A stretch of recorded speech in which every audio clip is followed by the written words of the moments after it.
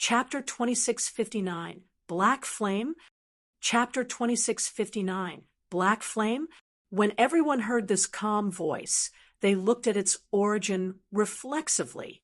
Meanwhile, the person who said these words was none other than the cloaked man who had suppressed the faux Saint Devourer and single-handedly turned the tides of this battle.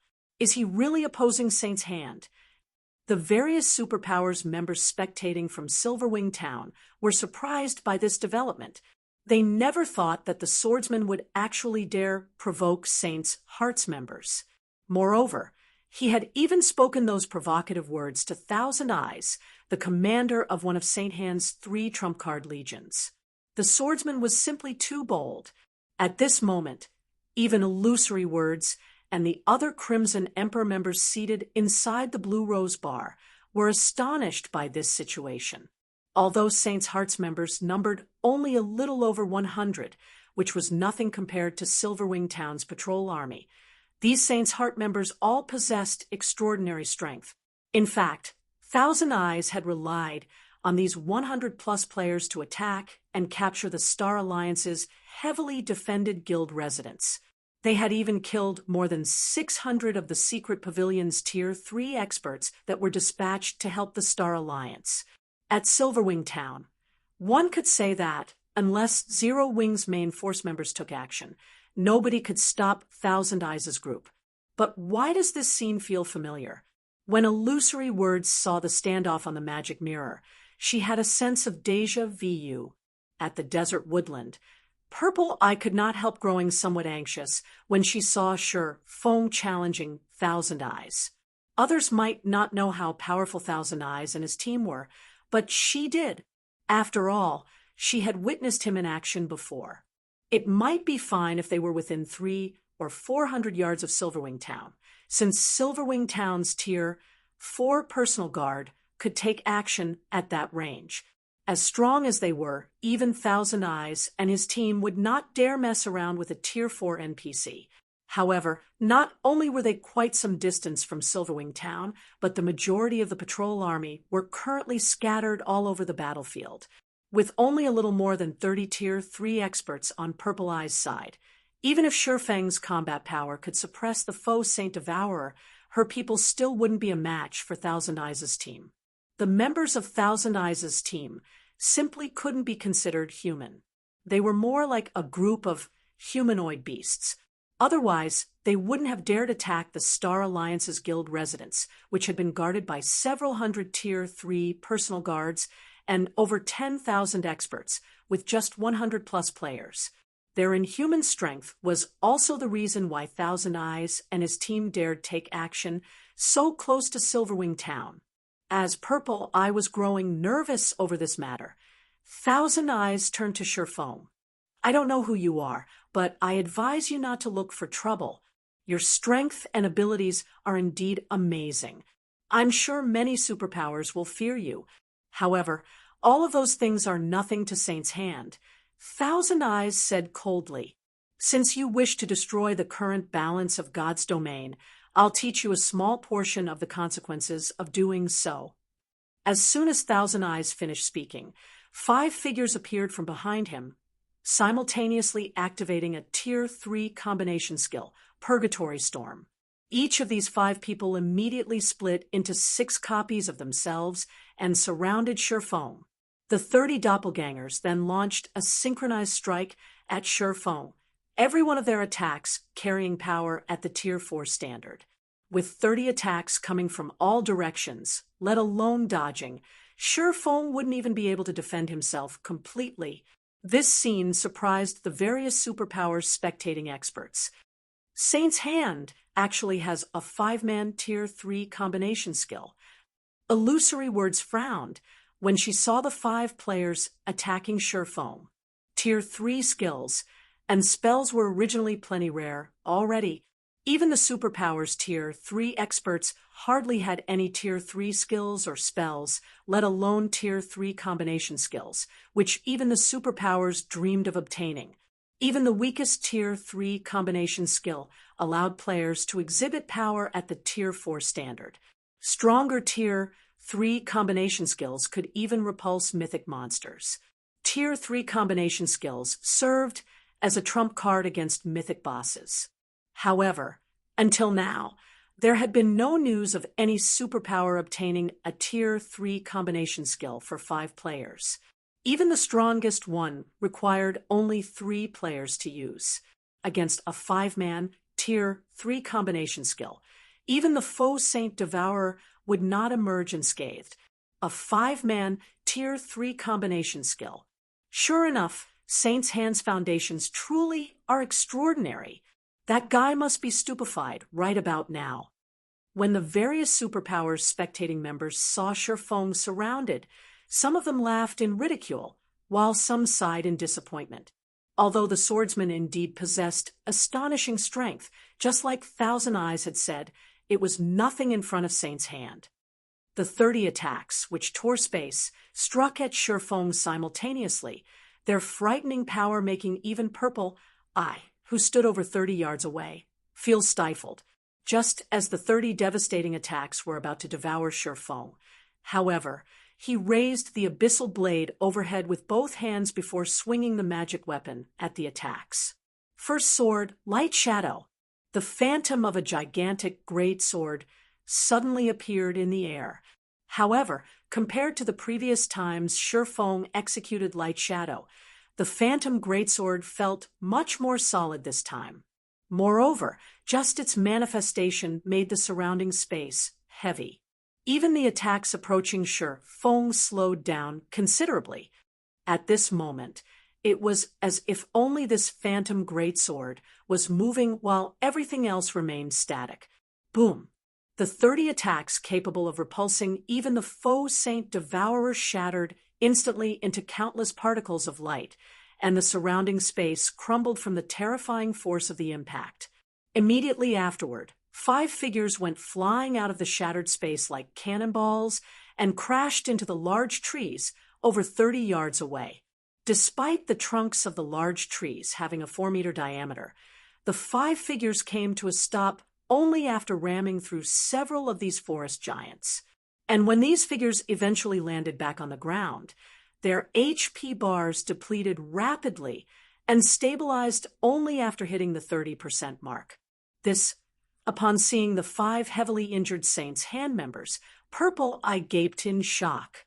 With just one move, Shifeng not only shattered the 5-man Tier 3 combination skill, but even heavily injured the 5 Saints' Hand members. The ease with which he neutralized the attack made it seem as if the 5 Saints' Hand members were not peak experts boasting basic attributes rivaling that of Grand Lords, but merely ordinary players that one could find anywhere. Who are you? When Thousand Eyes saw that Shifeng had survived the clash unscathed, the confidence in his eyes disappeared, replaced by surprise and confusion. Read latest chapters at Wuxia World. EU Thousand Eyes knew full well how powerful the Purgatory Storm his 5 subordinates executed was.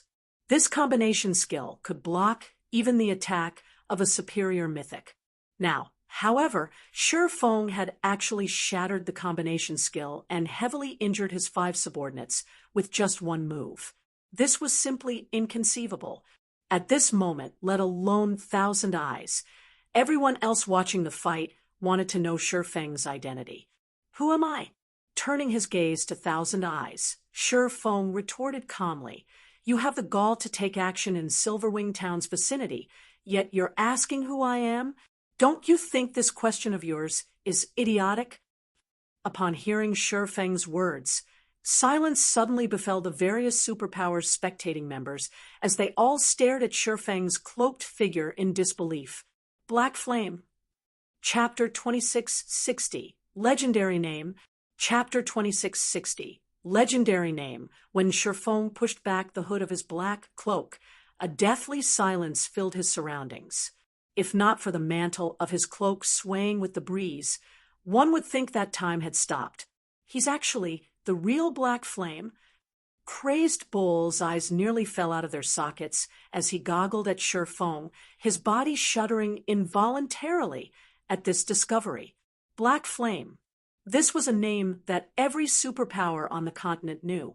Black Flame was an existence that had pulled off numerous miracles in battle, one that even the superpowers had great difficulty dealing with. In the hearts of independent players, he was akin to a living legend. Although Black Flame had disappeared from the Eastern continent for some time now, just his prestige alone had allowed Zero Wing to continue rapidly developing on the Eastern continent unharassed. Even an overbearing superpower like Saint's Hand did not dare mess around with Zero Wing, and only quietly watched as the faux Saint monsters chipped away at Zero Wing's forces. Saint's Hand did not dare directly target any of Zero Wing's guild towns or cities. Moreover, because of Black Flame's name, no superpower, aside from a few like Starlink, dared to hinder Zero Wing economically. He's back. He's finally back. Purple Eye could not help her excitement when she saw Shifeng's face. At the same time, though, an indescribable bitterness also filled her heart. Although the gap between the Star Alliance and Zero Wing had been widening all this time, Purple Eye had never given up on improving herself. She still hoped to surpass Aqua Rose and Gentle Snow one day, and develop the Star Alliance into a superpower as well. However, against Saint's Hand, her power had proven utterly insignificant. In the end, she could only watch as the Star Alliance's main headquarters in Starmoon Kingdom fell. In fact, she couldn't even adequately stop the faux Saint monsters' ambushes. Meanwhile, after a moment of silence, the various superpowers' spectating members, as well as Saint's Hand's members, burst into laughter. Black Flame? Zero Wing's guild leader. So what if he returns now? He's been gone from the Eastern continent for so long. Does he really think the continent is the same as before? They were indeed very surprised by Shifeng's appearance. However, that was it, nothing more. After all, Shifeng had disappeared from the Eastern continent for far too long. He simply didn't know the situation the Eastern continent was currently in. So, you're Zero Wing's guild leader, Black Flame. No wonder you could shatter that 5-man combination skill, Thousand Eyes said, applauding as he looked at Shifeng. In the next moment, though, he sneered, but so what if you've returned? Now that the faux Saint army has already given birth to a mythic-ranked faux Saint Devourer, many more of its kind will be appearing in the future. Nobody can stop the faux Saint army now. Do you think you can change things just because you've returned? He was familiar with the name of Black Flame. This was a monster that his guild leader had warned him to be careful of. If it were a few days ago, he would indeed be terrified of Shifeng.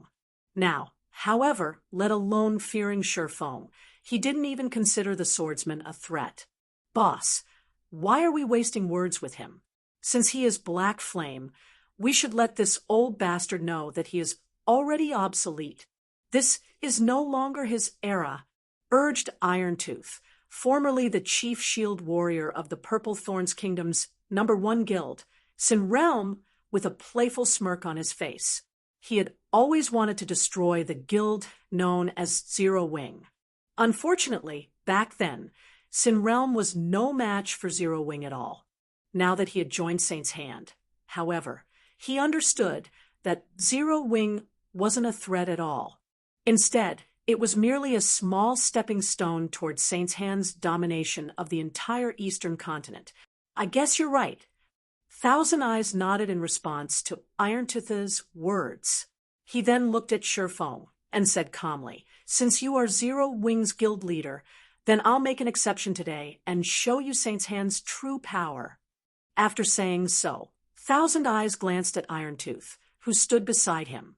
At this hint, Irontooth excitedly approached the faux Saint Devourer, which was behind a twofold magic array. What is he trying to do? The excited look on Irontooth's face gave Purple Eye an inkling that something was amiss. It's nothing much. He's just going to show you people what the power of the new era is like.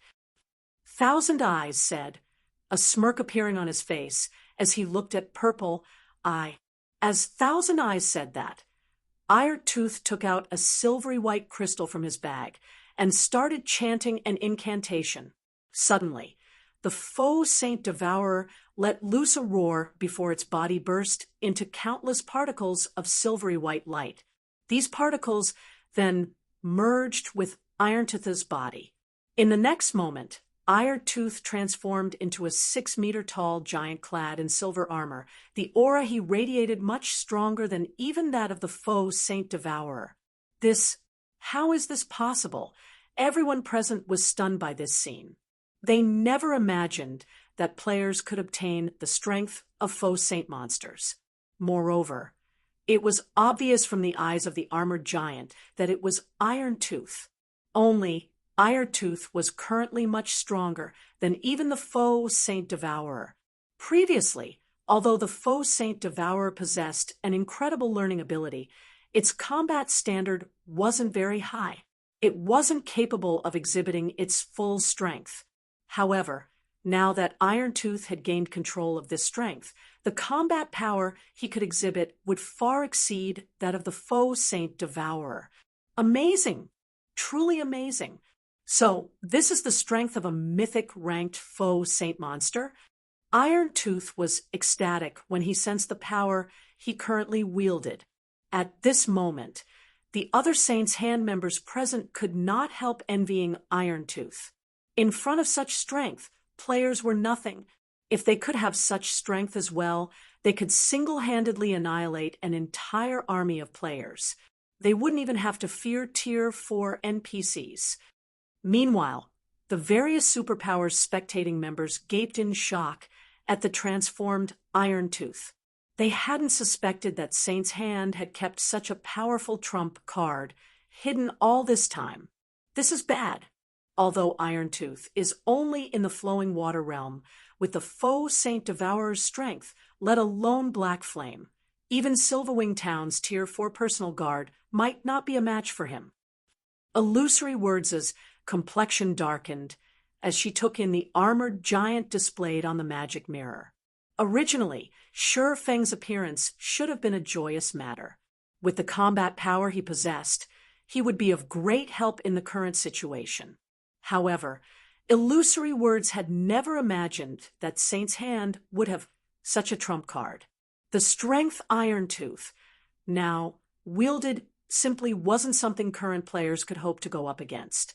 And if Sure Feng got killed at this point, his death would deal an unprecedented blow to both Zero Wing and Starmoon Kingdom.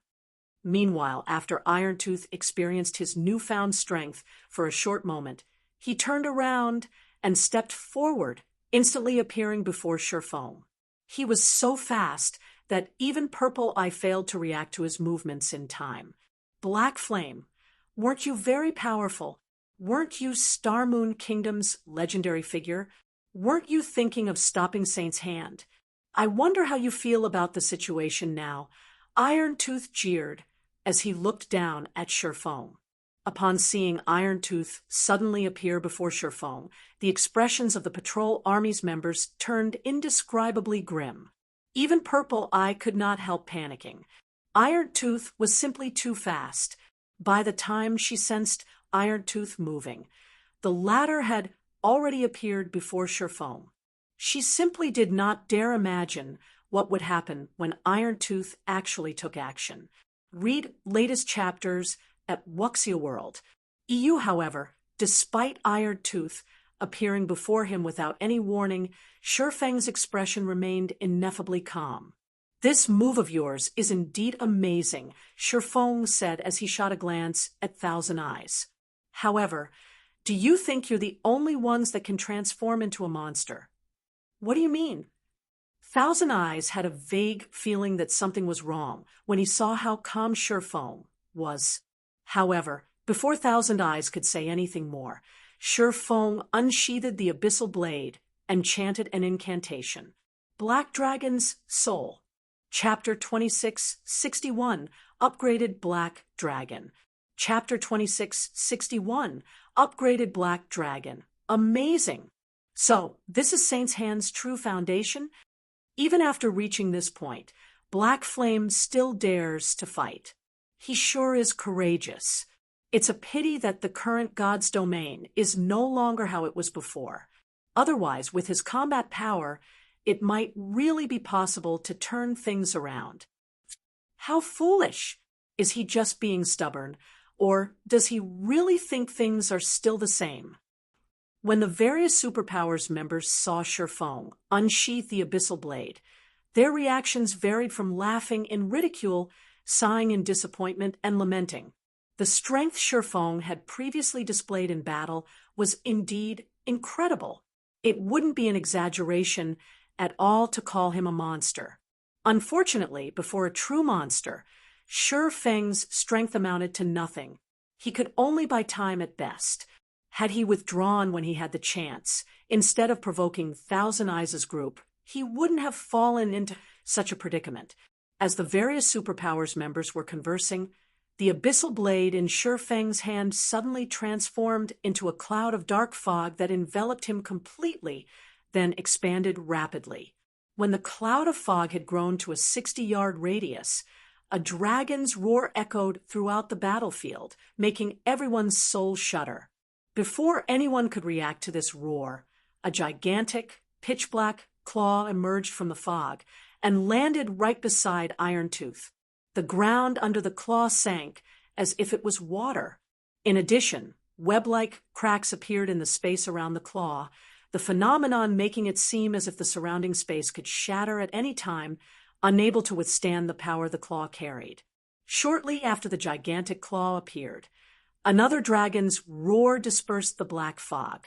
When the fog cleared, the figure of a 40-meter tall black dragon came into view. Despite the black dragon just standing there quietly, everyone felt an indescribable sense of awe and fear welling up within them as they stared at the black dragon. A dragon? What's going on? Everyone was dumbfounded when they saw the black dragon.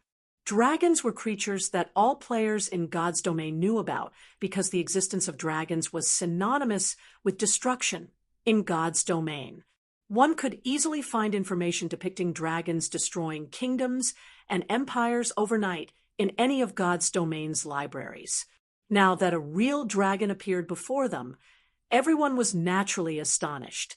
When Thousand Eyes and the other Saints' Hand members saw the black dragon, their complexions paled drastically. Although they didn't know whether the black dragon before them was real or not, the pressure coming from it was no laughing matter. The black dragon's life rating was undoubtedly leaps and bounds above theirs. Archaic species, ferocious beasts, compared to this black dragon, the life ratings of those creatures were insignificant. You asked me how I felt before, right? How do you feel about the situation now? Shifeng asked calmly, as he gazed down at the dumbfounded Irontooth standing beside his claw. After his concentration reached the Tier 4 standard, not only did he gain better control over his skills and spells, but his Dragon Phantom was also more realistic than before. Now, the life rating of the Phantom he transformed into much more closely matched that of the real Black Dragon King. At this point, despite being a Tier 3 Black Dragon King, his basic attributes nearly rivaled those of mythic-ranked archaic species of the same level. At Shifeng's words, Irontooth's expression turned indescribably grim. An unprecedented fear flooded his heart. How is this possible? Didn't they say that his dragon transformation should push him only to the standard of ordinary mythic monsters? How is he so strong? Irontooth was confounded by the gigantic creature before him. Saint's Hand had long since heard about Shifeng's ability to transform into a dragon. However, whether it was in terms of size, basic attributes, or life rating, the dragon that Shifeng had just transformed into was on a completely different level from what was stated in Saint's Hand's intelligence report. At this moment, let alone Irontooth and the other Saint's Hand members, even illusory words was stunned by this situation. Crimson Emperor had collected a lot of information on the fight between Zero Wing and Demon City. Naturally, that information included Shifeng's black dragon form. However, compared to the black dragon that had attacked Demon City, the black dragon that now stood on the battlefield was like a completely different creature. Even though she was only looking at the black dragon through the magic mirror, she could still feel the aura of death and destruction it exuded. Moreover, she could also faintly sense that the space of the entire battlefield gravitated toward the black dragon. She simply couldn't believe that the black dragon was only a Tier 3 dragon. While everyone was in shock over the black dragon's aura and life rating, the black dragon suddenly raised a claw. Pung! Immediately afterward, the place where Iron Tooth stood and the space around it transformed into a pitch-black void. The dozen or so Saints' Hand members who had been standing in this space were nowhere in sight. As for Iron Tooth, his 6-meter-tall figure currently lay inside a newly formed crater over 30 yards from his previous position. Cracks were also spreading across the silver armor protecting Iron Tooth's 2 arms, and his HP had decreased by more than 2 million. Silence. At this moment, it was as if time had stopped. What just happened? The fierce man from Crimson Emperor muttered, slack-jawed. As a domain realm expert with basic attributes and a physique rivaling those of grand lords of the same level, almost nothing in God's domain could escape his sight. However, he actually hadn't seen what had happened just now. Aside from a momentary black flash in the magic mirror's display and a loud boom, his senses had failed to pick up any other information. So this is his true strength. Purple Eye, who stood a short distance away from Shifeng, was filled with an indescribable sense of shock when she saw the black void that had appeared near her. Compared to the various superpowers members that were spectating the fight through magic mirrors, she was able to get a much clearer sense of just how much power Shifeng's attack contained. Monster-level experts, Tier 4 monsters, these things were nothing in front of such overbearing power. Meanwhile, upon seeing this scene, the complexions of Thousand Eyes and the others turned deathly pale. Was Shifeng still human? Despite Iron Tooth currently being stronger than the Faux Saint Devourer, Shifeng actually suppressed Berserker to an even greater degree than when he suppressed the Faux Saint Devourer. As for Iron Tooth, who had just stood himself back up inside the distant crater, horror colored his face as he gazed up at the black dragon Shifeng had transformed into. So close. He was so very close. If not for him having reacted sufficiently quickly and defended himself in time against the black dragon's swipe using his weapon, the consequences would have been unimaginable. It seems your reactions are pretty fast to be able to block that attack of mine, Shifeng said calmly as he looked down at Iron Tooth. However, how many attacks can you afford to block? Although Shifeng had casually executed the earlier attack, it still carried the power of an advanced combat technique. Had Iron Tooth failed to raise his weapon in time, he definitely would have suffered tremendously. Just as Shifeng was about to continue attacking, however, Thousand Eyes suddenly stepped forward. Guild Leader Black Flame, I admit that you are very powerful. However, you'd best not force our hand. Saint's Hand's goal is to maintain stability in God's domain. Thousand Eyes said coldly, if you really kill Iron Tooth now and break the balance, both the Faux Saint monsters and Saint's Hand definitely won't let Zero Wing off the hook. At that time, Silverwing Town and Zero Wing City will both face the wrath of an army of tens of millions. It was incredibly difficult for mythic-ranked Faux Saint monsters to spawn. Hence, everyone held great importance for both the Faux Saint monsters and Saint's Hand. Now that Iron Tooth had temporarily merged with the Faux Saint Devourer, killing Iron Tooth would also kill the Faux Saint Devourer. This definitely wasn't something the Faux Saint monsters and Saint's Hand would tolerate. Upon seeing Thousand Eyes threatening Shifeng, the spectating superpowers were surprised. This was the first time since Saint's Hand's establishment that such a situation occurred. Normally, the guild would just destroy all those that stood in its path. It had never bothered negotiating or making threats at all. It seems Thousand Eyes has been cornered this time. I wonder what Black Flame will do. What else can he do, aside from letting them go? Let alone Zero Wing.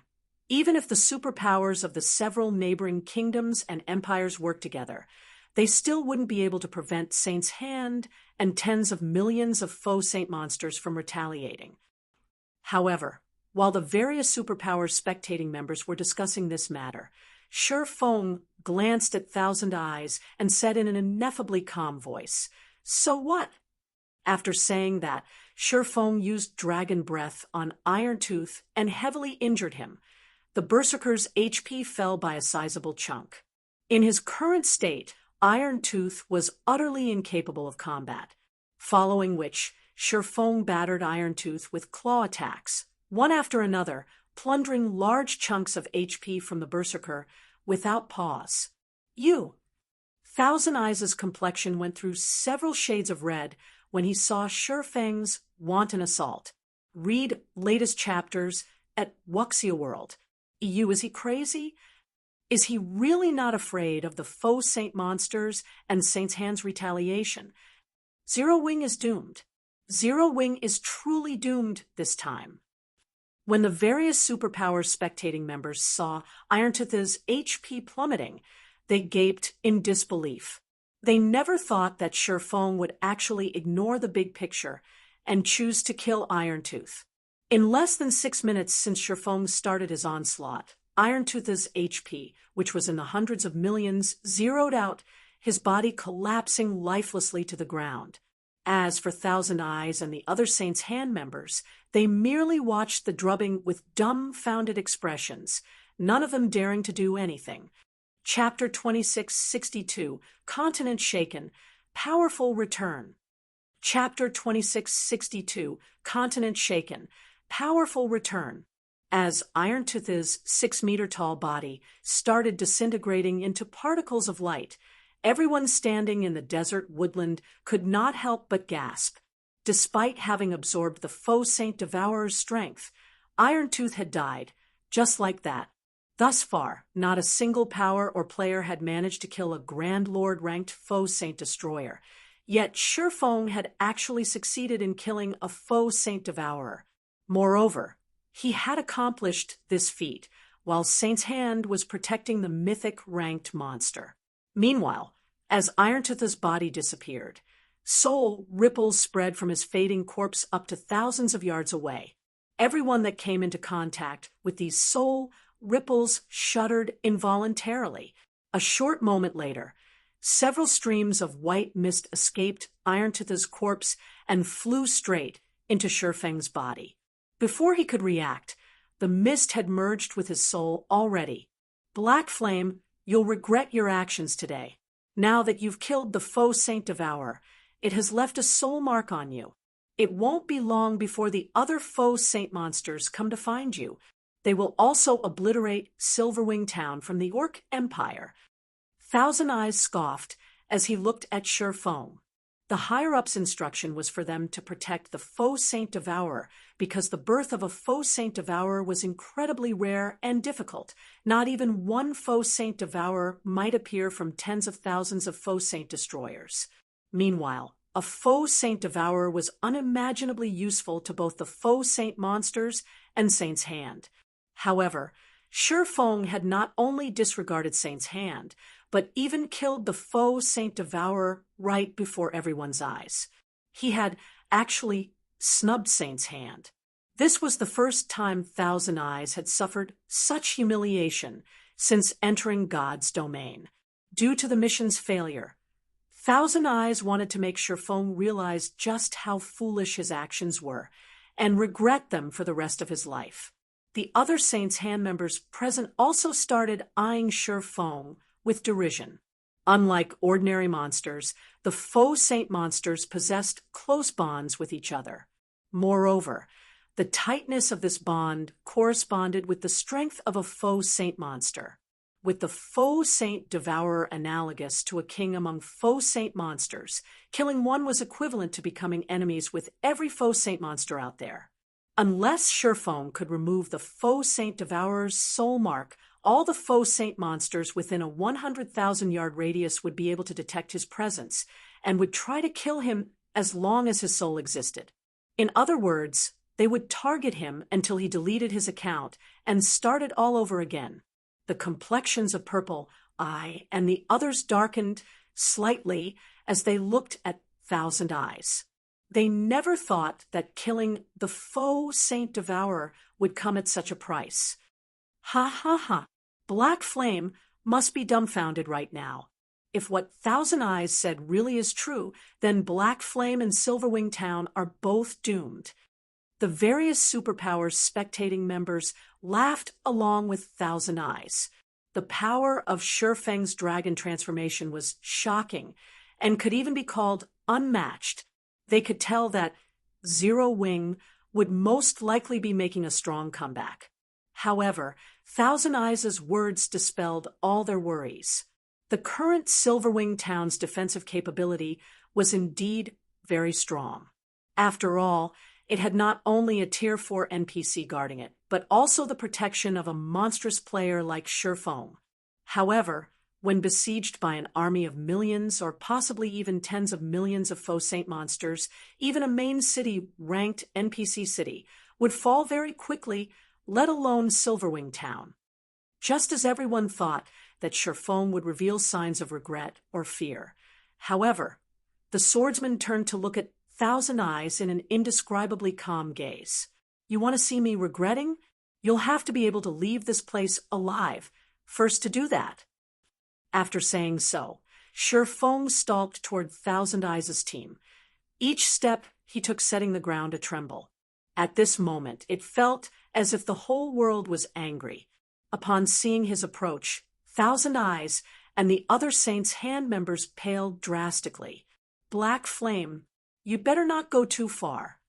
We are members of Saints' Hand's Trump Card Legion. If you kill us, Saints' Hand will not forgive Zero Wing. That's right.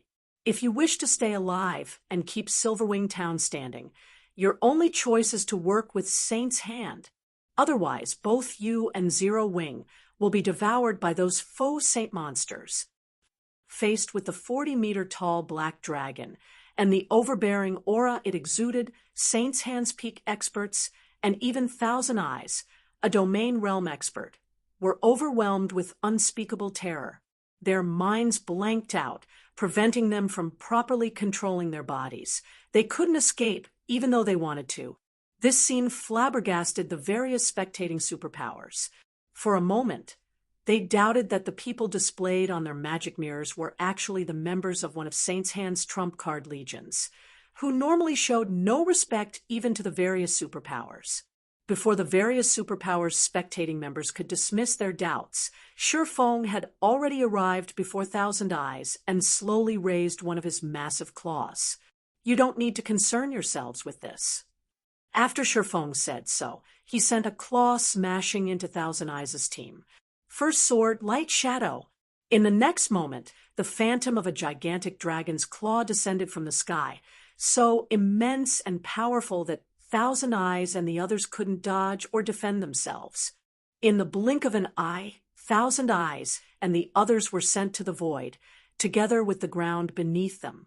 Silence, destruction, death. For a moment, time in the desert woodland seemed to freeze. Even the various superpowers members that were spectating from Silverwing Town stared at the magic mirrors before them with dumbfounded expressions, unable to believe their eyes. They got killed, just like that. Those are experts that Saint's Hand had invested a fortune in nurturing. With this, Saint's Hand definitely won't let Zero Wing off the hook. Is he really Black Flame? Unlike normal players, the experts of Saint's Hand's trump card legions had relied on special methods to gain astonishing basic attributes. Hence, the death penalties they suffered were also far greater than that of normal players. By killing Thousand Eyes' team, Shurfeng had basically crippled half of the trump card legion they belonged to. It would be strange if Saint's Hand did not try to take revenge on Zero Wing. Despite Zero Wing's fate already hanging on the line, now that it had to go up against the faux saint army, Shurfeng had actually annihilated Thousand Eyes' team. instead of trying to mend his relationship with Saint's Hand to improve Zero Wing's chances of survival. What Shifeng just did basically pushed Zero Wing further down the path of no return. However, even after annihilating Thousand Eyes' team, Shifeng remained calm like usual, as if he had just killed a bunch of mobs. After giving Purple Eye some instructions, as well as gifting the weapons and equipment of Saint's Hand's members to the Patrol Army's members, he flew off to the distant Silverwing town. Read latest chapters at Wuxia World.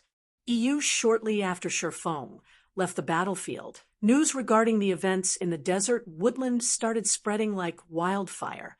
Black Flame's shocking return to Silverwing Town. Mythic-ranked foe Saint Devourer gets killed. Black Flame single-handedly annihilates one of Saint's Hand's trump card legions. These shocking pieces of information shook the entire Eastern continent one after another. Chapter 2663. He's back. Chapter 2663. He's back. Cold Spring Forest, Stone Forest City, Freedom Hotel. Inside a splendorous meeting room, several dozen Tier 3 experts exuding powerful auras were currently seated around a round table. However, despite the number of people present, the room was remarkably quiet.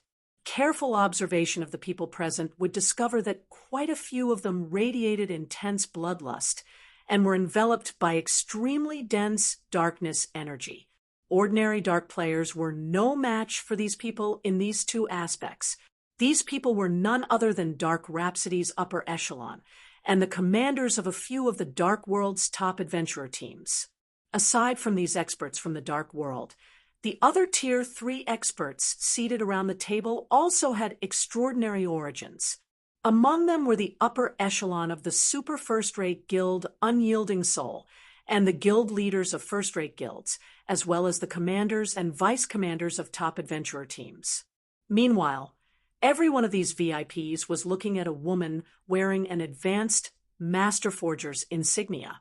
Despite this woman lacking a powerful aura, everyone was treating her as the chairperson of this meeting. Currently, however, this woman appeared indescribably haggard. I hope that everyone present can increase the support you provide to counter Starlink and the various superpowers' harassment.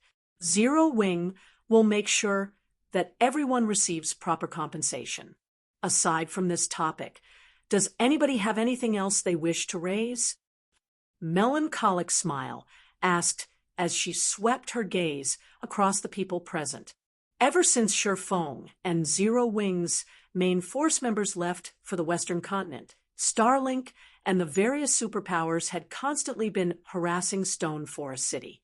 Economic suppression, material plundering, and field ambushes occurred at almost every instant. To make matters worse, as the number of Tier 3 players the various superpowers possessed increased, the area the Night Legion could protect also shrank. Moreover, aside from Shifeng, both vice-guild leaders of Zero Wing were also inaccessible. As a result, Melancholic Smile had to shoulder the burden of leading Zero Wing temporarily.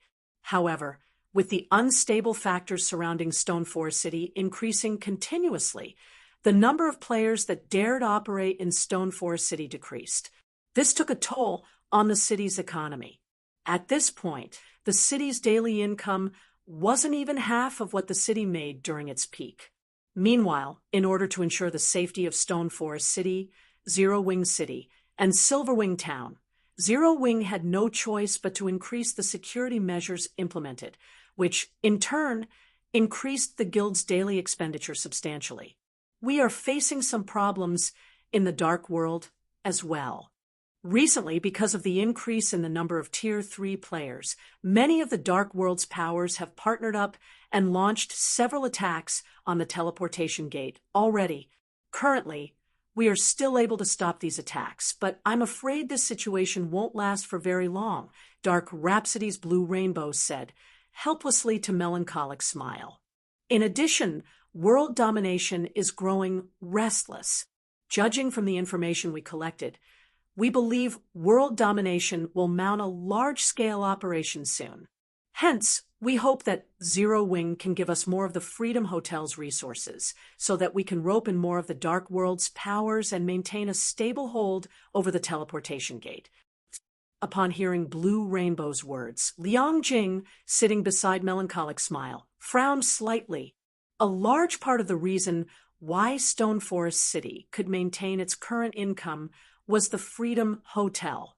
In order to ensure Stone Forest City's safety, they had obtained the help of the various powers and adventurer teams in exchange for the Freedom Hotel's rooms. Thus far, they had already given out quite a few rooms. If they gave out even more, not only would Zero Wing have fewer rooms for its own use, but the Freedom Hotel's income would also decrease significantly, possibly to the point where Zero Wing's current expenditures became unsustainable. However, the Dark World's teleportation gate was also provided a considerable portion of Zero Wing's income. This was especially true for magic crystals. It was similarly something that Zero Wing could not afford to lose. I understand. I'll consider this matter and give you an answer as soon as possible, Melancholic Smile said, as she massaged her temples. If there are no other problems, we'll adjourn for today. After Melancholic Smile said so, everyone present promptly left their seats. At this time, Unyielding Soul's Mu Lingsha approached Melancholic Smile. Miss Melancholic, please feel free to ask if you come across any difficulty in funding. Unyielding Soul and Zero Wing are old allies. While we might not be able to provide additional manpower, we can still allocate some funds to help Zero Wing, Mu Lingsha said quietly as she looked at Melancholic Smile, who currently wore a worried expression on her face. Thank you, Melancholic Smile said. In reality, we don't really have any problems with regard to funding. The crucial problem is the various superpowers that are targeting Stone Forest City, as well as the management of Starmoon Kingdom and the Black Dragon Empire. If the main force members were around, those superpowers would hold back somewhat instead of working with Starlink to target Zero Wing's members. Now, it is becoming increasingly difficult for Zero Wing's members to develop in Starmoon Kingdom and the Black Dragon Empire. Currently, funding was still a small problem for Zero Wing. The really urgent matter now was the Guild's lack of Tier 3 experts. If not for Unyielding Soul sending quite a number of its Tier 3 experts to help maintain Stone Forest City's security during this period, Stone Forest City would have definitely ended up in an even more miserable state. Right, Vice Guild Leader Mu, is there still no news about the Dragon Phoenix Pavilion's Phoenix Pavilion Master? Melancholic Smile asked. Zero Wing had partnered with the Dragon Phoenix Pavilion's Phoenix Rain on many occasions before. The two sides could be considered to be in an absolute alliance.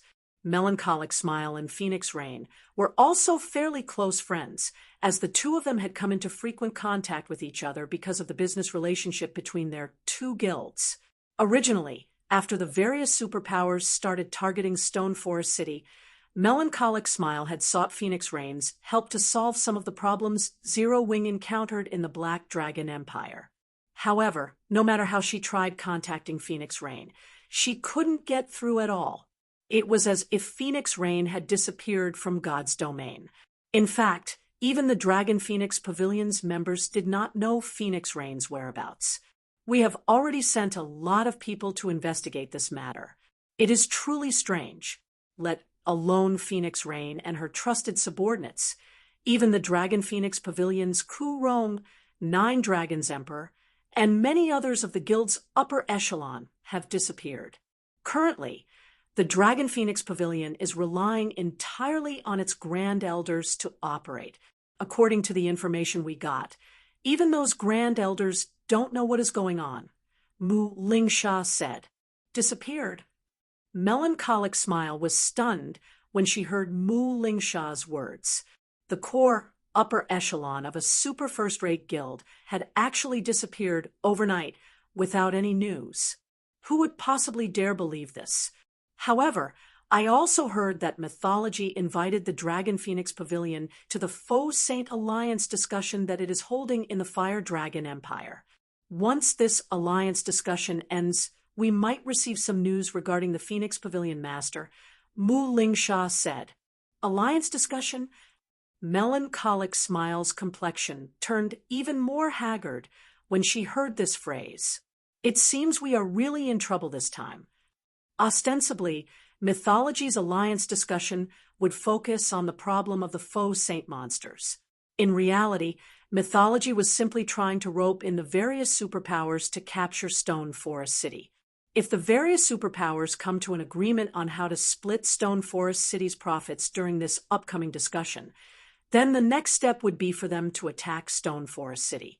With Stone Forest City's current defenses, it could fend off the various superpowers' joint assault, but such a war would destroy Stone Forest City's economy. Melancholic Smile wasn't the only person suffering a headache over this matter. Mu Lingsha was not having a good time, either. After all, mythology's alliance discussion this time wouldn't target just Zero Wing, but also Unyielding Soul. Unyielding Soul was falling into an increasingly precarious situation, yet she couldn't do anything about it. This was because 15 superpowers were attending the alliance discussion this time, 3 of which were super guilds, making it undoubtedly the grandest meeting ever held on the Eastern continent. If all of these superpowers worked together, the strength they could unleash would be unimaginable. Just as Melancholic Smile and Mu Lingsha were feeling helpless, Liang Jing, who was at one side, reading a message, suddenly revealed a rare smile. No, it's not us who are in trouble, but them, Liang Jing exclaimed excitedly. Read latest chapters at Wuxia World. EU, what happened? Both Melancholic Smile and Mu Lingsha were confused by Liang Jing's sudden about-face. They could not understand why she was smiling at all. He's back. The guild leader. The guild leader is back. Chapter 2664. Zero Wing in an uproar. Everyone's plans. Chapter 2664. Zero Wing in an uproar. Everyone's plans. Both Melancholic Smile and Mu Lingsha were stunned upon hearing Liang Jing's words. You managed to contact the guild leader? Melancholic Smile asked excitedly. The current Zero Wing was in an extremely tight spot, as all of the guild's top combatants were absent. However, this still wasn't the most important point. The crucial thing was that morale in the guild had fallen to an unprecedented low.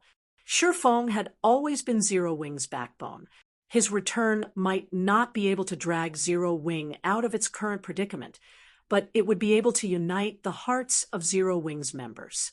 Moreover, his return would also strengthen the confidence of Zero Wing's various partners.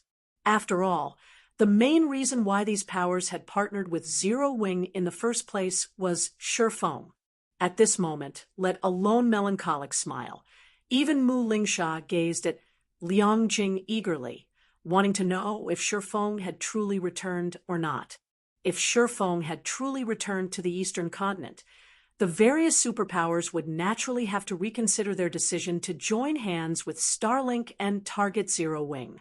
Even if their alliance remained standing, they wouldn't be as united as before. Not yet, Liang Jing said, shaking her head. I only received a report that the guild leader is currently in Silverwing Town. After saying so, Liang Jing forwarded the report to Melancholic Smile for her inspection. However, when Melancholic Smile and Mu Lingsha finished reading the report Liang Jing shared with them, the excitement on their faces disappeared, replaced by indescribable grimness. How could this be? Melancholic Smile could not help growing anxious after reading the report. Quick, gather the elite personal guards and contact Hell Rush's team. We need to head to Silverwing Town as soon as possible. The fact that Shifeng killed a mythic-ranked faux Saint Devourer was indeed astonishing. Such exciting news would definitely heighten morale. However, the retaliation of millions of faux saint monsters was no laughing matter. Not to mention, Saint's Hand wouldn't sit still and do nothing after suffering humiliation. At that time, Silverwing Town would have to go up against several million faux Saint monsters, as well as Saint's Hands experts. With Silverwing Town's defenses, stopping such a force would be utterly impossible. Meanwhile, if Feng were to end up getting devoured by those faux Saint monsters, the consequences for Zero Wing would be unimaginable. Let's not panic first. Those faux Saint monsters and Saint's Hand won't take action so soon. They will need some time to amass their forces. I'll contact Unyielding Heart and have him lead a team over to Silverwing Town immediately, Mu Lingsha said, pacifying Melancholic Smile. Thank you, Melancholic Smile said as she nodded in gratitude. She then took a deep breath to calm herself before methodically arranging for the necessary manpower to send to Silverwing Town. Meanwhile, as Melancholic Smile and the others were leading an army to Silverwing Town, the various superpowers were reeling from the news of Feng's return. They never thought that Feng would reappear after disappearing for such a long time. Or to put it in another way, the Sword King of old had returned. Moreover, Feng's individual combat power had even reached unbelievable heights. His dragon transformation actually allowed him to effortlessly kill a mythic ranked faux Saint Devourer. The Sword King was far more frightening than before. This astonishing transformation would also make Zero Wing even more difficult to deal with. After all, compared to a guild with weak morale and divided opinions, a united guild with strong morale would be capable of exhibiting much greater combat power. Fire Dragon Empire, Flame Dragon City, Scorching Flame Restaurant. The Scorching Flame restaurant towered over 30 stories above the city center. At this moment, a female level 116 Guardian Knight clad in black gold armor entered the top floor room of the restaurant. The Guardian Knight radiated a frightening aura that suppressed even the ambient mana around her. However, when this Guardian Knight arrived before the woman currently dining inside the room, she gave a very respectful bow. Vice Guild Leader Shadow, Black Flame has returned to the Eastern Continent, White Feather reported as she placed a document before Cold Shadow. She then continued, like we guessed, he has become much stronger than before. As a result, Zero Wing and its partners have regained their confidence. Even the Secret Pavilion has dispatched more manpower to help defend Stone Forest City. Currently, the various superpowers are hotly discussing this matter. Should we still proceed with our original plan and hold the alliance discussion? Of course. He merely killed one faux Saint Devourer. The big picture remains the same. Proceed according to plan, Cold Shadow said, a seductive smile appearing on her face. Those superpowers are no fools, either. They should understand that times have changed. If they wish to survive in the new era, their only option is to plunder more resources for themselves. Not to mention, both Black Flame and Silverwing Town won't survive much longer. Although Feng's return had indeed shocked the various superpowers, that was it.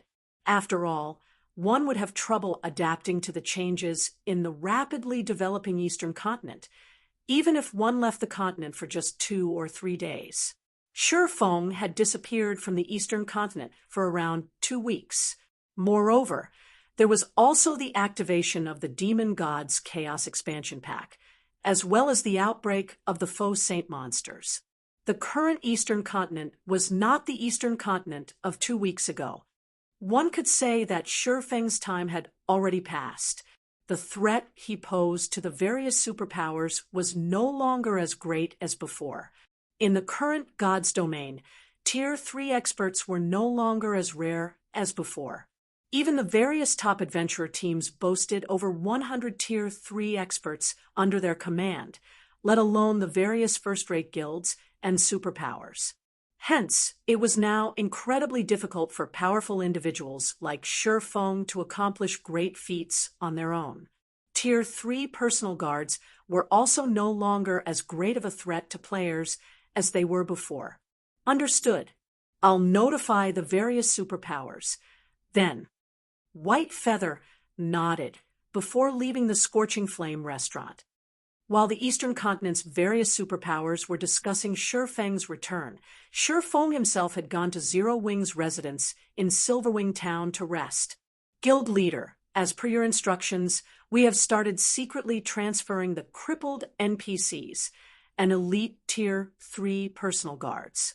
It shouldn't be long before they arrive in town. We have also tasked people to monitor the gaming cabins of the Vice Guild leaders and the others. As soon as they leave that special space, we will know about it, Yulan reported to Shifeng, who was currently browsing the latest news regarding the Eastern Continent. All right, they should be able to get out of that place in a few more days.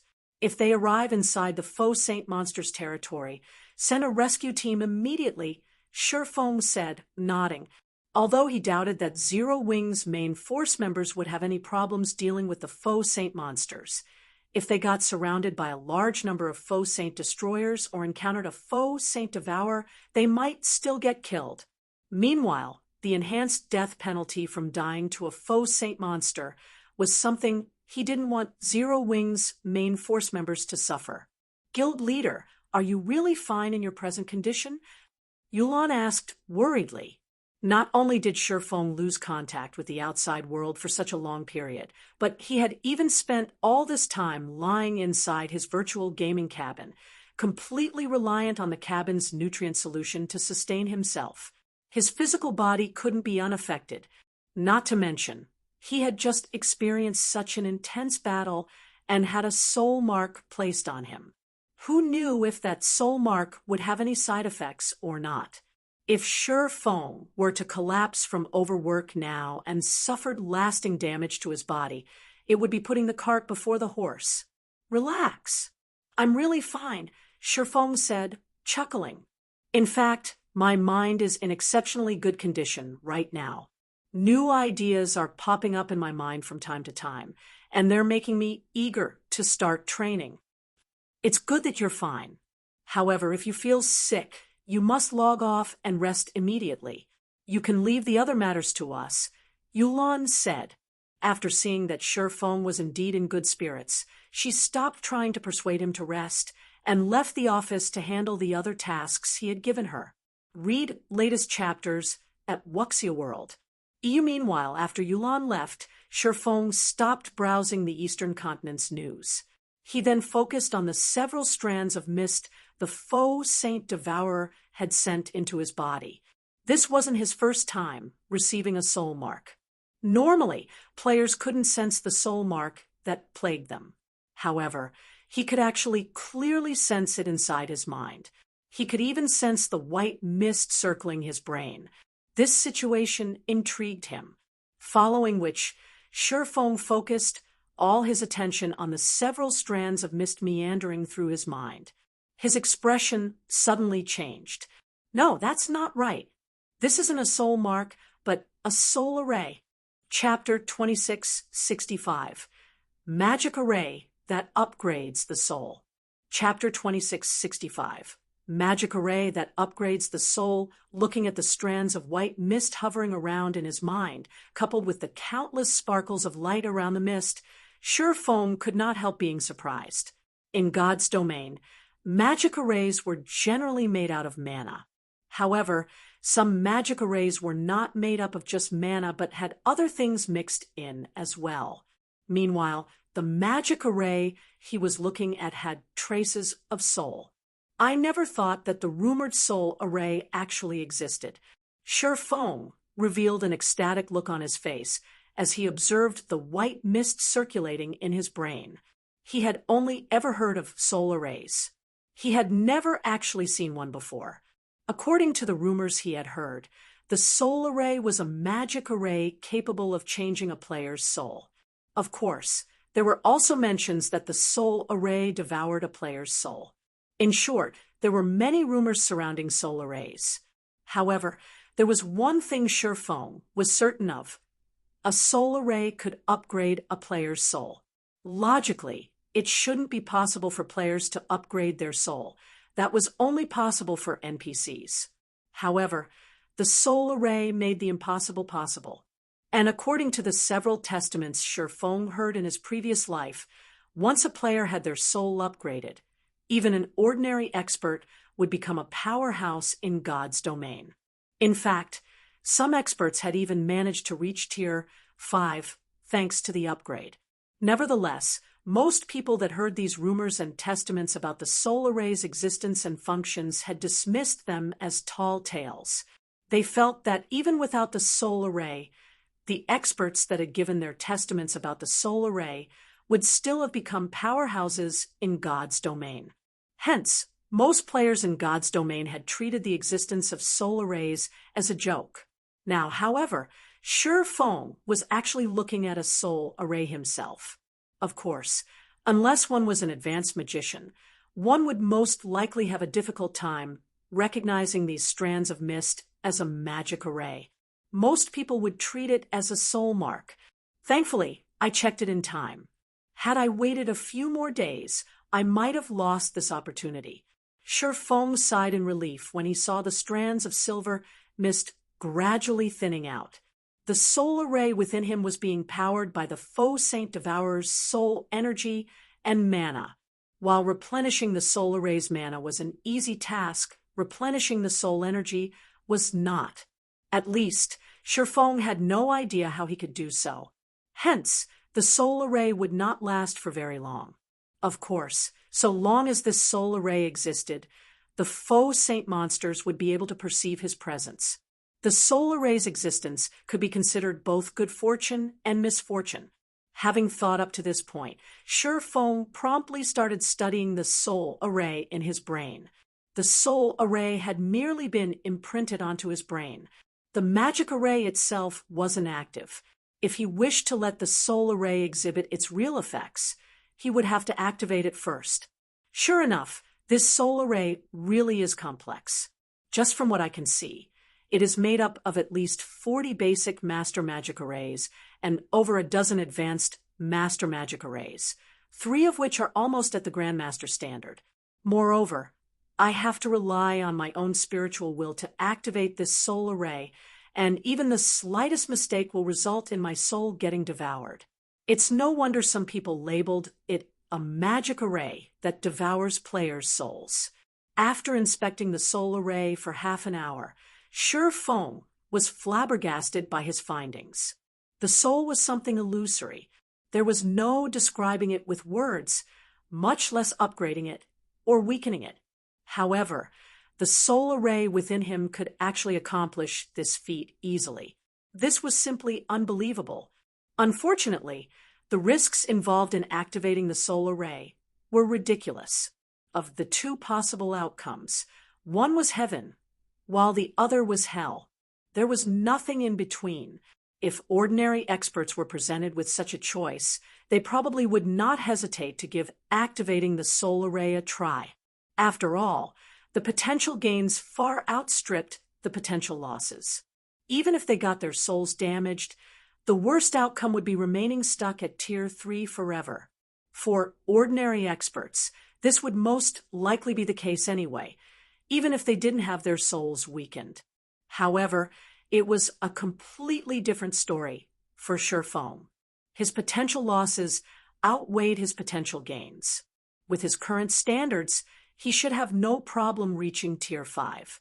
If he had his soul damaged now, then reaching Tier 5 would become a problem. After all, the higher the tier players reached, the lower the importance of weapons, equipment, and bloodlines.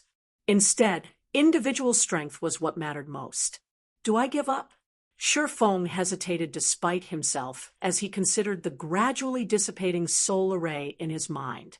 As the soul array would be used on his soul, he only had one chance at activating it. If he messed up the activation, the soul array would backfire and devour his soul instead. However, if he succeeded, then the soul array would upgrade his soul. No, it's not hopeless. After debating for some time, Shi Feng thought of a possibility. He then took out Augustus's damaged heart from his bag. It was incredibly rare for players to come across opportunities to upgrade their souls. So long as he successfully activated the soul array, he would have a much easier time challenging not only a Tier 4 promotion, quest of greater difficulty, but also future promotions. In fact, the help he could gain from an upgraded soul would be much greater than what he could gain from a piece of legendary equipment. It would be a huge waste to discard this opportunity. Meanwhile, there were two ways he could drastically increase his chances of successfully activating the soul array. The first method was to familiarize himself with the magic arrays used to make the entire soul array. However, the soul array was extremely complex. At his current standards, he might need 2 whole weeks to learn and memorize all the magic arrays. The second method was to improve his mental state so that he could guide his spiritual will through the soul array with greater precision. For others, both of these methods would be incredibly difficult. However, that was not the case for Shifeng. Augustus's damaged heart was capable of releasing eternal energy when activated. Eternal energy was many times superior to mana. It could elevate a player's mental state to its very peak, be it familiarizing himself with the soul array or guiding his spiritual will through the soul array. Eternal energy would be of great help. With eternal energy, his chances of successfully activating the soul array would increase considerably. The only problem was that Augustus's damaged heart had a 3-month cooldown. Of course, there was also the option of using 1 god crystal to circumvent the cooldown. While this was incredibly expensive, spending 1 god crystal to upgrade his soul would be well worth it, following which, Shifeng took out the last god crystal he had and placed it inside Augustus's damaged heart. He then activated the heart's magic array. Immediately, streams of purple mist flowed out of Augustus's heart and converged around Shifeng. At the same time, a refreshing feeling spread across his body. His thoughts also became much clearer than before. Good, let's begin. Taking a deep breath, Shifeng started carefully analyzing the soul array's components one after another. 2 hours, 4 hours, 6 hours. Originally, it should have taken Shifeng at least a dozen days to learn the soul array. However, with the help of eternal energy, he learned and familiarized himself with all of the soul array's components in just a little over 7 hours. He had even achieved rough mastery of a pseudo-grandmaster magic array that could be used to exert a little control over souls. Now that I've familiarized myself with all of the magic arrays, next up will be to utilize my spiritual will to activate them. Looking at the soul array in his mind, he could not help some slight nervousness. Although he had familiarized himself with all of the component arrays, activating them was an entirely different matter. After all, the activation of each magic array required him to split his spiritual will into multiple strands. The difficulty of doing so was incredibly high. After mentally preparing himself for several minutes, Shifeng then started guiding his spiritual will through the magic arrays in his mind. 1 magic array activated, 2 magic arrays activated, 3 magic arrays activated. With each subsequent magic array Shifeng activated, the difficulty increased. Initially, he needed to split his spiritual will only into 3 strands. By the 4th magic array, that number increased to 6. Fortunately, for an expert like Shifeng, such a task was not particularly difficult. Hence, the activation of the magic arrays proceeded in an orderly manner. Time passed quickly. Before Shifeng realized it, more than 20 minutes had gone by already. At this point, the sweat from his forehead had already drenched the light armor he wore. The last one, the final magic array, actually required Shifeng to split his spiritual will into 17 strands. This final magic array was also the one he was most familiar with. Pung, read latest chapters at Wuxia World. EU suddenly, a crisp sound echoed in his mind. In the next moment, the soul array's core magic array shattered, followed by the shattering of the other component arrays in a domino effect. Meanwhile, The several strands of white mist circulating in Shifeng's mind transformed into countless particles of light that merged into his brain. Is it done? Shifeng was stunned when he saw this scene inside his mind. Chapter 2666. Soul Upgraded. Natural Domain. Chapter 2666. Soul Upgraded. Natural Domain. Zero Wings Residence. Guild Leader's Office. Sitting quietly on his chair, Shifeng suddenly opened his eyes, his mind roiling with confusion. Just a second ago, he clearly sensed that he had successfully activated the core magic array.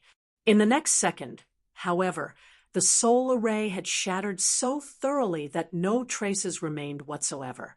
It was as if the soul array had never existed in his mind. What is going on here? Did I succeed or fail? After confirming the absence of the soul array, Shifeng tried moving his body a little.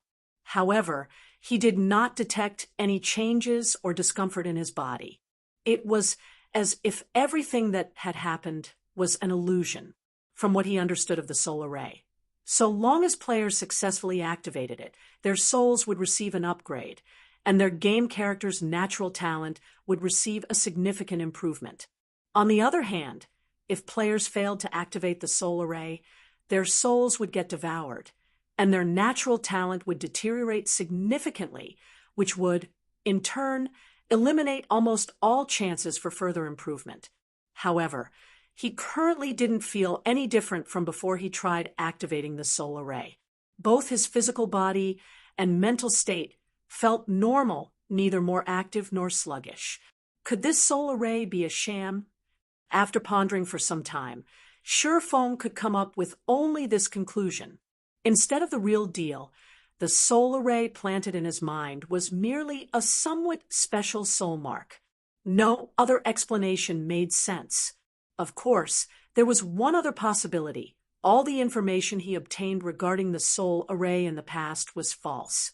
The soul array did not possess the ability to alter a player's soul at all, and everyone who supposedly experienced these effects had only been imagining things. At this point, Shifeng could not help but sigh. If that really was the case, then he had suffered a huge loss this time. He had spent one god crystal to reset the cooldown on Augustus's damaged heart. Previously, in order to help out the guild's core members, he had spent most of the god crystals he had on hand and kept only one for himself, just in case. Now, he had wasted his last god crystal. Just as a wave of depression washed over Shifeng, Yulan knocked on his door and entered the room. Guild leader, Melancholic, and the others have arrived. In addition, the 300-plus disabled NPCs are already in the residence's plaza. We can start the ceremony at any time, Yulan said, finding the look of depression on Shifeng's face a little strange. All right, have the NPCs wait on the second underground floor first. Have Melancholic make the necessary preparations as well. I still need some time to myself, Shifeng said, nodding. I'll inform them. Then, Yulan said before leaving the office. After she left, Shifeng took out the memory crystal the Crimson-Eyed Sword Saint had given him. Since Augustus's heart was still pumping out eternal energy, he planned to use this opportunity to learn Elvo's legacy. In God's domain, God crystals were rarer than even epic weapons and equipment. Coming across one was highly dependent on luck. Now that he had wasted a God crystal to activate Augustus's heart, he naturally couldn't let even a second of its duration go to waste. Otherwise, he would have to wait 3 months or obtain another god crystal to activate it again. The instant Shifeng tried to inject his mana into the memory crystal, a white mist actually formed around the crystal, stunning him. This materialized mana? How is this possible? Mana was intangible. Players could only rely on their senses and imagination to control it. Even then, they could exert only simple control over mana. Trying to concentrate the density of thin mana was beyond even tier 4 players who had basic control over mana. Normally, players would be capable of such a feat only after reaching the advanced Master Magician standard. Shifeng had just recently reached the intermediate Master Magician standard, yet this materialized mana indicated that he had actually reached the advanced Master Magician standard already. He could hardly believe it. An advanced Master Magician, although the Magician class was only a subclass in God's domain. The Advanced Master Magician standard was a realm all Tier 4 experts sought to reach. At the Advanced Master Magician standard, players could rely on their will to manipulate the mana around them, utilizing the ambient mana as if it were an extension of their bodies. They could have their own natural domain. An ordinary Tier 3 player who reached the Advanced Master Magician standard would be invincible among all opponents below Tier 4, the true Tier 4 standard, not monsters or players that possessed basic attributes at the Tier 4 standard. One could easily imagine how powerful the Advanced Master Magician subclass was. Could this be the solar rays effects? This was the only explanation Shifeng could come up with for this situation after giving the matter some thought.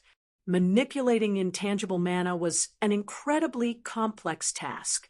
Players needed a lot of time to adapt their minds before they could do it.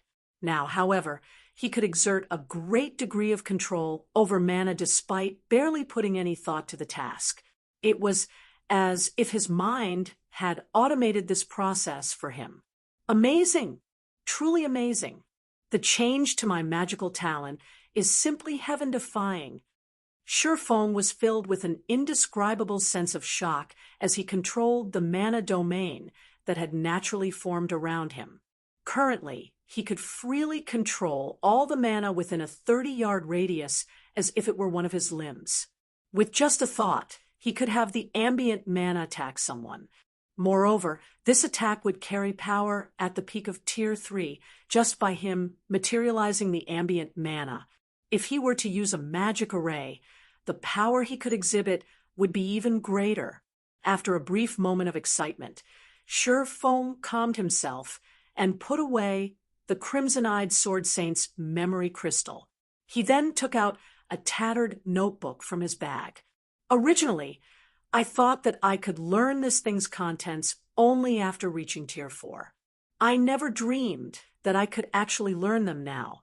That faux Saint Devourer really has helped me a bunch, Shifeng muttered, chuckling as he looked at the notebook in his hands. The notebook he held was none other than the mana forging notes he had received from the famed smith Alba Gray. Although he had only one volume of the mana forging notes, the value of this one volume could easily rival that of a legendary item. It was an item that the various empires of God's domain would go crazy over. This was because the forging techniques recorded within the mana forging notes could serve as the foundation of an empire. Of course, learning the recorded forging techniques was an incredibly difficult task. Firstly, one had to have reached the Advanced Master Magician standard. This requirement was because Alba Gray's mana forging techniques were different from conventional forging techniques, which prioritized the materials used. Instead, Alba Gray's techniques prioritized mana, while the materials used were only of secondary importance. One could consider Alba Gray's techniques a kind of lost ancient technology. Shifeng immediately started manipulating the mana around him to break the mana seal on the notebook. In order to remove the mana seal, one needed to use one's mana to decode it. Utilizing brute force would permanently destroy the notebook's contents. The mana seal consisted of 27 magic arrays, every one of which was at the basic Grandmaster standard. The degree of precision one needed to have when decoding these magic arrays was akin to threading a needle. Only those capable of freely manipulating mana would succeed in lifting the mana seal. This was also the reason why Shifeng had left the mana forging notes sitting inside his bag all this time. 1 array, 2 arrays, 3 arrays. After working on the mana seal for more than 2 hours, Shifeng finally decoded the last magic array on the mana forging notes.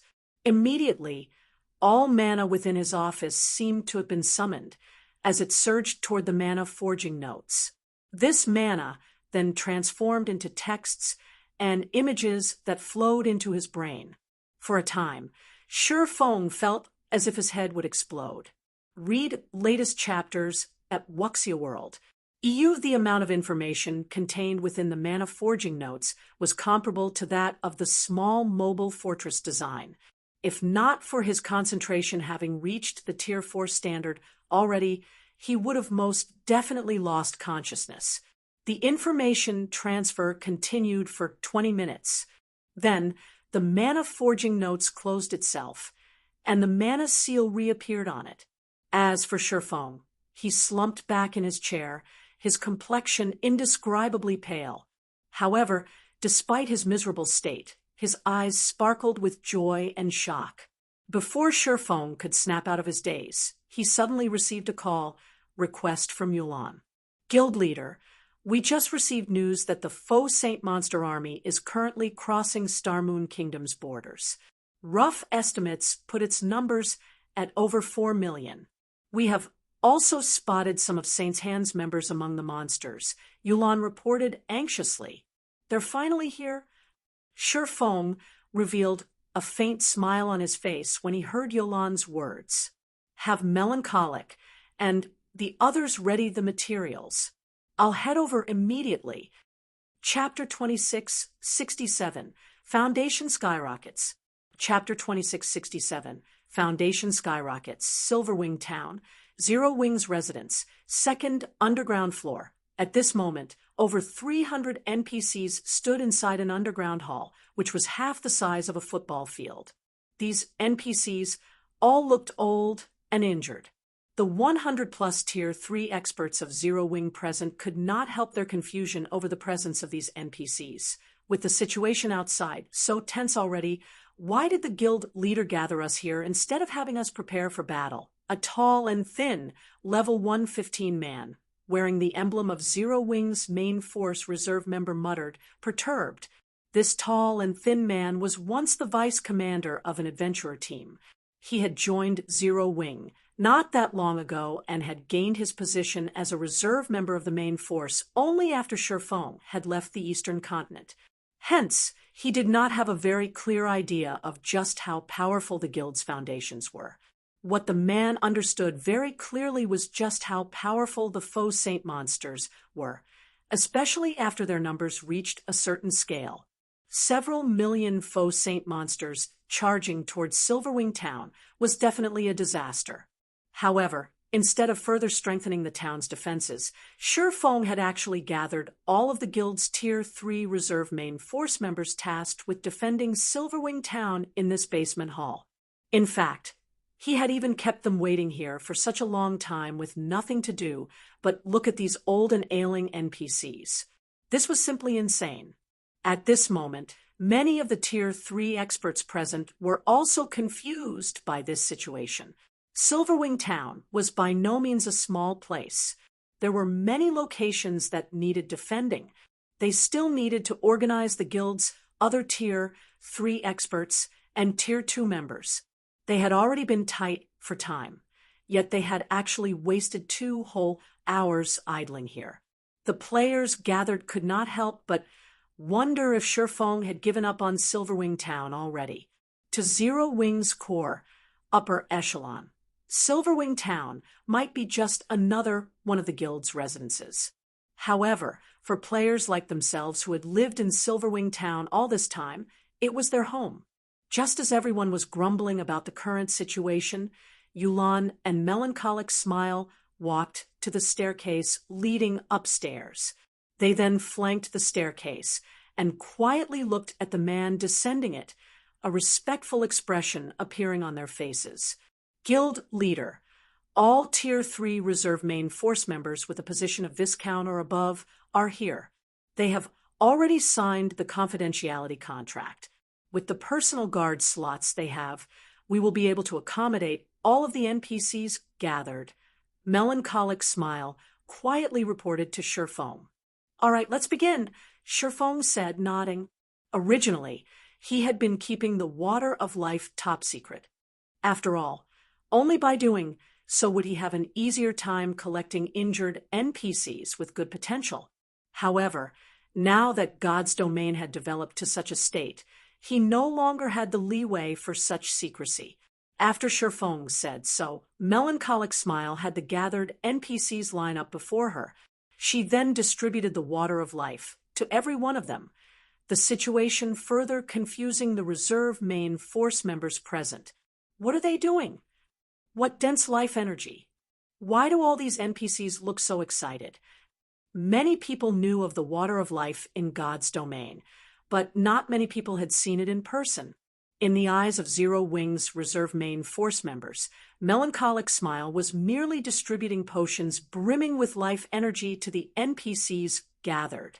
However, when these NPCs received the potion, their gloomy and lifeless expressions immediately brightened up, their eyes glowing with hope and energy. Every one of these NPCs even excitedly thanked Melancholic Smile and swore loyalty to her. This situation baffled the Zero Wing members. They could all tell that these NPCs were not personal guards, but independent NPCs. There should be no way these NPCs would show such gratitude toward players, much less take the initiative to swear loyalty to a player. As the reserve main force members were stewing in confusion, frightening auras burst forth from the gathered NPCs, one after another. Previously, none of these gathered NPCs was a match even for ordinary Tier 2 NPCs. Now, however, even the weakest of them radiated an aura that made even the refinement realm experts present shudder. When the auras of these 300-plus NPCs flooded the hall, the 100-plus reserve main force members could not help stumbling back with nervous expressions as they cautiously eyed the NPCs before them. At this moment, they could tell that, so long as these NPCs willed it, none of them would leave this basement alive. Not to mention, the strongest few auras even made them feel as if they stood before a bottomless abyss.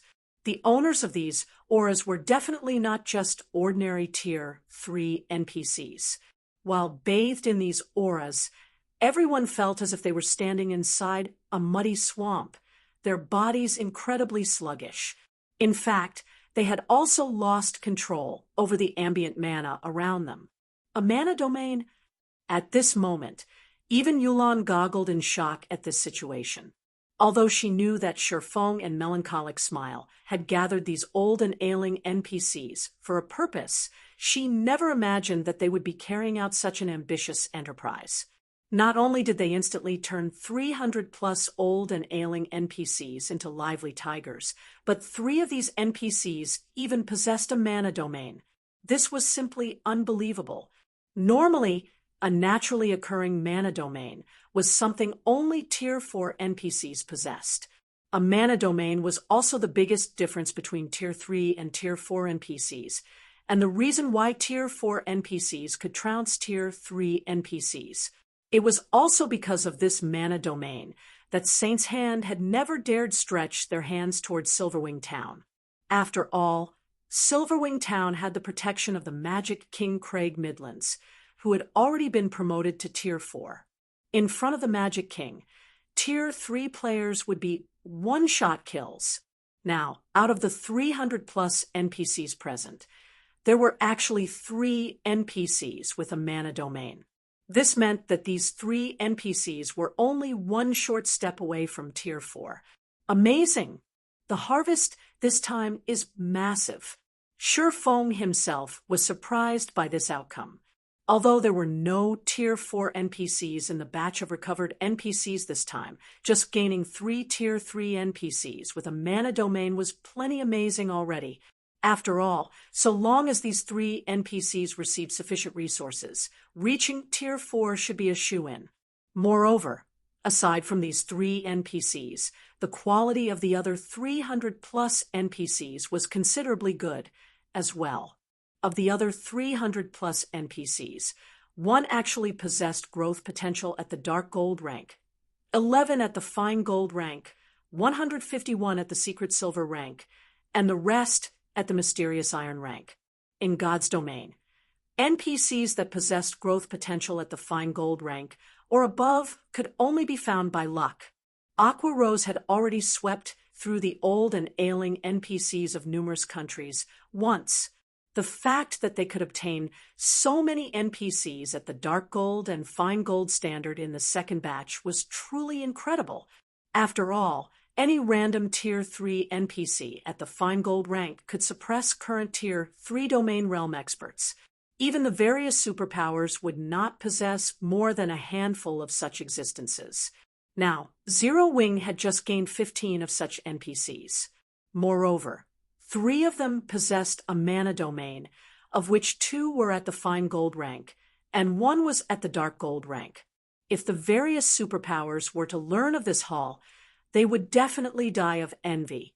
Meanwhile, after a brief moment of silence in the hall, Shi Feng turned his gaze toward the reserve main force members assembled before him. All right, stop daydreaming.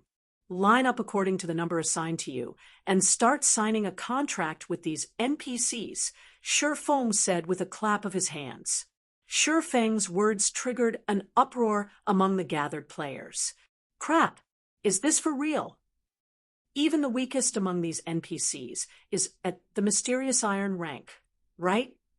We can contract these NPCs as our personal guards. Everyone felt as if they were in a dream when they heard Shi Feng's words. The fact that the guild could recruit so many powerful NPCs was already plenty amazing. Now, however, they were being told that they could have these NPCs as their personal guards. They couldn't believe their ears.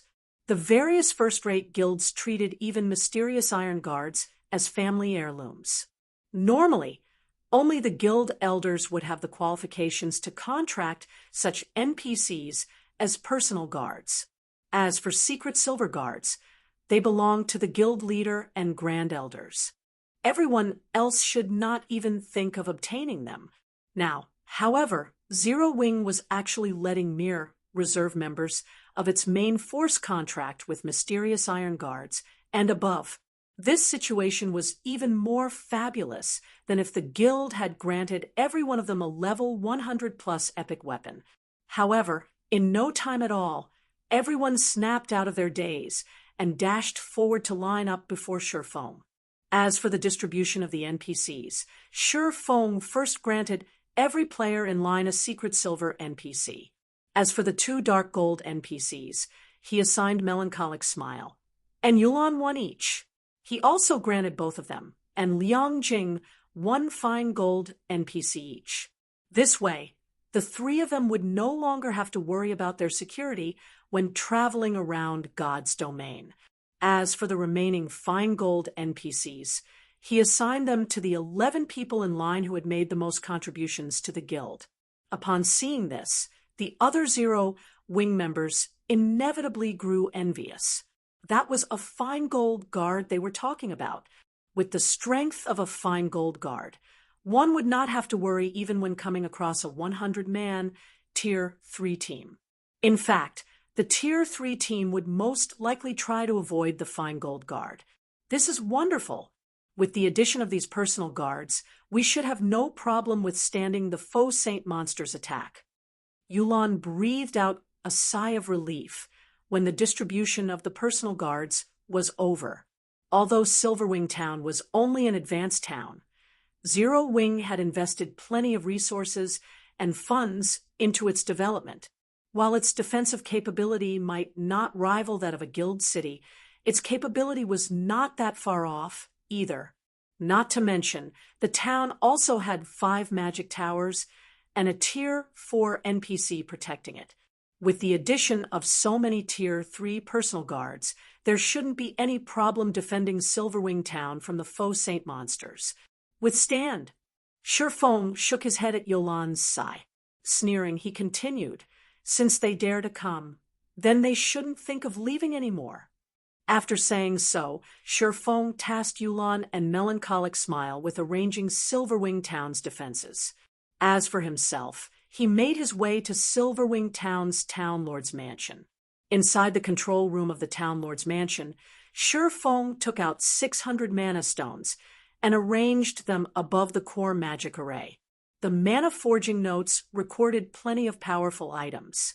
However, the highlight of the volume he received from Albagray was a special magic array capable of strengthening other magic arrays to whole new heights. Read latest chapters at Wuxia World. EU, of course. This improved strength did not come for free. The strengthening would triple the consumption of the target magic array. The target magic array would also take longer to recover naturally. However, compared to the possible benefits, this was a small price to pay. When Shi Feng finished drawing the special magic array using the mana stones, a crimson pillar suddenly emerged from the core magic array, following which the sound of a system announcement suddenly entered Shi Feng's ears. System: Silverwing Town has met the qualifications for promotion to a basic city. Do you wish to promote it to a basic city? Chapter 2668, Siege Battle at Silverwing Town. Chapter 2668, Siege Battle at Silverwing Town. The town can be promoted just like that. Shi Feng was surprised as he looked at the notification window at the corner of his vision.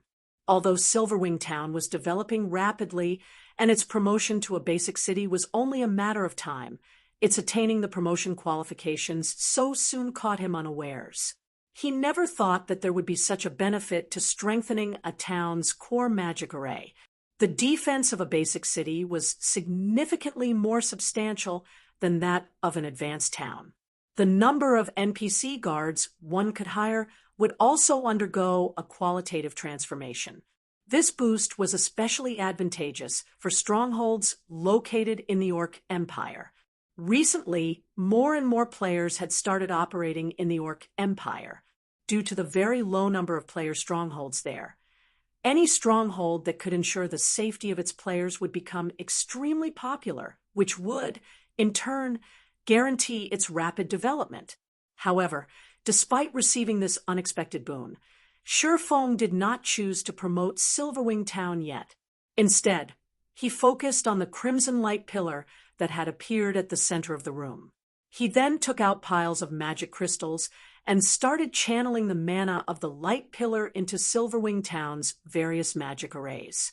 While upgrading Silverwing Town now would indeed raise its defensive capability by a significant margin, doing so would come at a great price. All the players inside the town would be teleported out of the town during the promotion process. With the Faux Saint army approaching, there was simply no time to upgrade Silverwing Town. Otherwise, Zero Wings members might have to fight the millions of Faux Saint monsters without the help of the city's defensive structures. Moreover, now that he had strengthened Silverwing Town's core magic array, its performance would surpass even that of the core magic arrays of ordinary basic cities. There was simply no need to take such a big risk. The rampaging mana inside the hall started flowing into the core magic array. Together with the mana, the magic crystals released. The core magic array then directed this mana into the various magic arrays throughout Silverwing Town, reinforcing them. 3 arrays, 6 arrays, 9 arrays. As Silverwing Town's magic arrays got strengthened one after another, the town's ambient mana changed. By the time half of Silverwing Town's magic arrays were strengthened, a layer of red mist had appeared above the town, enveloping it completely. Quick look, why is there a red mist above the town? What's going on? Is this Zero Wings doing? It's highly possible. The ambient mana seems to have become slightly wilder. So long as we use this mana, the power of our skills and spells should increase substantially. With this, we should have an easier time repelling the Faux Saint army. The players in Silverwing Town quickly noticed the changes to the town's mana and could not help discussing them. Many of the adventurer team members preparing for battle relaxed slightly. Silverwing Town was one of the few player strongholds in the Orc Empire that were open to independent players. Hence, many independent players had decided to support Zero Wing against the approaching Faux Saint army. In addition, Zero Wing had also set up a contribution system for the players participating in the town's defense. Through this system, players could earn contribution points and exchange these points for rewards. Hence, even more independent players had chosen to stay and fight for Silverwing Town. It seems Black Flame isn't completely unprepared for this upcoming battle. Illusory Words, who currently stood on the town's wall, sighed in relief when she saw the red mist covering the town. After seeing Shifeng's previous performance against the faux Saint Devourer, Crimson Emperor had decided to go all out in helping Zero Wing defend Silverwing Town. However, Illusory Words wasn't confident of success. After all, the faux saint monsters were simply too many. Moreover, even the weakest faux saint monster was at the Great Lord rank. The most they could do was persevere against the faux saint monster's assault. That was right. Persevere. With their current forces, repelling the faux saint army would be impossible. All they could do was persevere. Fortunately, Shifeng had killed the faux Saint Devourer. With this, even the strongest faux Saint monster remaining would be only at the Grand Lord rank. Silverwing Town's defensive magic array would have no problem tanking the hits of Grand Lords. Meanwhile, so long as they ensured the continuous replenishment of the energy reserves of the town's defensive magic array before they got depleted, the faux saint monsters would not be able to take even a single step into Silverwing Town.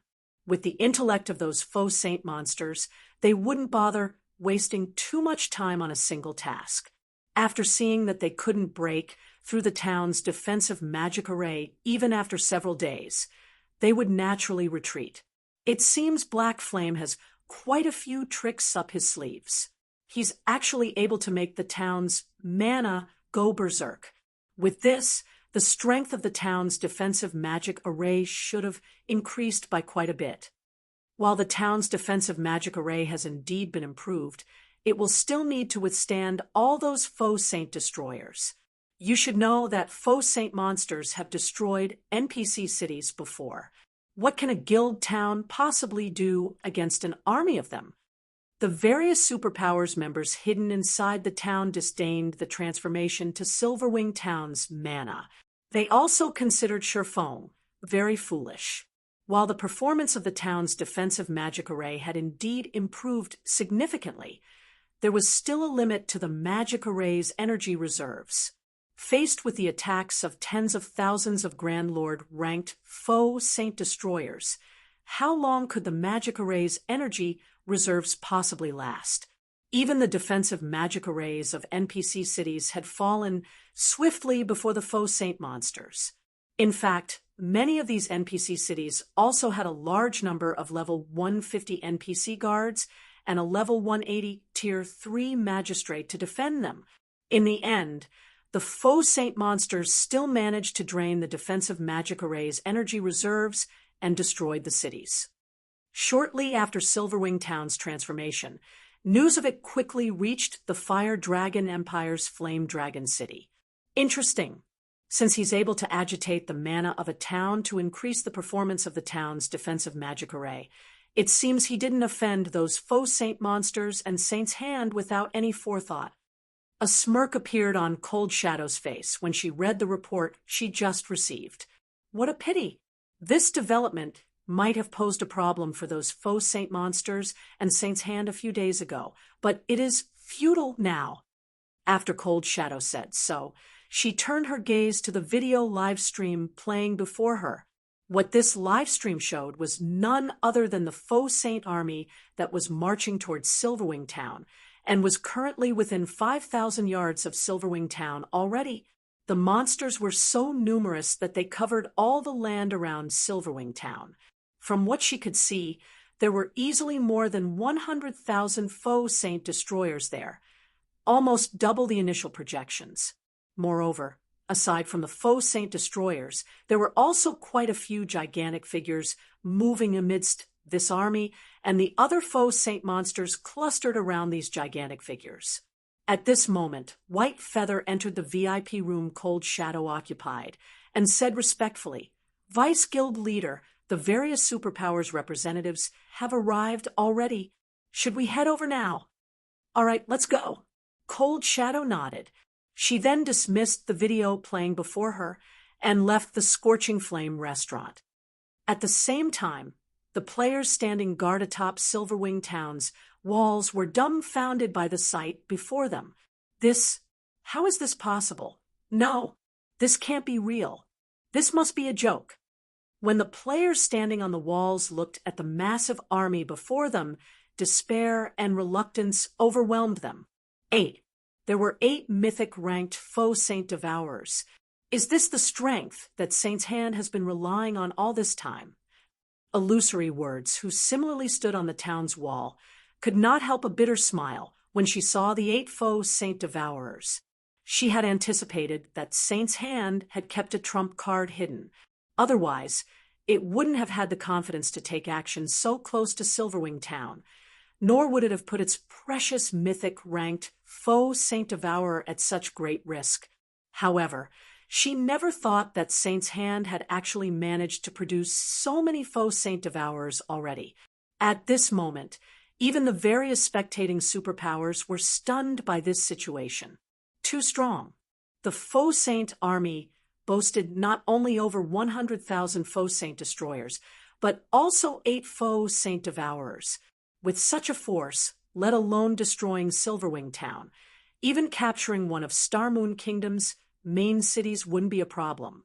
After all, the only real threat in main city-ranked NPC cities was the level 180 Tier 4 magistrates tasked with defending them.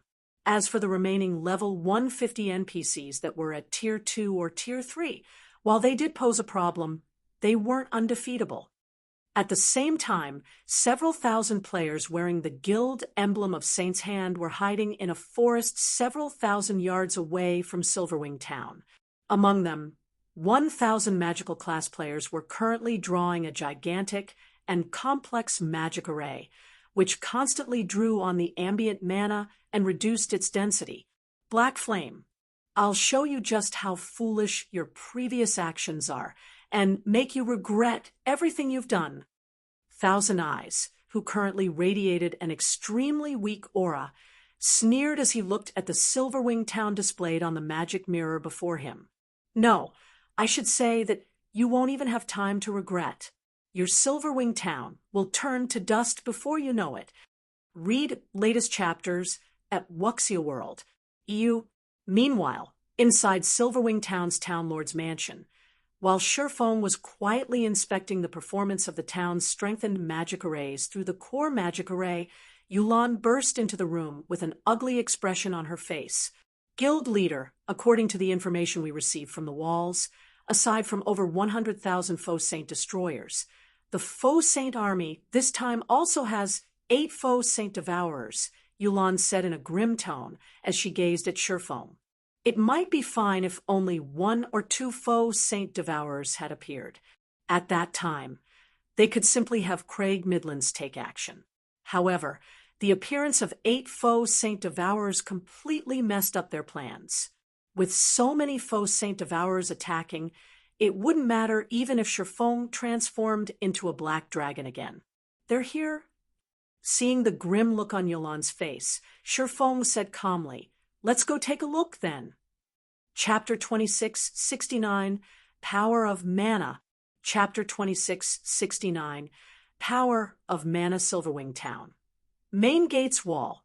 Currently, a large number of players were trying to squeeze their way up to the top of the wall, which was over a dozen meters high, to get a better look at the faux Saint army. However, when these players arrived on top, every one of them found the scene that greeted them shocking. The faux Saint monsters were so numerous that their figures dotted the land all the way to the horizon. Moreover, even the weakest among them was a level 110 Great Lord.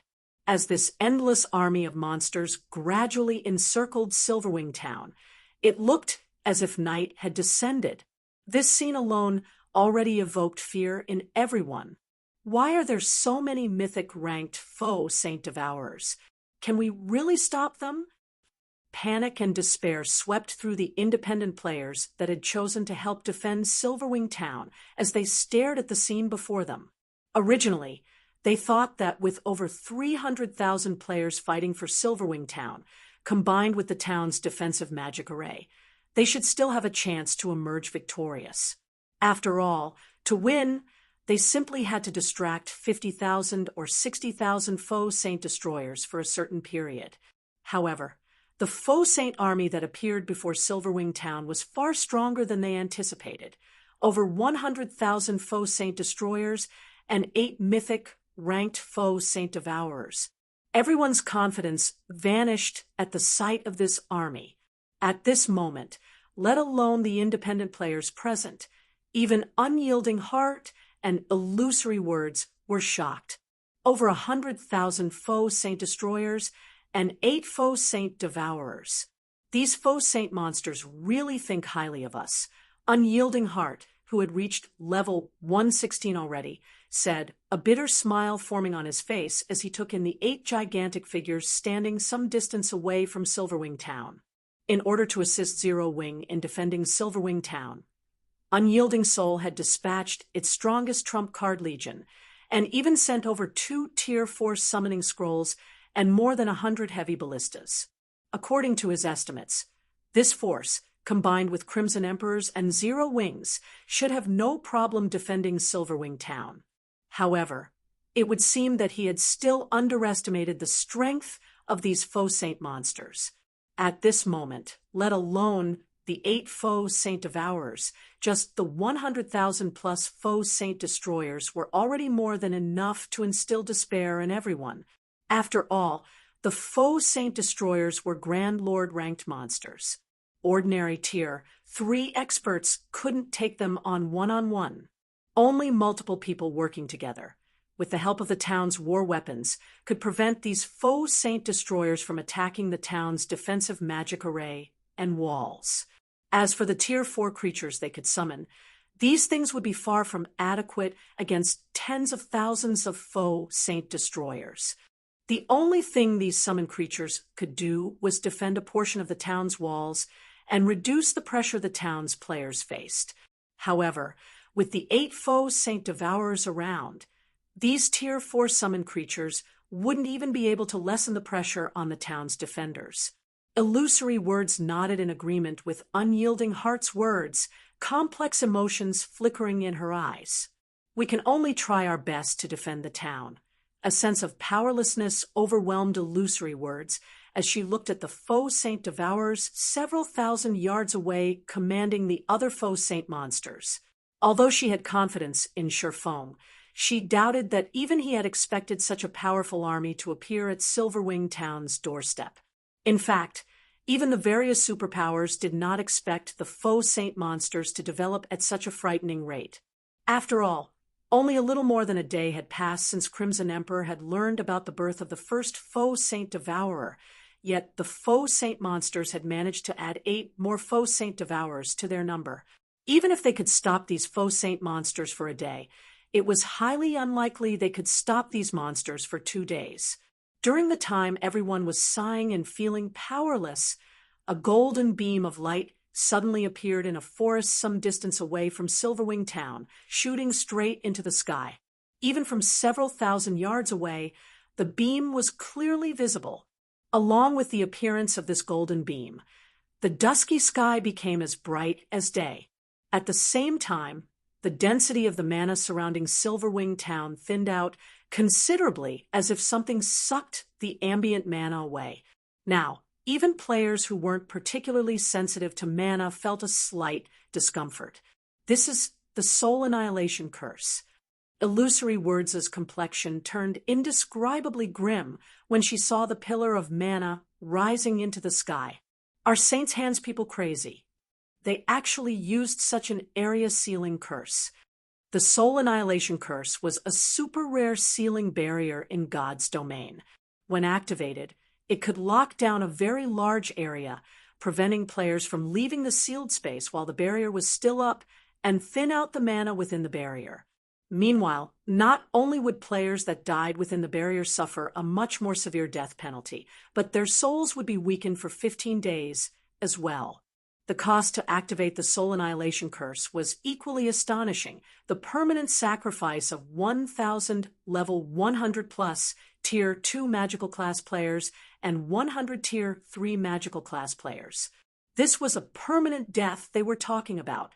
The players that activated this magic array would have their game characters permanently deleted, and they would have to start all over again if they wished to continue playing.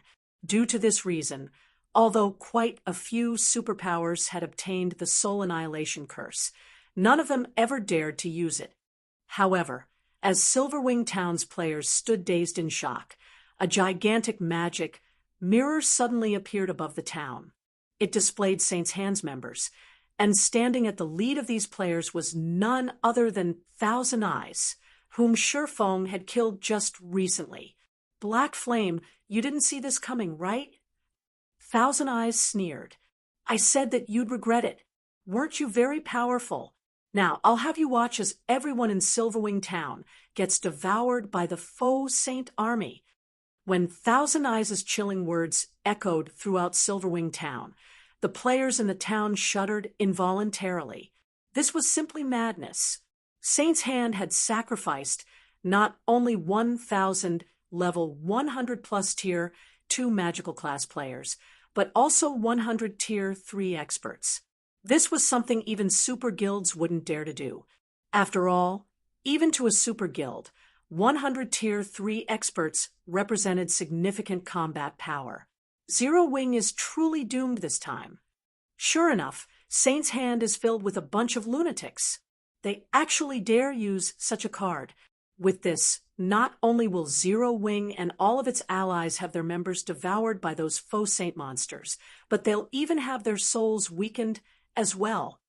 Despite being spectators, the various superpowers members hidden inside Silverwing Town shuddered in fear when they saw the maniacal smile on Thousand Eyes' face.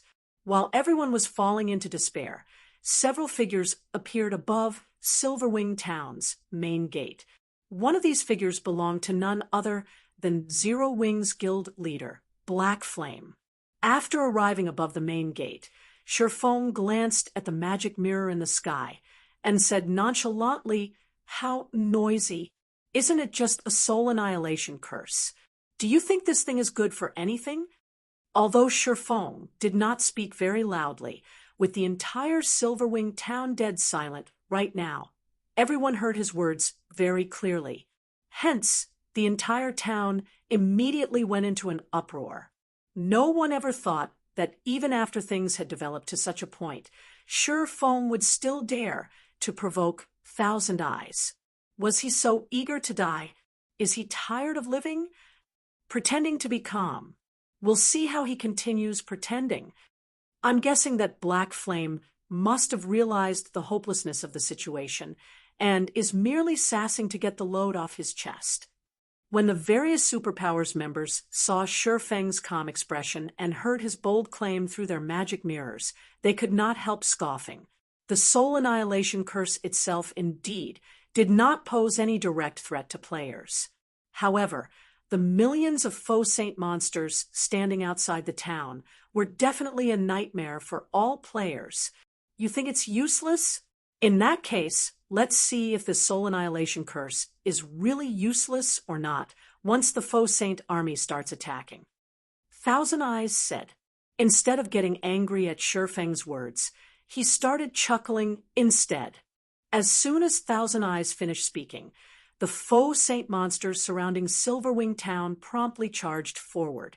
When the army of millions advanced, it looked as if a tsunami was sweeping across the land. The earth shattered underfoot, and explosions kept reverberating through the air. Everyone inside Silverwing Town gasped at the sight. Some Tier 3 experts even retreated unconsciously. Read latest chapters at Wuxia World. EU so noisy. Shifeng pointed a finger at 3 faux saint devourers charging amidst the army. Immediately, the 5 magic towers spread across Silverwing Town each released a crimson beam that converged in the middle of the town before shooting into the sky. Before anyone could react, a gigantic, crimson beam descended upon the faux saint army.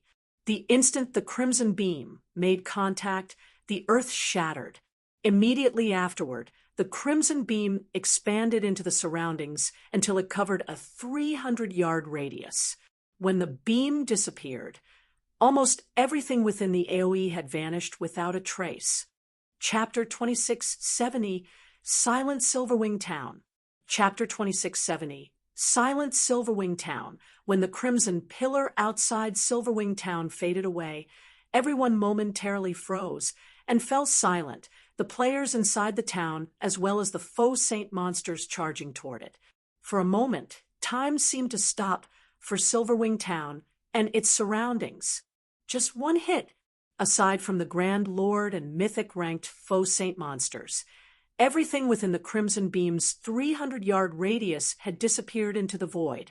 Not one of the 10,000 or so faux saint saboteurs caught within the area survived. The magnitude of this attack was simply unbelievable. As for the faux saint destroyers and faux saint devourers that remained alive, they were clearly heavily injured. Moreover, the faux saint devourers were barely able to move, and they were currently struggling to escape the void that formed around them. The faux saint destroyers were incapable of moving at all, only able to watch helplessly as the void slowly enveloping them closed and trapped them for the rest of their lives. This illusory words and unyielding heart were momentarily at a loss for words when they saw this scene, shock and excitement flaring in their eyes. This attack was simply too absurd. This one attack not only exiled close to 1,000 faux saint destroyers to the void, but also heavily injured 3 faux saint devourers. This outcome reduced the pressure Silverwing Town's defenders had to face significantly. Meanwhile, when Saints Heart's members saw this scene through their magic mirrors, they were similarly stunned. They never thought that Silverwing Town's magic towers possessed the power to heavily injure the faux saint devourers. You just heavily injured 3 faux saint devourers.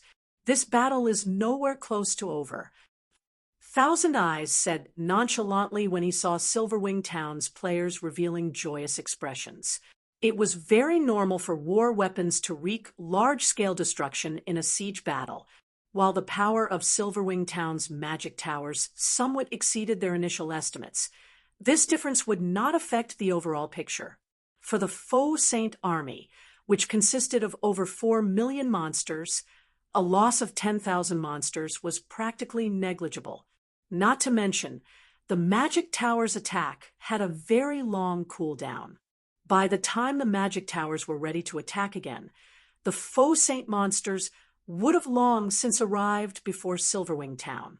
Moreover, the faux saint army went berserk because of the magic tower's attack.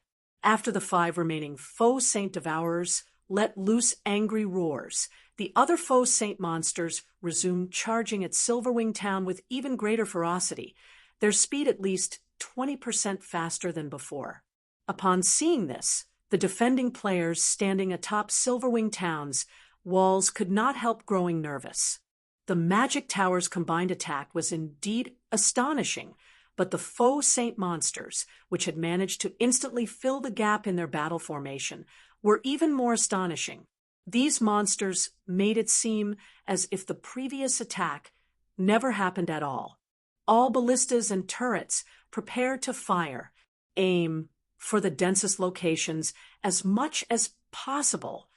When the faux saint army resumed its advance with even greater vigor, Unyielding Heart, who had commanded dozens of large-scale battles, immediately shouted out the necessary orders. At his behest, Silverwing Town's defenders promptly recovered from their fear and prepared to attack. All magical units, start chanting your incantations. Make sure those destroyers don't get close to the walls. Similarly, Illusory Words commanded the magical class players standing atop the walls to prepare their spells. Afterward, she started chanting a Tier 3 curse of her own. As commands were issued one after another, the nervous and frightened defenders also gradually stabilized their emotions. For a time, The defenders watched quietly as the faux Saint army closed in. 1,300 yards. 1,200 yards. 1,000 yards. Fire! Unyielding Heart shouted.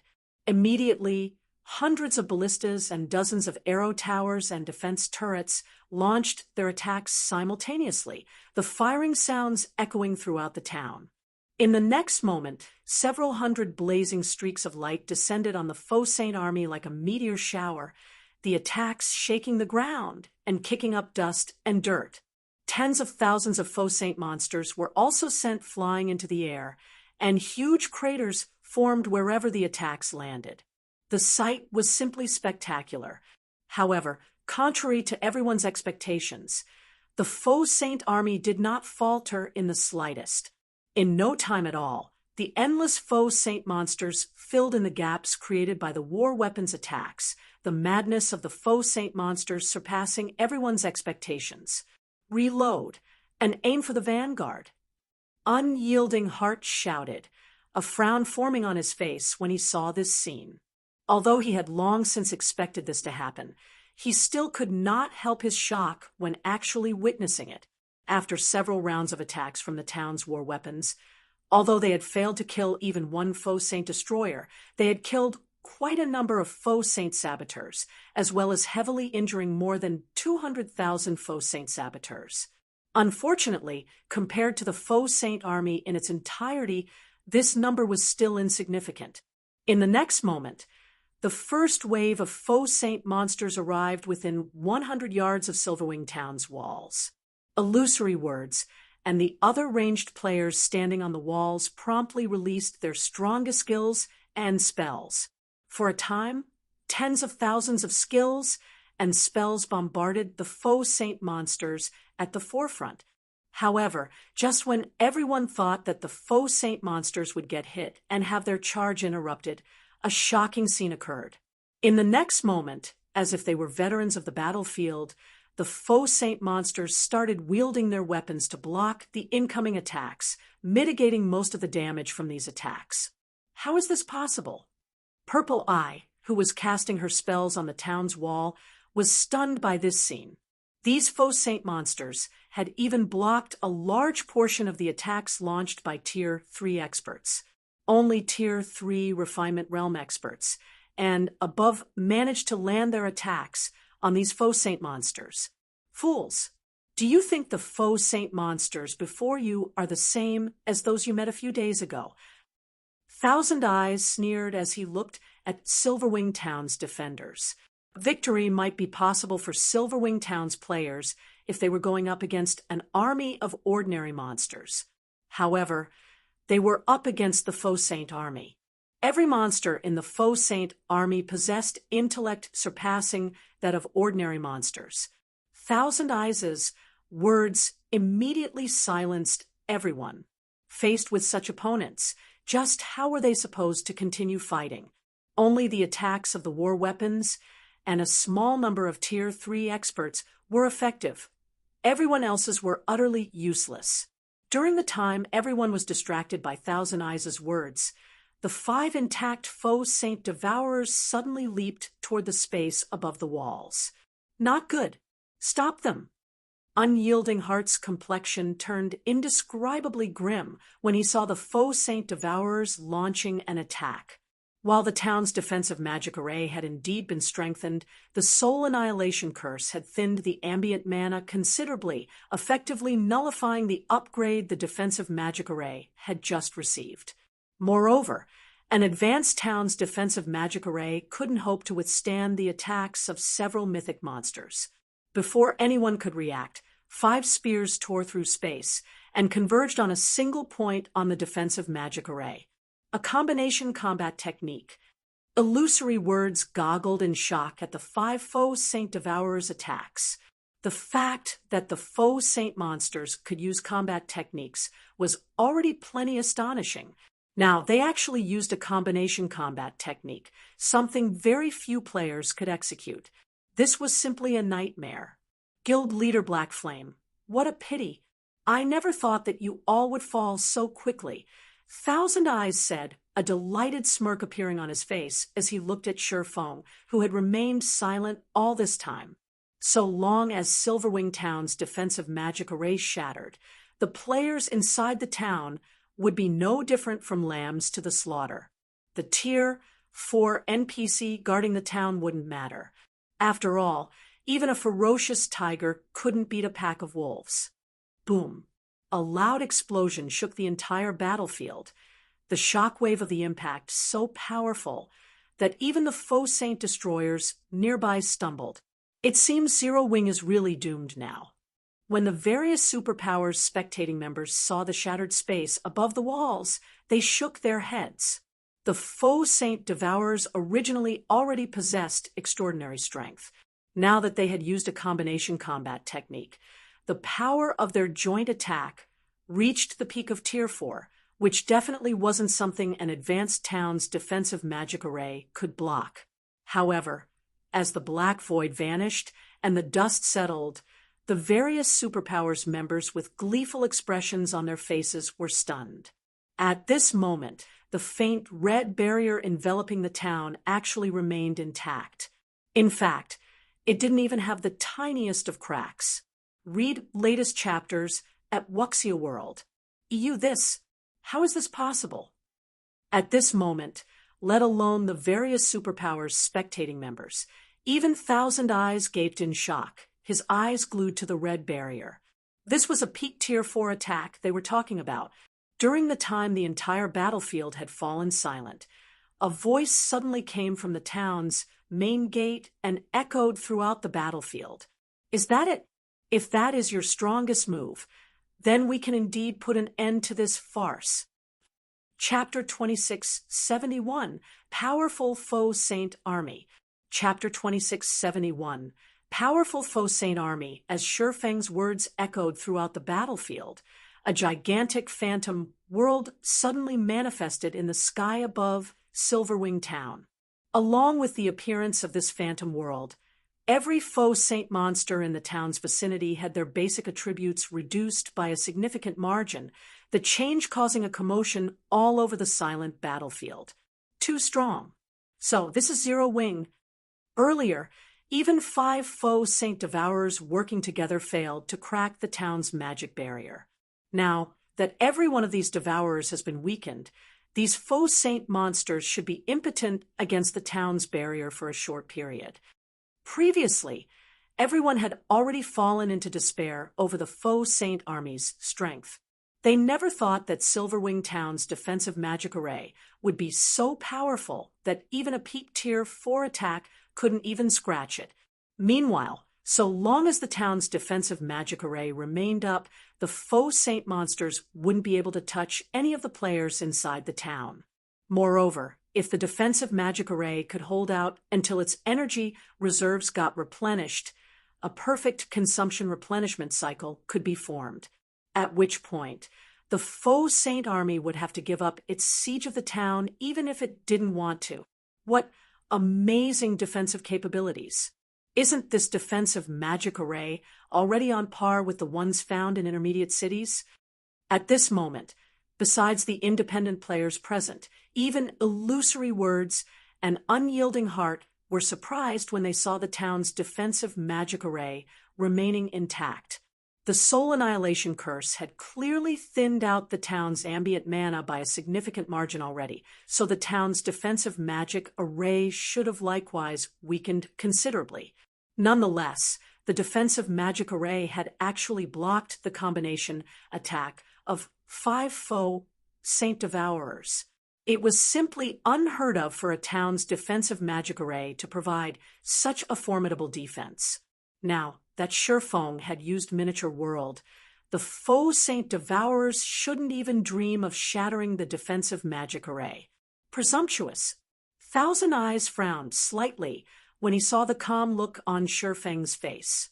You merely blocked the faux saint devourer's combination attack once. The defensive magic array's energy reserve is limited. I want to see just how long you can continue acting arrogantly before the faux saint army's attacks.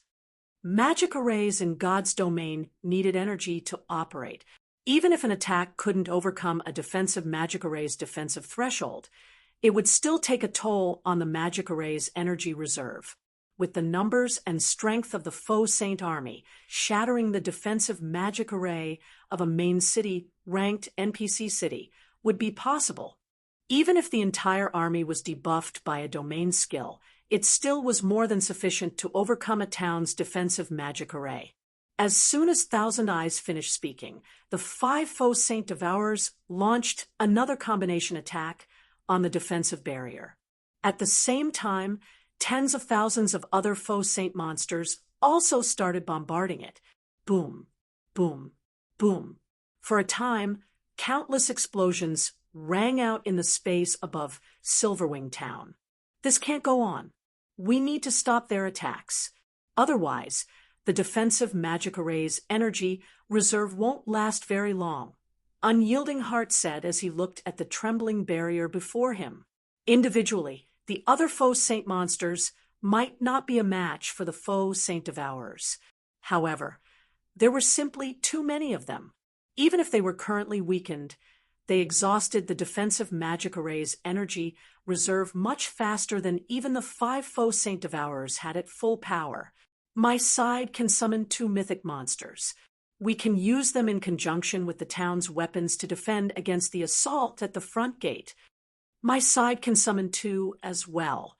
With the strength of 4 mythic monsters, we should be able to eliminate the pressure at the front gate. That way, we can send more Tier 3 experts to support the other sides. Then, all we'd need to do is find a way to distract those 5 Devourers, and we should just barely be able to defend Silverwing Town, Unyielding Heart said after giving the matter some thought. While Tier 3 players might not be capable of doing anything to the weakened faux Saint Devourers, stopping the weakened faux Saint Destroyers shouldn't be a problem. This situation was much better than before, when ordinary Tier 3 players were utterly helpless against the faux Saint Devourers. However, just as Unyielding Heart and Illusory Words reached an agreement, a clear and sweet voice suddenly entered their ears. No need to waste your Tier 4 summoning scrolls. Leave the rest to us. Upon hearing this voice, Unyielding Heart and Illusory Words turned reflexively to look at its origin, surprise and confusion flashing across their eyes when they saw its owner. This was because the voice's owner was none other than Silverwing Town's manager, Yulan. Currently, over 100 Tier 3 experts from Zero Wing stood behind Yulan, every one of them at least level 115. Many of them were even at the refinement realm standard. This scene rendered Unyielding Heart and Illusory Words speechless momentarily.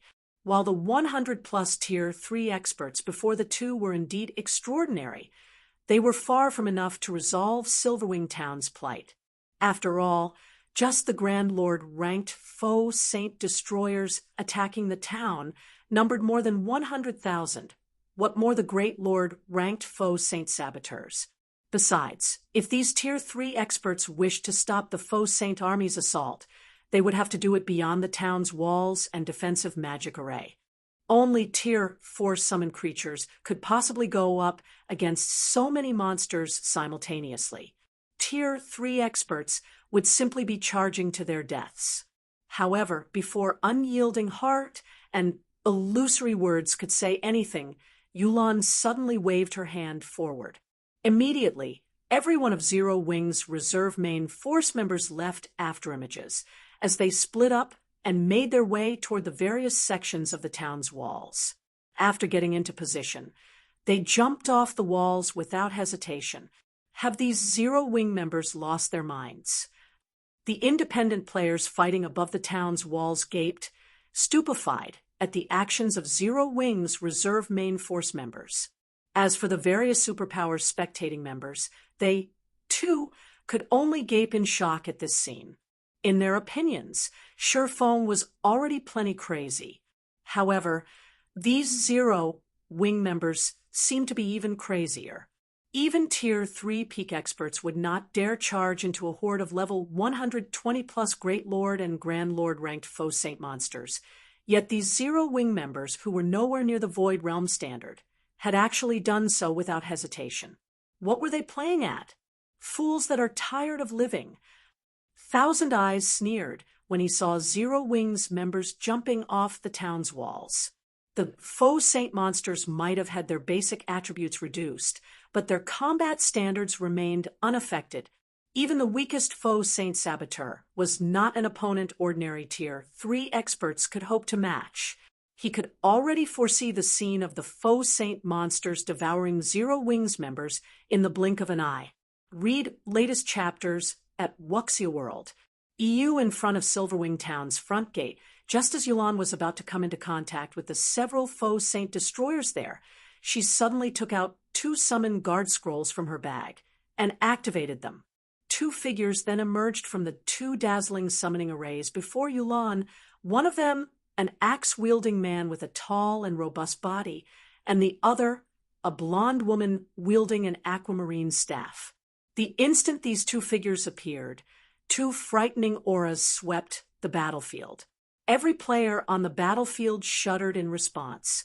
In the next moment, the axe-wielding man transformed into a tornado that blocked all the faux saint destroyer attacks aimed at Yulan. In addition, the tornado sent several dozen faux saint destroyers and over 100 faux saint saboteurs nearby, flying over 30 yards away. In the blink of an eye, a clearing appeared before the town's front gate. As Yulan landed, the blonde woman beside her also happened to complete her spell. In the next moment, the battlefield shook as a gigantic rift up to 300 yards long opened up on the battlefield. Not only did the rift separate the faux saint monsters from Silverwing Town's walls, but it also devoured several thousand faux saint monsters, which suffered over -5 million damage each. All of this happened in just a brief moment. Chapter 2672, Just Stay Here Forever. Chapter 2672, Just Stay Here Forever. Aren't they a little too strong? What rank are those 2 personal guards? The independent players present gaped in shock when they saw Yulan's 2 personal guards clearing the area before the town's main gate. Although the faux saint monsters had been weakened, ordinary tier 3 personal guards still shouldn't be able to handle them. In fact, even the slightest mistake could result in a tier 3 personal guard getting killed instantly by the numerous faux saint destroyers. However, with just the help of 2 personal guards, Yulan had easily repelled the 10,000+ faux saint monsters in front of the main gate. This was simply unbelievable. 2 dark gold guards? When Illusory Words saw the 2 personal guards standing beside Yulan, shock likewise filled her silvery gray eyes. The feat Yulan's 2 personal guards had just accomplished would be difficult even for a tier 4 summoned creature.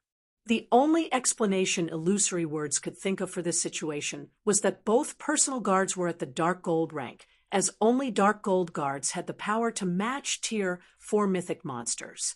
However, in the current God's domain, let alone Dark Gold guards, even Fine Gold guards were exceedingly rare, much rarer than even level 100+ epic weapons. Despite being a super first-rate guild, Crimson Emperor had only 6 Fine Gold guards. As for Dark Gold guards, Crimson Emperor still had not obtained even a single one, yet Yulan actually had 2 for herself. What Illusory Words did not know was that only one of Yulan's 2 personal guards was at the Dark Gold rank, the other was at the Fine Gold rank.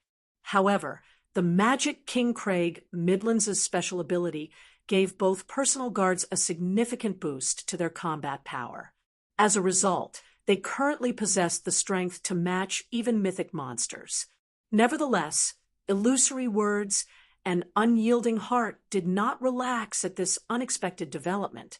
In fact, their expressions further tensed up because the faux saint monsters that got repelled were charging forward once more. Moreover, they were attacking with even greater ferocity this time. In the next moment, several hundred faux saint destroyers let loose an angry bellow before grouping up and executing combination combat techniques on Yulan's group. The might of their attacks rivaled a normal attack of a tier 4 mythic monster. In the blink of an eye, over 30 such attacks assailed Yulan and her 2 personal guards. As for the faux saint monsters caught inside the rift, they quickly climbed out of it and rejoined the army in attacking Silverwing Town's defensive magic array. Sure enough, just 2 dark gold guards won't be enough to change anything. The strength of the faux saint army simply isn't something current players can hope to resist. When the various superpowers members saw this scene, they sighed ruefully. Dark gold guards were existences that could be obtained only through luck. On a battlefield, a dark gold guard could exhibit combat power far greater than a mythic monster of the same level. However, that was only true against players. Against the faux saint army, the efforts of even 2 dark gold guards were negligible. After all, no matter how powerful a Tier 3 NPC was, they couldn't one-shot Great Lord-ranked monsters, much less Grand Lords. The faux saint army could easily pin down Yolan's 2 dark gold guards with just several hundred faux saint destroyers. Even if the 2 dark gold guards eventually annihilated these several hundred destroyers, Silverwing Town would have long since fallen by the time they did so. However, just when the faux saint army was about to commence another round of attacks on Silverwing Town's defensive magic array, silver summoning arrays appeared outside the town's walls, one after another, over 300 in all. Figures then emerged from these summoning arrays. Immediately afterward, fire, ice, lightning, and wind started bombarding the faux saint monsters outside the defensive magic array. Boom, boom, boom. For a time, a plethora of elemental mana inundated the faux saint army, and countless faux saint monsters screamed in agony, their voices echoing throughout Silverwing Town. How is this possible? When the various superpowers members saw the innumerable faux saint monsters outside the town getting sent flying one after another, their fists tightened involuntarily as shock filled their eyes. At this moment, over 300 personal guards stood outside Silverwing Town, every one of them exuding a frightening aura. It was obvious that they were not ordinary personal guards. Aside from the various superpowers members that were spectating the battle through their magic mirrors, the independent players standing atop the town's walls were also gaping in shock, their minds frozen with disbelief. This isn't real, right? Unyielding Heart suspected he was dreaming as he watched the 300-plus personal guards fighting outside Silverwing Town. As a vice guild leader of Unyielding Soul, he had seen powerful personal guards before. However, this was definitely the first time he had seen so many personal guards of such high caliber. Although the majority of these newly appeared personal guards were weaker than Yolan's 2 personal guards, they were still much stronger than ordinary personal guards.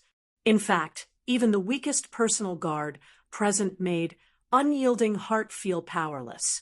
Meanwhile, after Illusory Words saw the 300-plus personal guards, she could not help shifting her gaze to Sherfong, who stood nearby. Is this the real reason behind his confidence? Every one of these 300-plus personal guards was stronger than a Grand Lord of the same level. At this stage of the game, it was unlikely that even the 5 great super guilds possessed such strength. It was no exaggeration to say that, so long as these 300-plus personal guards were present, Silverwing Town would not fall. While NPCs already possessed basic attributes superior to players, after becoming a personal guard, they would gain an additional 10% boost to their basic attributes. Combined with the boost from the town's magic array, these Tier 3 personal guards were far stronger than the town's Tier 3 NPC soldiers. One could even say that Silverwing Town's defenses were currently stronger than even that of main city-ranked NPC cities. After all, the NPC soldiers found inside main city-ranked NPC cities were mostly Tier 2 NPCs. Only a small number were actually Tier 3 NPCs. The only advantage the NPC soldiers of NPC cities had over Zero Wing's personal guards was levels. Meanwhile, although the faux saint army had an overwhelming numerical advantage and even possessed more than 100,000 Grand Lords in its ranks, Silverwing Town's magic towers were extraordinary. Now that the faux saint monsters couldn't attack the town's defensive magic array effectively due to the interference of Zero Wing's personal guards, they were nothing more than live targets for the magic towers and various war weapons. However, while Silverwing Town's players were rejoicing over the strength Zero Wing had just displayed, the three heavily injured faux saint devourers had consumed a few faux saint destroyers and finally recovered their strength. They immediately leaped forward and regrouped with the other 5 faux saint devourers. Good. They've finally recovered. Thousand Eyes grew ecstatic when he saw this scene.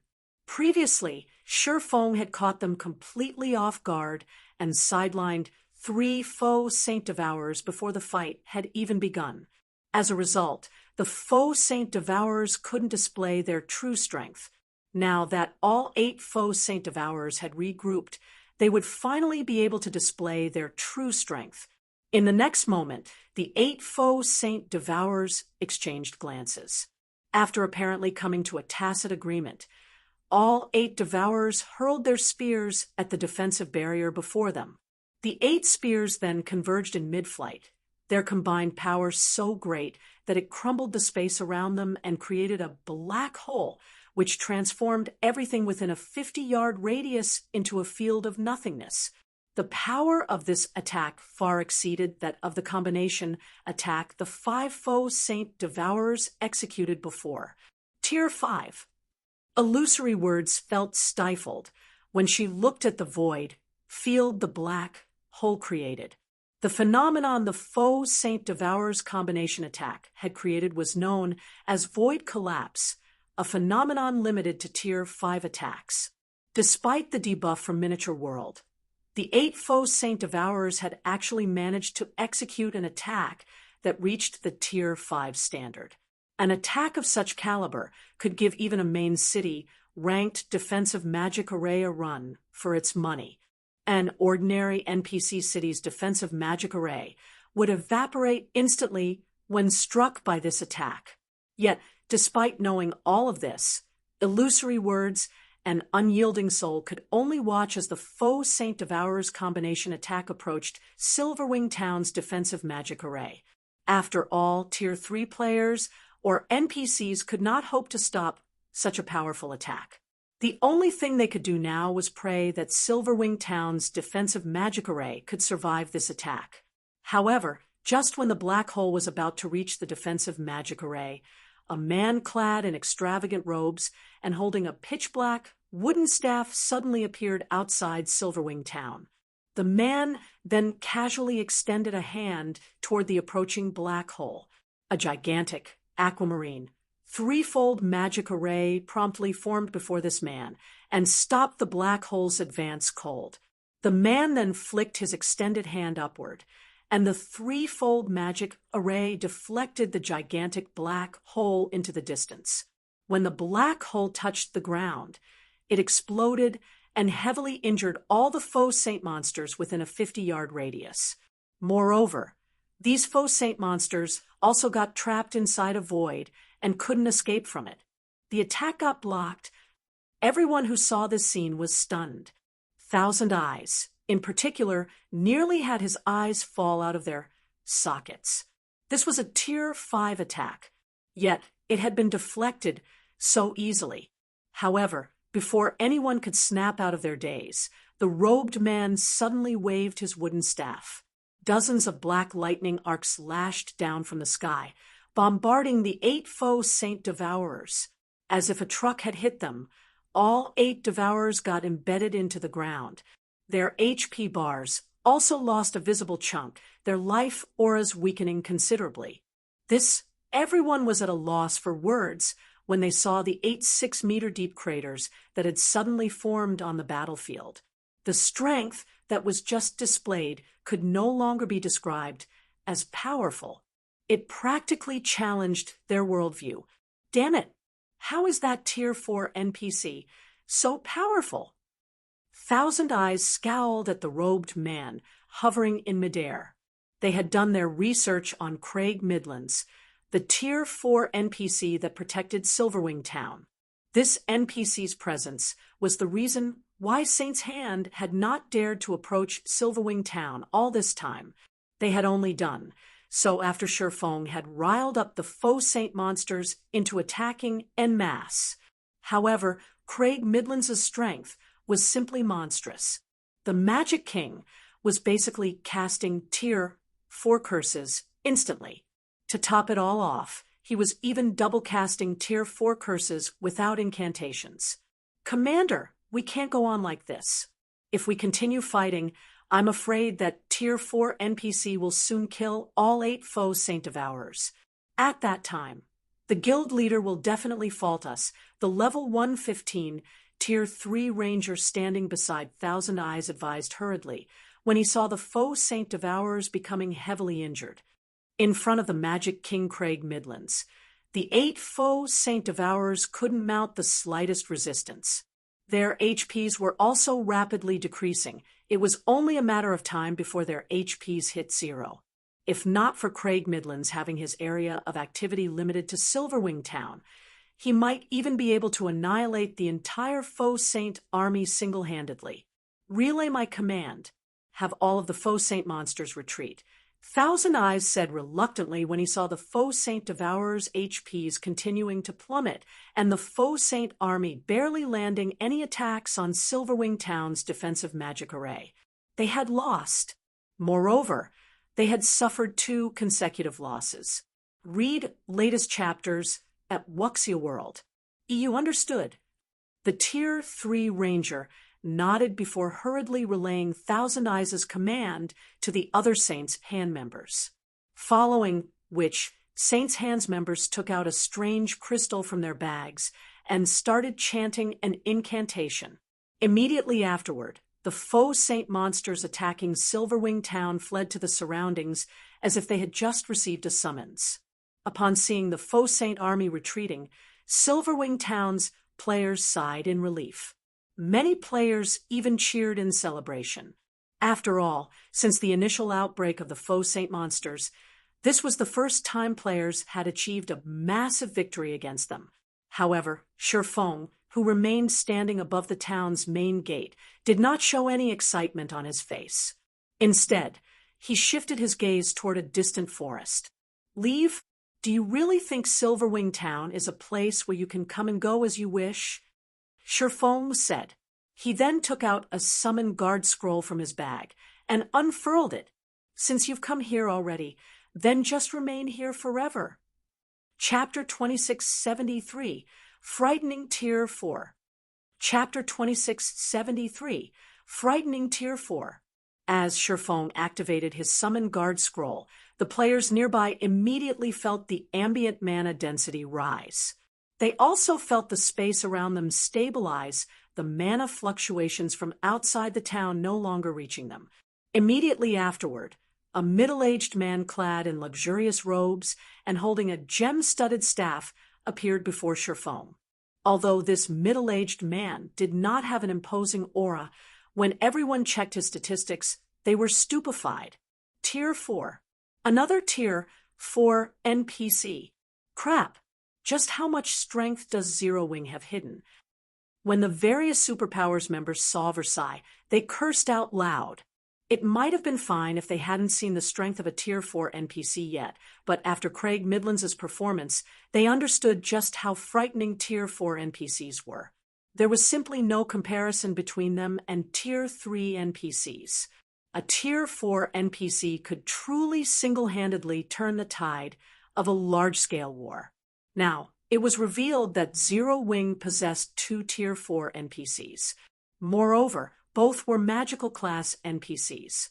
At this moment, everyone finally understood why Shifeng had killed Thousand Eyes and his team without hesitation back then.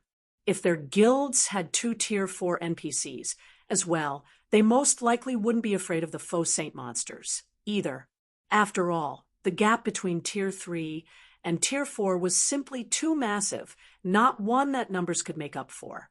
Meanwhile, Shifeng's words enraged the Saints' Hand members hiding inside a forest several thousand yards away from Silverwing Town.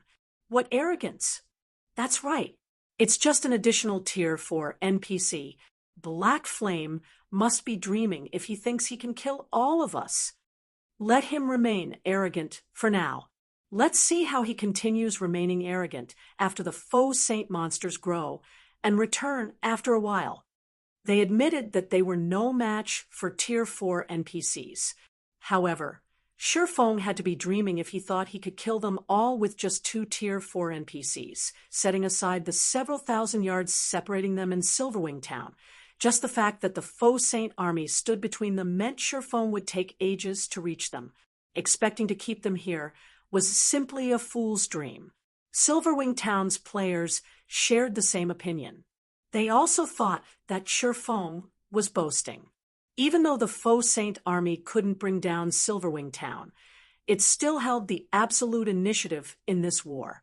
The faux saint army and Saint's Hands members could stay and leave whenever they wanted. Stopping them with just 2 Tier 4 NPCs was impossible. However, before Saint's Hands members could finish speaking, Versailles waved his staff. Suddenly, the space before him shattered and formed a space-time vortex. Following which, Shifeng and Versailles stepped into the space-time vortex and instantly arrived above the forest where Saint's Hands members were hiding, quietly overlooking these players, who were preparing to retreat. Teleportation. How is this possible? Saint's Hands members were shocked when they saw Shifeng and Versailles above them. Even this is possible. At this moment, aside from Saint's Hands members, the various superpowers members hidden in Silverwing Town were stunned. As well, a special energy enveloped the entire Orc Empire, preventing the use of all forms of teleportation. In fact, one couldn't even summon flying mounts in the Empire. Players could rely on only carriages and land mounts to travel around, which was common knowledge for players operating within the Empire. This was one of the reasons why Saint's Hands members were not afraid of getting killed. After all, even though Tier 4 NPCs could fly, it would still take them some time to cross a distance of several thousand yards. With the number of Saint's Hands members present being over 1,000, so long as they split up and fled in different directions, it would be impossible for Versailles and Craig Midlands to kill them all. Now, however, Shifeng and Versailles had teleported across a distance of several thousand yards. This was simply unbelievable. Evacuate! Everyone split up and escape. Thousand Eyes yelled with an indescribably grim expression on his face, reacting immediately to Shifeng's arrival. Currently, the entire area around Silverwing Town was under the Soul Annihilation curse. Any player that died within the sealed region would be subject to the curse. Naturally, Saint's Hands members were no exception. In order to ensure the conquest of Silverwing Town, not only did Saint's Hands sacrifice 1,000 Tier 2, level 100+ players and 100 Tier 3 experts, but it had also dispatched over 500 Tier 3 experts and over 1,000 Tier 2 experts capable of absorbing the strength of the faux Saint Destroyers. If every one of these players got killed now, Saint's Hand would suffer unimaginable damage. As soon as Thousand Eyes finished shouting his orders, he took out a Tier 3 flight scroll from his bag. This was an item that granted players the ability to fly for a short time. The movement speed bonus provided was also much greater than that provided by a land mount. This scroll was one of his most important life-saving items. As for the other Saint's Hand members, they promptly snapped out of their daze after hearing Thousand Eyes' reminder and scattered in all directions, fleeing in a panic. If they died now, not only would their death penalties be doubled, but their souls would also be weakened for 15 days. Even Tier 3 experts could not afford such a penalty.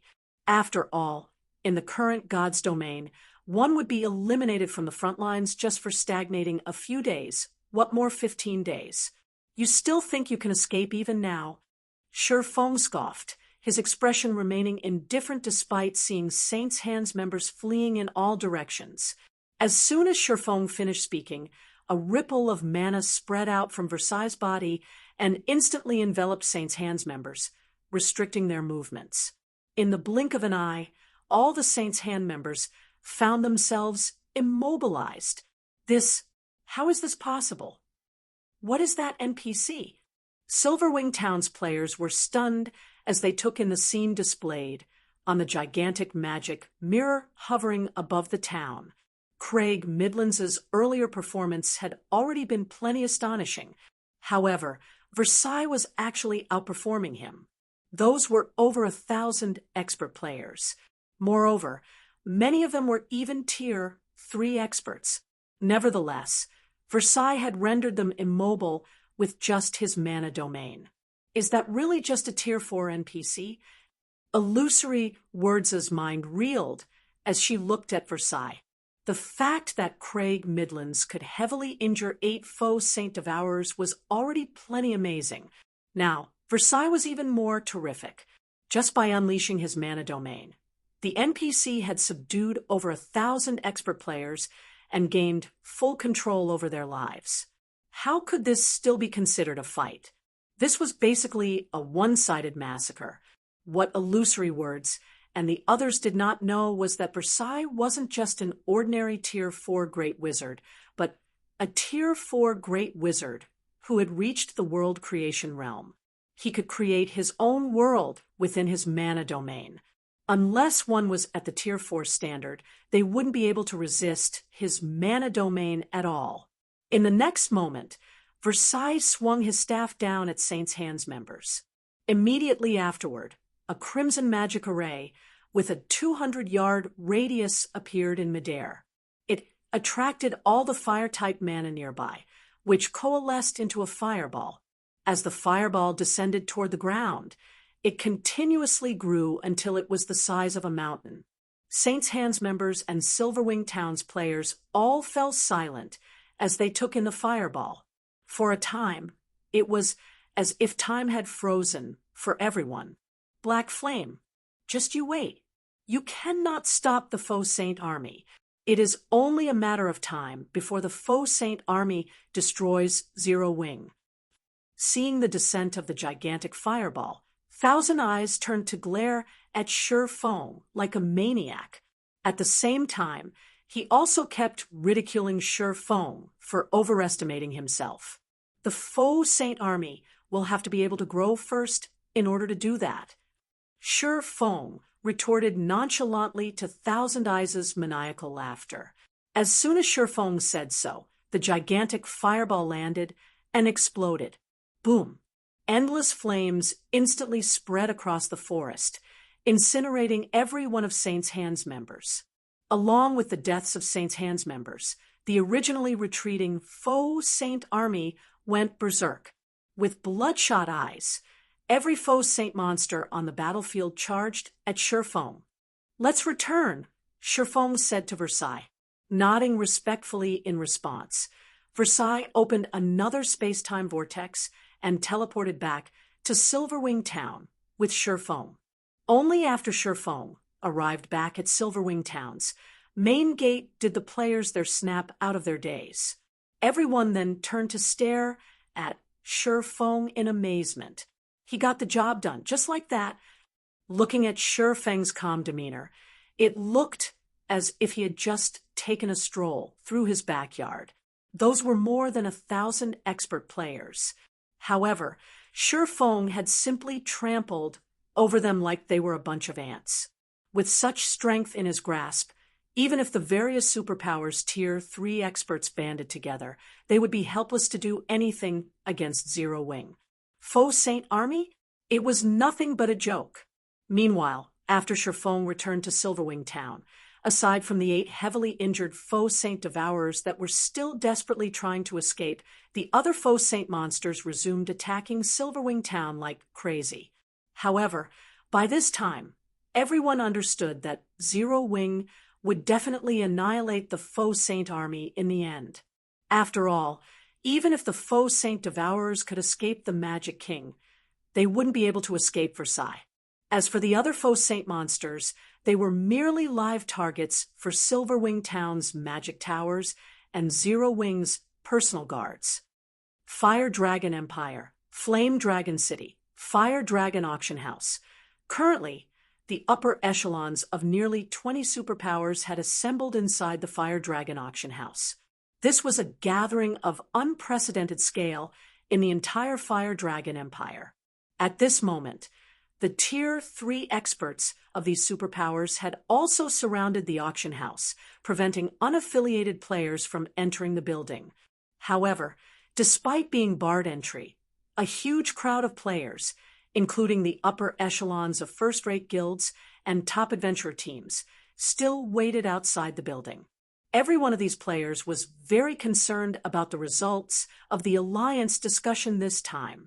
After all, this alliance discussion could very well change the power structure of the entire Eastern continent.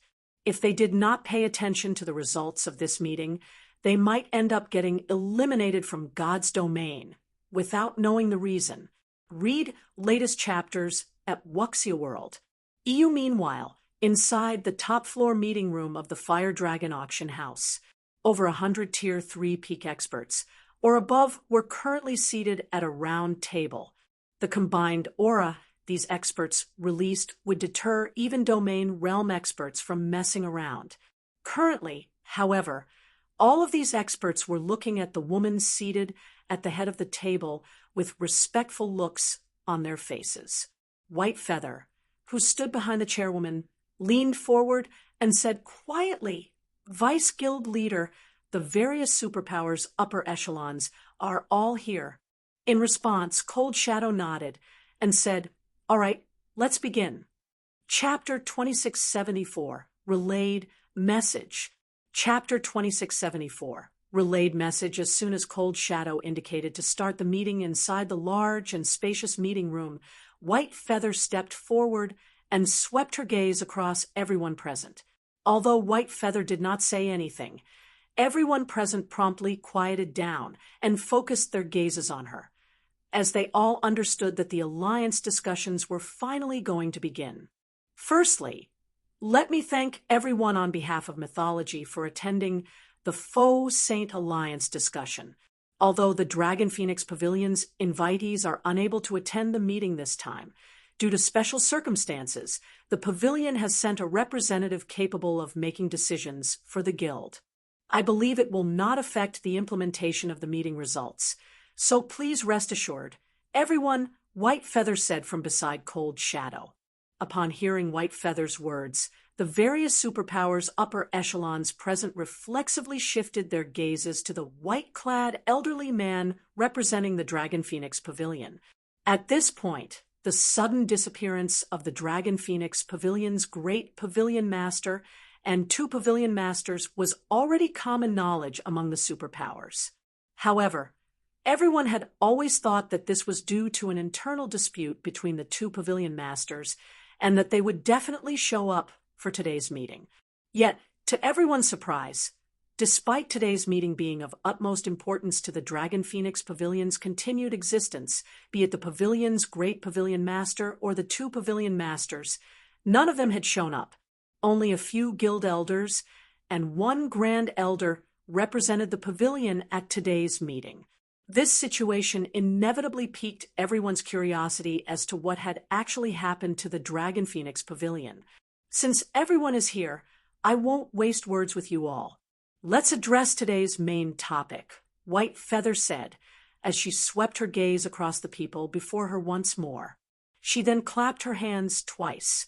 A holographic map of the entire eastern continent appeared in the center of the round table.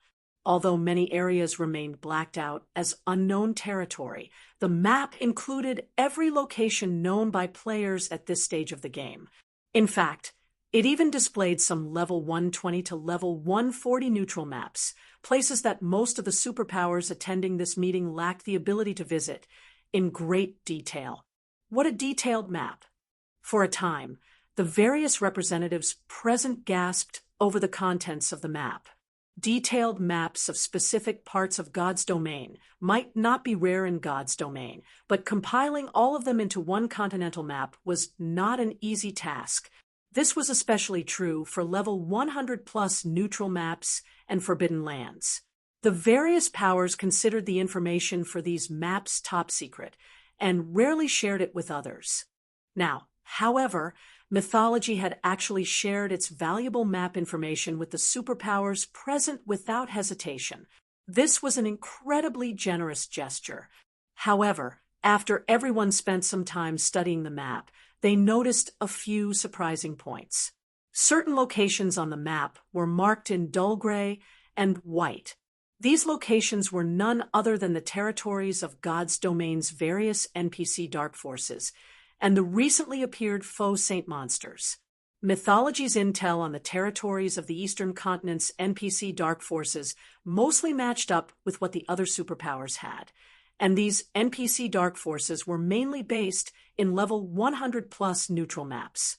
However, the faux saint monsters' territory marked on mythology's map made everyone present doubt their eyes. How did the faux saint monster's territory grow so large? A gray-clad assassin wearing Shadowless Empire's guild emblem exclaimed. According to their information, the faux saint monster's territory should encompass only the Purple Thorns Kingdom, Starmoon Kingdom, and the Orc Empire. However, according to mythology's map, the faux saint monsters were about to extend their reach into the 14 other neighboring kingdoms, as well as the Black Dragon Empire and Dark Knight Empire already. This was incredible. Is this really the faux saint monsters' territory? Is there some kind of mistake? Besides Shadowless Empire's vice guild leader, the representatives of the Super Guild's Pride Empire, Sky Dragon House, Sacred Temple, and Nine Heavens Pavilion, as well as the representatives of the other superpowers, were stupefied by mythology's map. Although they had long known that the faux saint monsters were not easy opponents and would definitely pose a huge problem for the Eastern Continent, they hadn't anticipated that the monsters' development speed would be so swift. Everyone need not doubt the validity of this map. It is the result of exchanging information with multiple super guilds.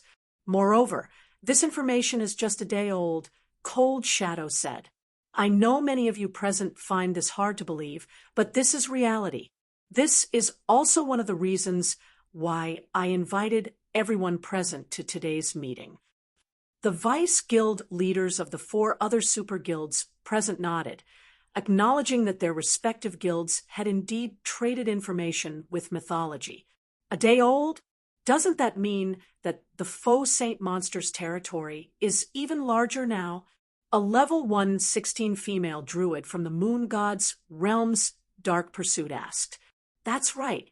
With their development speed, they should have come into contact with the borders of these kingdoms and empires already, Cold Shadow replied, nodding.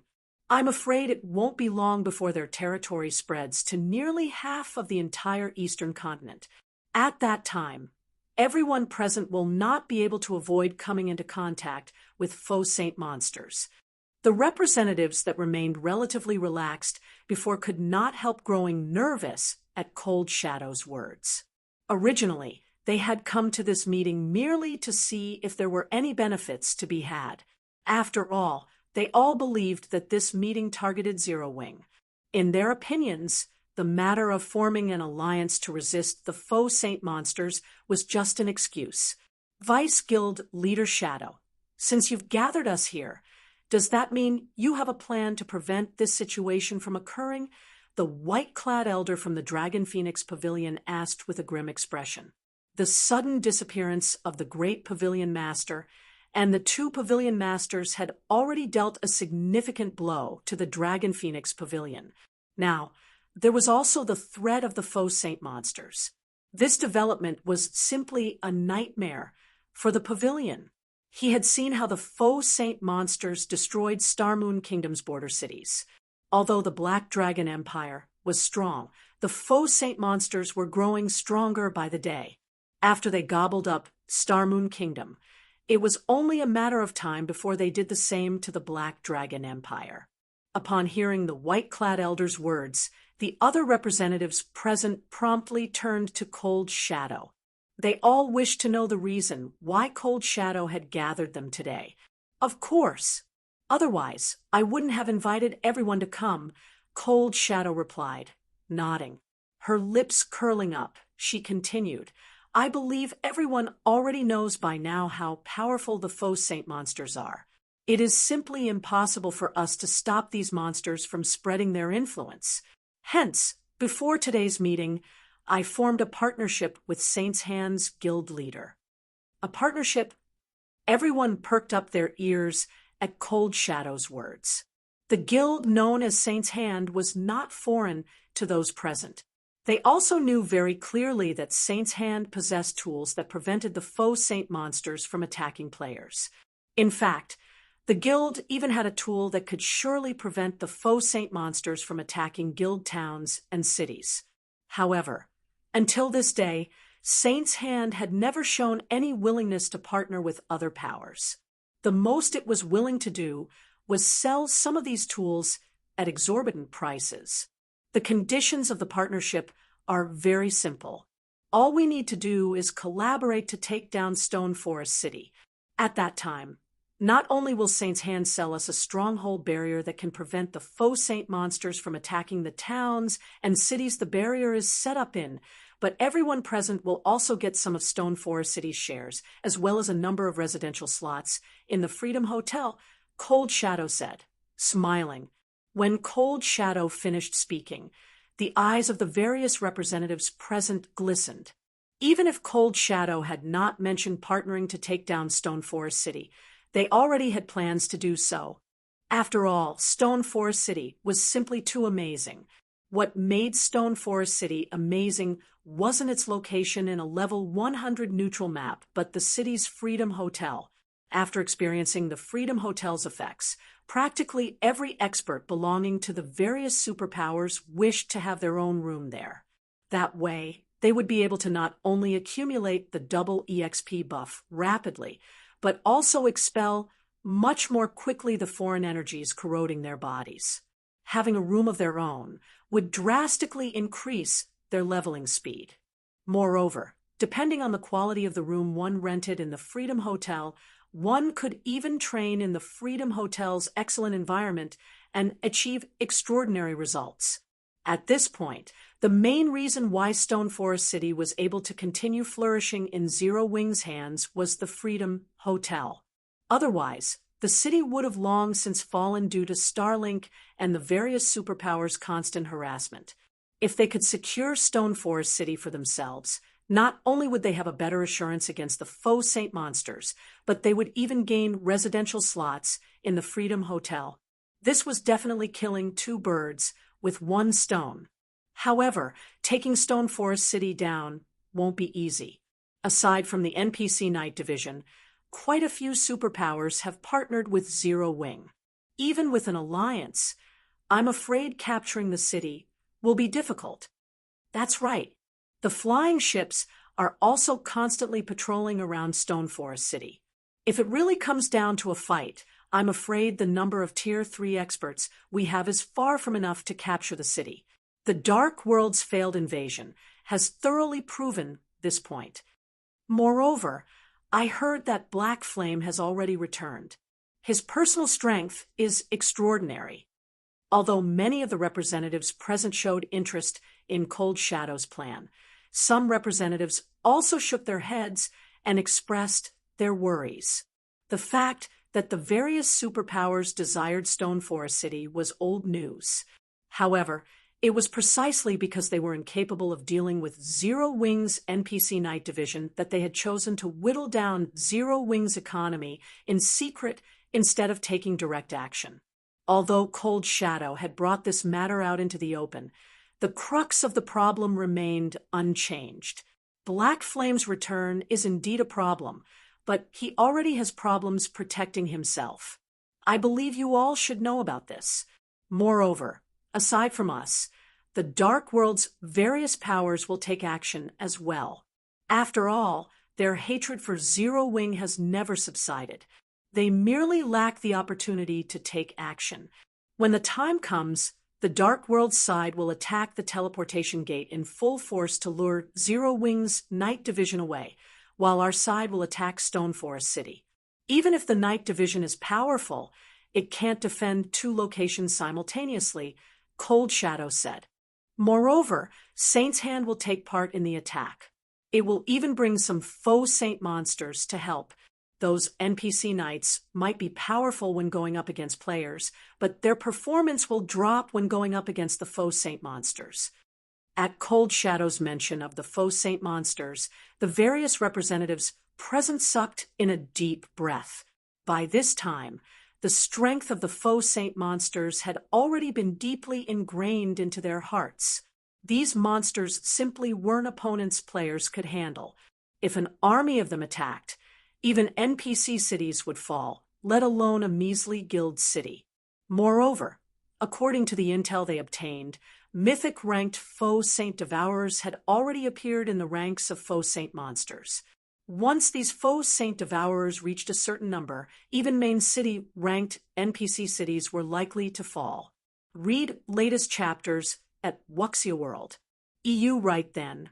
However, the various representatives present suddenly received message notifications. One after another, the synchrony of these messages making their arrival seem pre-planned. Following which, the originally excited venue suddenly fell deathly silent. Feather, what happened? When Cold Shadow saw everyone sinking into a daze, she automatically turned to White Feather for the reason for everyone's reactions. Just what kind of information did everyone receive that stunned them so much? They lost. The faux saint army and Saint's Hand's forces that went to attack Silverwing Town lost. White Feather exclaimed. Her eyes filled with shock and horror as she looked at Cold Shadow. Moreover, it was a tragic defeat. Every faux saint monster and Saint's Hand member that went to Silverwing Town died. Chapter 2675, Change in Times on the Eastern Continent. Chapter 2675, Change in Times on the Eastern Continent. After White Feather finished speaking, the heavy atmosphere inside the meeting room grew even heavier. For a moment, it felt as if time inside the room had stopped as the room became indescribably silent. They lost. Moreover, all of them got killed. How is that possible? After snapping out of her shock, Cold Shadow felt that White Feather was kidding her. Either that or there was a mistake in the information reported. The faux saint army and Saint's Hand's failure to destroy Silverwing Town was already plenty unbelievable. Now, however, she was actually being told that not only did the faux saint army and Saint's Hand suffer defeat, but Zero Wing had even annihilated them. She would rather believe that Zero Wing had instantly destroyed a superpower than this nonsense. After all, over 4 million faux saint monsters had marched on Silverwing Town. Moreover, the weakest monsters in the army were Great Lord-ranked faux saint saboteurs. Even a 6-man party, led by a Tier 3 expert, would need around 10 minutes just to kill one of them. Even if every faux saint monster stood still and allowed Silverwing Town's players to wail away at them, it would take ages for the players to annihilate the faux saint monsters. Meanwhile, it had been, at most, 2 hours since the faux saint army launched its attack on Silverwing Town. How could Zero Wing possibly annihilate the army in such a short time? Besides, the Grand Lord-ranked faux saint destroyers were monsters that would flee from battle once their high HP fell to a certain level. With more than 100,000 faux saint destroyers fleeing in multiple directions, the players in Silverwing Town couldn't hunt down every one of them, even if the number of players was multiplied tenfold. Nevertheless, White Feather and the various representatives present all revealed a bitter smile, filled with self-ridicule upon hearing Cold Shadow's question. They truly wished that the information their subordinates had just relayed to them was false. However, the report they received contained not just words, but numerous images and videos as well. In fact, the report was so detailed that they could not help but wonder if they were dreaming. Normally, even when relaying urgent information, their subordinates would send them only a few paragraphs of text. Now, however, their subordinates were behaving like diligent, hot-blooded youths. Just the videos they included in the report numbered over a dozen. There were even narrative texts accompanying each video, as if their subordinates were afraid that they would not understand the events recorded. In response to Cold Shadow's question, White Feather did not bother wasting words on an explanation. Instead, she forwarded the report her subordinate sent her to Cold Shadow. When Cold Shadow finished looking through White Feather's report, her entire person fell into a daze. Her reaction not much better than White Feather's and the others. An impenetrable defensive magic array. Over 300 personal guards capable of overwhelming the faux saint monsters. A Tier 4 NPC guard capable of heavily injuring 8 faux saint devourers in a single hit. A Tier 4 personal guard capable of immobilizing and vaporizing over 1,000 expert players with just a thought. Each piece of information was practically more exaggerated and unbelievable than the one before. If not for Cold Shadow being certain that Saint's Hand aimed to annihilate Zero Wing, and knowing that the faux Saint army marching to Silverwing Town was real, she would have thought that Saint's Hand had joined hands with Zero Wing to toy with her. Meanwhile, aside from the superpowers attending the alliance discussion, the various powers all over the Eastern continent were also in an uproar. So this is Zero Wing's true strength. Amazing!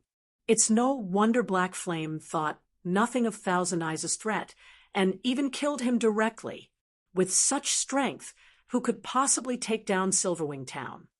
A Tier 4 personal guard, it seems times are going to change on the Eastern continent. The various powers of God's domain had never thought that the faux Saint army would fail to destroy Silverwing Town, much less suffer such an overwhelming defeat. However, rather than the faux Saint army's defeat, what truly shocked the various powers was the strength of Tier 4 NPCs, or rather their gross misjudgment of the strength of Tier 4 NPCs. Previously, although they were in awe of Tier 4 NPCs, it was only at the level of the awe they felt for mythic monsters. Nowadays, however, the number of Tier 3 experts in God's domain was on a constant uptick. The number of Tier 3 skills and spells Tier 3 experts learned had also increased substantially. Tier 3 experts with fully unlocked mana bodies were also appearing one after another. Hence, expert players that possessed combat power approaching the Tier 4 standard were no longer as rare as before. In fact, killing level 100+ mythic monsters had already become a normal occurrence for players in the current God's domain. Hence, no one felt much awe toward Tier 4 NPCs anymore. They all thought that Tier 4 NPCs were no longer anything special. At most, they were just slightly stronger than mythic monsters and could play a relatively significant role only in small-scale battles and not affect the big picture at all. However, after watching Craig Midlands's and Versailles' performances, the various powers realized that they had been sorely mistaken, let alone being capable of affecting the big picture of God's domain. Everything below Tier 4 was basically an ant before Tier 4 NPCs. The number of Tier 3 players or monsters that Tier 4 NPCs had to face did not matter. They could easily annihilate their opponents with a single wave of their hands. Previously, many of the Eastern Continent's superpowers had felt gleeful over the fact that they had surpassed Zero Wing in the number of Tier 3 experts they possessed.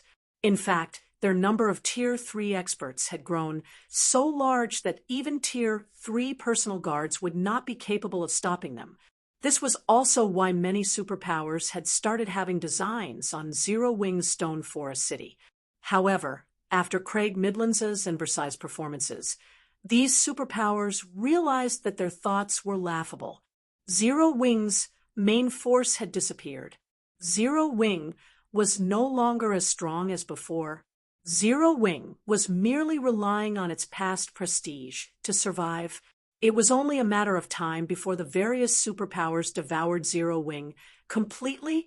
What a bunch of nonsense. Every one of these assumptions was outrageously mistaken. Meanwhile, inside the Dark World, a commotion was also sweeping through the entire Otherworld due to the faux Saint army's defeat. Amazing! After this blow, the powers that are secretly taking action in the Dark World will have to think twice. Blue Rainbow balled her fists in excitement when she got to the end of her subordinate's report. Previously, although Dark Rhapsody had managed to develop rapidly due to its partnership with Zero Wing, the pressure the Dark World's various powers placed on Dark Rhapsody had also risen steadily. As a result, safeguarding the Dark World's teleportation gate became increasingly difficult. To make matters worse, World Domination had also pulled off a huge comeback, using some unknown method to raise the levels and strength of its guild members rapidly. It had also secretly allied with many of the Dark World's powers and incessantly ambushed Dark Rhapsody's members, inflicting significant losses on Dark Rhapsody. As a result, not only did Dark Rhapsody's influence in the Dark World not increase, but it was even decreasing with each passing day. Recently, the various rumors of Zero Wing's eventual downfall had even swayed the opinions of part of Dark Rhapsody's upper echelon, which, in turn, shattered the guild's unity. Those senior members all thought that Dark Rhapsody would only be doomed if it continued partnering with Zero Wing, and had suggested that the guild partner with World Domination instead. However, with the appearance of a Tier 4 personal guard in Zero Wing, who would dare continue opposing Dark Rhapsody's partnership with Zero Wing. Meanwhile, during the time Zero Wing's various partners were rejoicing, the war at Silverwing Town had also entered its final phase. With the Faux Saint army annihilated, thousands of Zero Wing members were currently helping the various independent players tally their contribution in the war with excited expressions on their faces. Although the Faux Saint monsters did not drop any loot, they granted a lot of EXP, easily 3 or 4 times more than ordinary monsters of the same rank and level. This was also one of the reasons why many players still chose to operate in the Faux Saint monsters' territory instead of heading for safer locations. Operating within the Faux Saint monsters' territory might be very dangerous, but with how much EXP these monsters granted, so long as one did not die, one's leveling speed would be at least 2 times faster than if one grinded elsewhere. After Silverwing Town successfully annihilated the Faux Saint army, without sustaining any casualties, the EXP everyone got was through the roof. The Zero Wing members that had participated in this war had leveled up once on average, with the lower-leveled members even gaining 2 levels through this war. Their leveling speed was simply unprecedented. At the same time, Silverwing Town's victory induced the players and adventurer teams operating in the other guild towns established within the Orc Empire to make their way to Silverwing Town, all wishing to develop there. In fact, there were many Tier 3 experts seeking to join Zero Wing as well. This situation overjoyed Yulan and Melancholic Smile. Currently, what Zero Wing lacked the most were Tier 3 experts. Due to Zero Wing's main force member's absence, and the fact that most level 100+ dungeons had a Tier 3 requirement for entry, Zero Wing had a very difficult time obtaining the rare materials available only in level 100+ dungeons. The guild could only purchase and trade for these materials. However, the various powers all considered these materials strategic resources and rarely ever chose to sell them. This, in turn, limited Zero Wing's production of level 100+ weapons and equipment. Read latest chapters at Wuxia World. Meanwhile, as Silverwing Town's players were celebrating their victory, Shifeng made his way back to Zero Wing's residence. He planned to log out of the game and get some rest. Previously, because he had killed another 8 Faux Saint Devourers, he had gained another 8 soul marks. Although none of these soul marks contained a soul array like before, they had refreshed his brain and triggered extraordinary activity. This definitely wasn't normal for him, as he had been online for over 10 days already. He needed to log off to rest and inspect his body. While waiting for the 30-second logout process to complete, Shifeng suddenly received a call request from Yulan. Guild leader, Mythology's Feng Shirhan, suddenly visited the main headquarters. Our people couldn't stop her and her entourage from entering the building at all. They're currently in the main lobby, and she says she wants to have a discussion with you. She says it is related to Zero Wing's future. You wish to meet her? Yulan asked anxiously. Looking for me? Sure Feng was a little surprised by Yulan's words. Smiling, he continued, This is interesting. Have someone lead them to the top floor reception room. I'll head over immediately. Chapter 2676, Potential Elevated.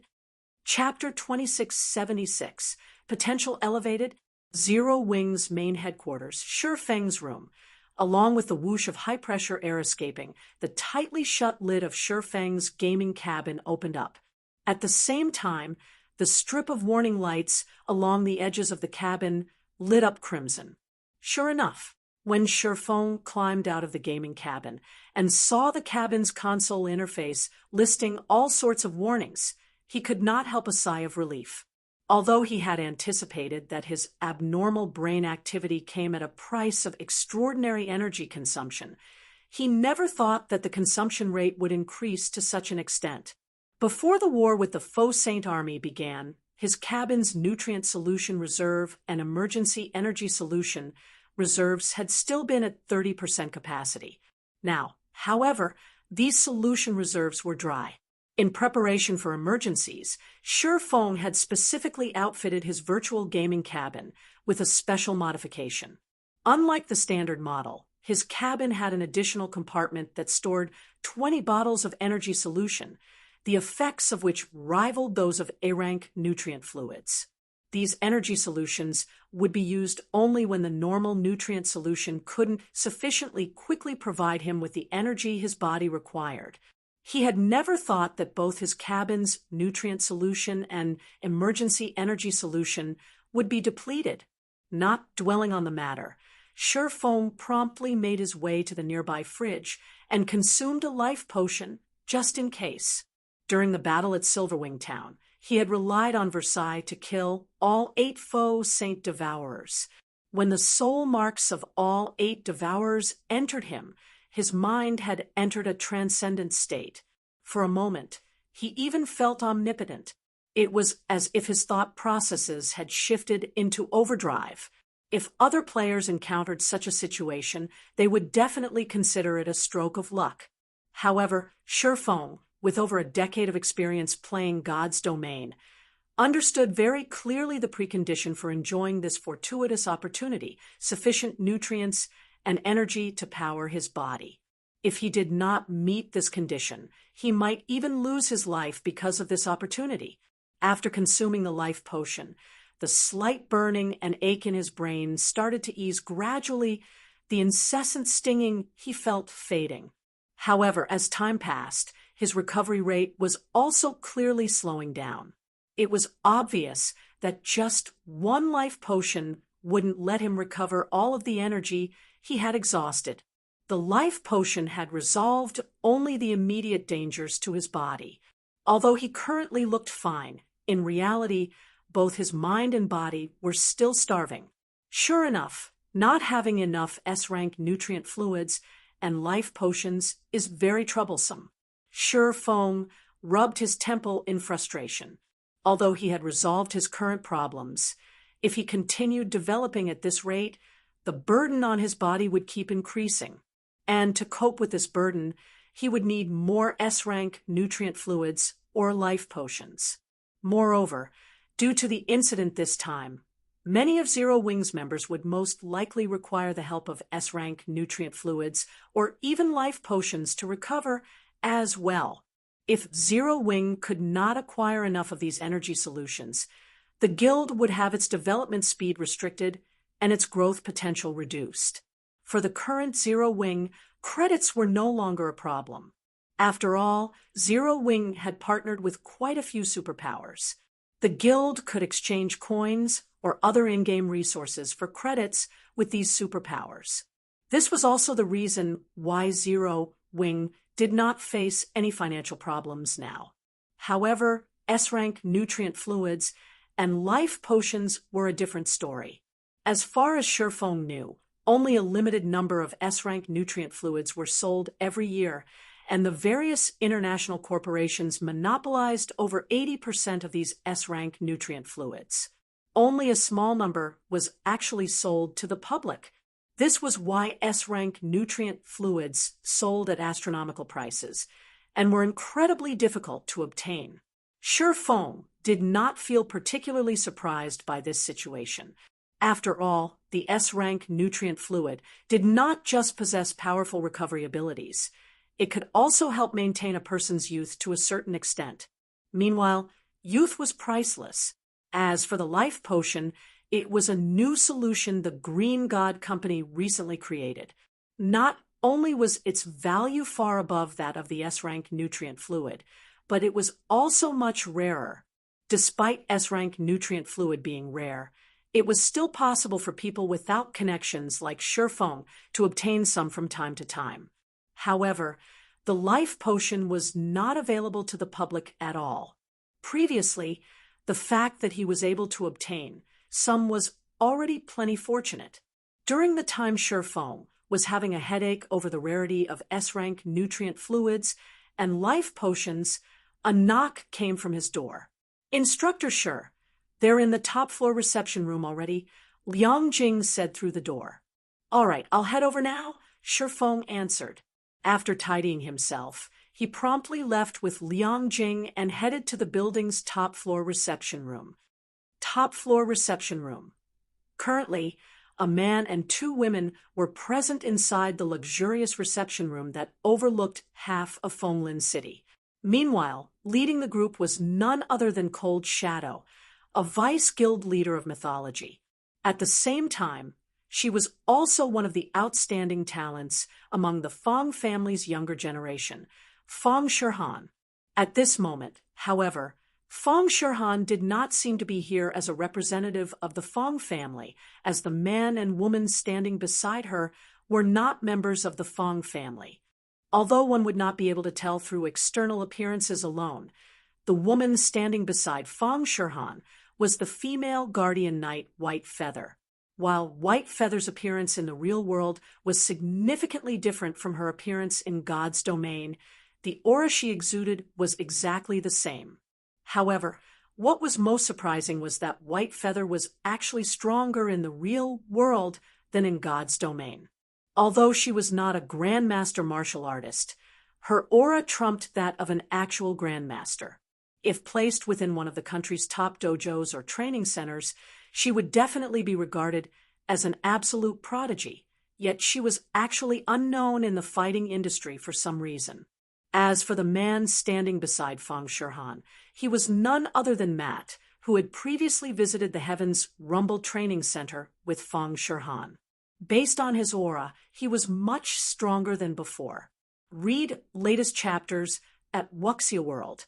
EU, when Shi Feng entered the room, the gazes of the trio promptly fell on him. Feng Shihan, in particular, looked at Shi Feng as if she was appraising an item rather than a person. "Miss Feng, long time no see. May I know what business you have with me to seek me out so urgently?" Shi Feng asked, going straight to the point. Previously, after he had displayed his strength as a grandmaster martial artist and suppressed Matt, both the Feng family and mythology had dropped all contact with Zero Wing in the real world. However, he also understood that this period of peace merely meant that his enemies were secretly making preparations for the next attack. After all, even an expert like Matt was merely an excellent disciple of mythology, not one of the guild's big shots or top-ranking experts. Otherwise, Matt wouldn't have listened to Feng Shihan's orders so obediently. "Instructor Shi, no, I suppose I should address you as Guild Leader Black Flame. May I know if I am correct?" Feng Shihan asked, a faint smile appearing on her face as she gazed at Shi Feng. Chapter 2677, Identity Exposed.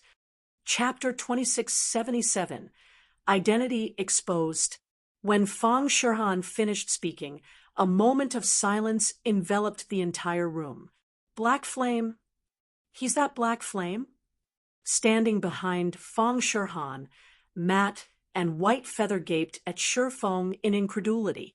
By this time, there was most likely nobody among the superpowers that did not know the name Black Flame.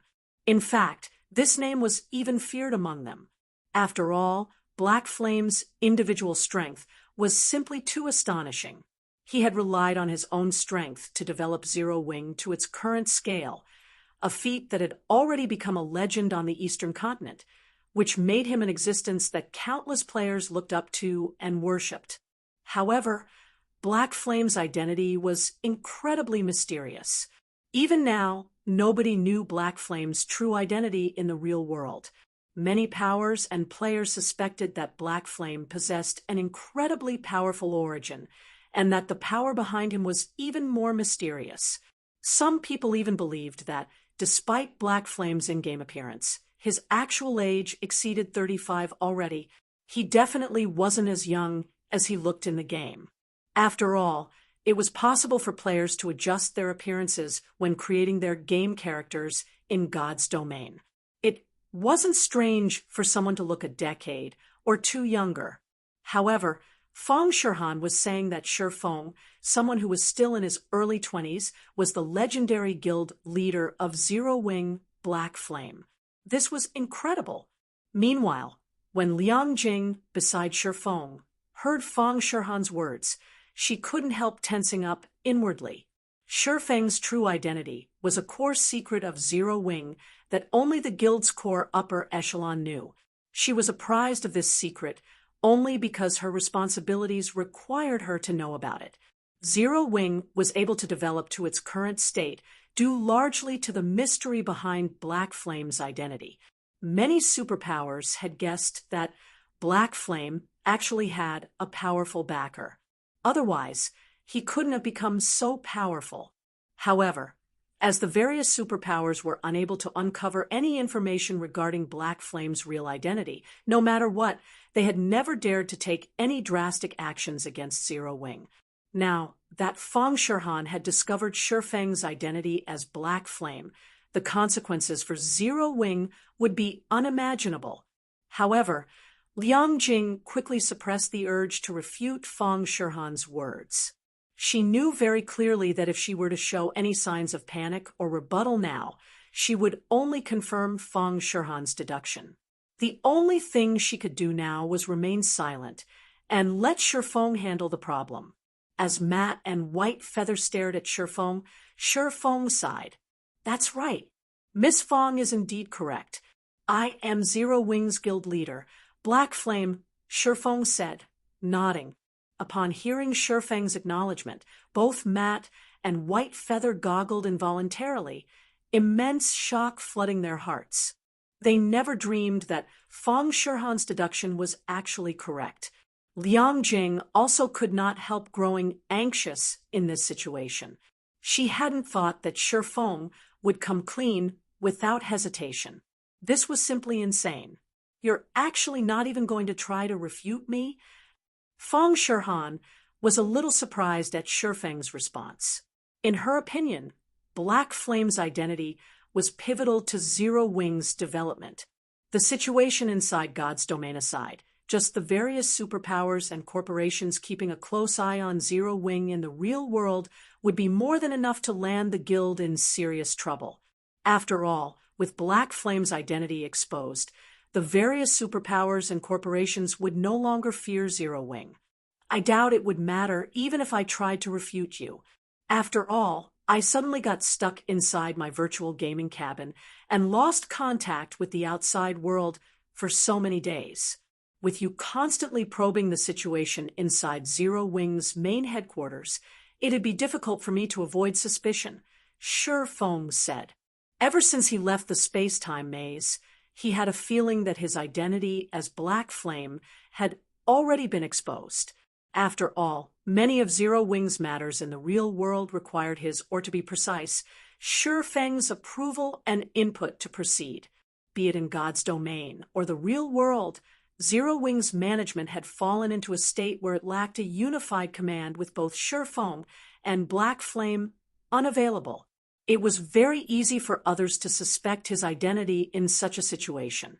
As expected of guild leader Black Flame, You were able to guess immediately why I suspected you to be Black Flame, Fong Shirhan said, smiling.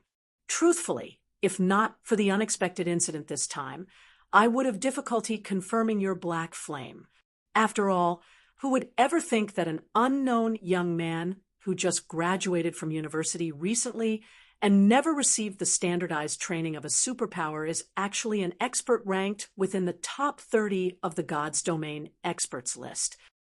In God's Domain, any expert capable of ranking within the top 30 of the God's Domain experts list either came from a superpower or was an expert that had mingled in the virtual gaming world for several decades already. As for the young experts that were currently shining in God's Domain, while their talent was part of the reason why they had managed to achieve their current success, a larger part of the reason was their powerful backers. Otherwise, how would they obtain the large amount of resources and training they needed to grow? However, what about Shifeng? Despite his youth and lack of backing, he had managed to climb his way into the top 30 of the God's Domain experts list. In fact, he might have entered the top 10 already. Who could possibly believe this? Matt and White Feather fell into deep thought, pondering this situation. If not for their great trust in Fong Shirhan and their knowledge of Fong Shirhan's personality and how she wouldn't do anything that was unlikely to succeed, they wouldn't have dared believe that Shifeng was actually Black Flame. This was especially true for White Feather, who had personally witnessed Black Flame's strength before. After watching Black Flame fight, White Feather was certain that he wasn't some virtual gaming greenhorn. The ferocity and decisiveness that he had displayed in his actions, as well as his wealth of combat experience, was something not even she, someone who had been with mythology for more than a decade, could achieve. However, she was now hearing that an unknown, fresh university graduate was behind the character of Black Flame. Miss Fong, you aren't here for only a small matter as verifying my identity, right? Shifeng asked calmly as he looked at Fong Shirhan, who had a slightly excited expression on her face. Read latest chapters at Wuxia World. EU, a small matter? Guild Leader Black Flame. Do you know how much trouble Zero Wing will be in if the various powers find out about your identity? White Feather could not help but remind Shifeng when she saw his nonchalant attitude. Even if mythology doesn't do anything, so long as we spread this information, Zero Wing will instantly be devoured by the various powers, leaving nothing. If the various powers were to learn of Black Flame's true identity, they wouldn't stop at just harassing Zero Wing. Yet Shifeng actually placed no importance on this matter whatsoever. Feather, that's enough. I am indeed here for more than just this matter, Fong Shirhan said, as she gestured for White Feather to stand back. She then turned to Shifeng and continued, since you are being so straightforward, I'll just go straight to the point. Guild Leader Black Flame. By this time, I'm afraid I'm not the only person to have realized your identity. I believe it won't be long before this piece of information spreads to the various powers as well. When that happens, I'm sure you know what kind of outcome awaits Zero Wing. What are you trying to say, then? Shifeng asked, a smile forming on his face. Stone Forest City, and the method to grasp the spiritualization realm.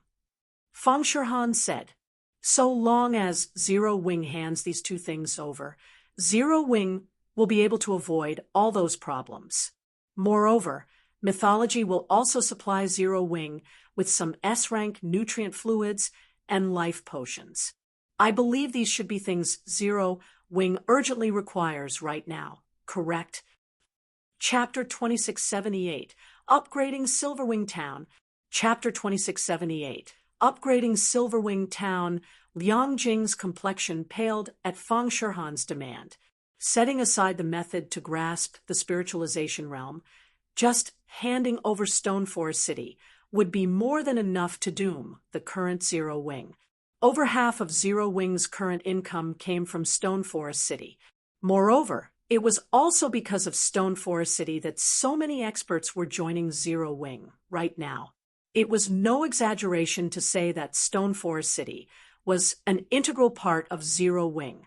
If they were to lose Stone Forest City, she could not imagine what would become of the guild.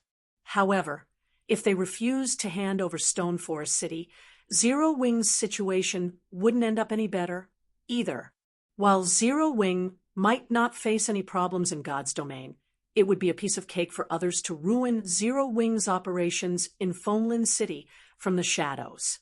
Guild Leader Black Flame.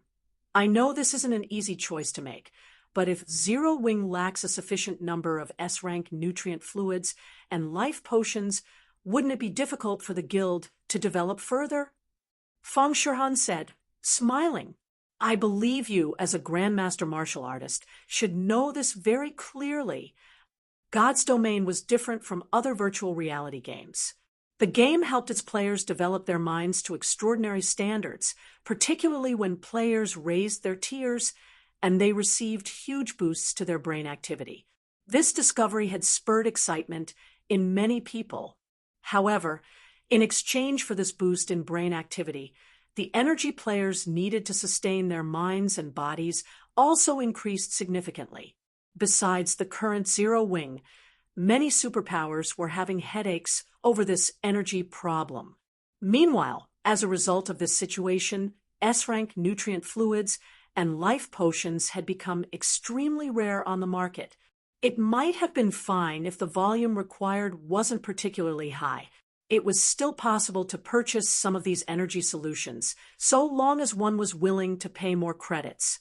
However, after the required volume reached a certain point, one wouldn't be able to purchase these energy solutions even if one had the money to do so. You're right. S-rank nutrient fluids and life potions are indeed the things Zero Wing currently requires the most. In fact, this problem is even more troublesome than the harassment of outside parties, Shifeng said, nodding in agreement. After Shifeng became a neutralizing grandmaster, even S-rank nutrient fluids were somewhat insufficient to maintain his body and mind at peak condition. Only life potions met his needs. There wouldn't have been a problem if he was the only person who required these high-quality energy solutions.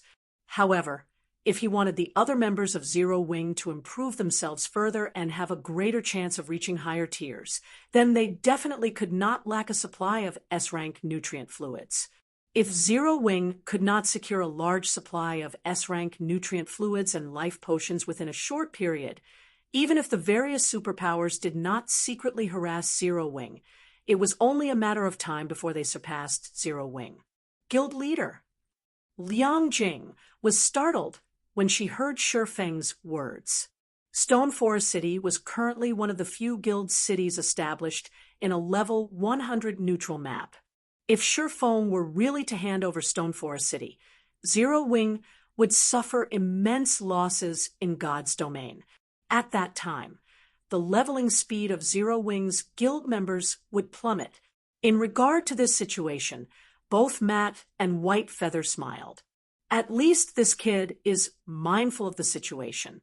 If he decides to sell Stone Forest City and the secrets of the spiritualization realm now, he can earn some money for them. If he waits until the various superpowers know his secret, nobody will want them even if he decides to sell them, Matt whispered. A neutralizing grandmaster would indeed be considered an absolute powerhouse in Fonglin City. However, experts of such caliber were only useful as a deterrent against ordinary powers, not against powerful major corporations. Not to mention, without sufficient S-rank nutrient fluids and life potions, Zero Wing's peak experts would have difficulty further developing themselves. After all, a lot of energy was required to maintain the accelerated brain activity of peak experts, energy that A-rank nutrient fluids couldn't provide. Hence, the various superpowers contested hotly for S-rank nutrient fluids and life potions, driving up the rarity of these solutions. If you have already made your decision, we can immediately close a contract, Guild Leader Black Flame, Feng Shihan said, smiling.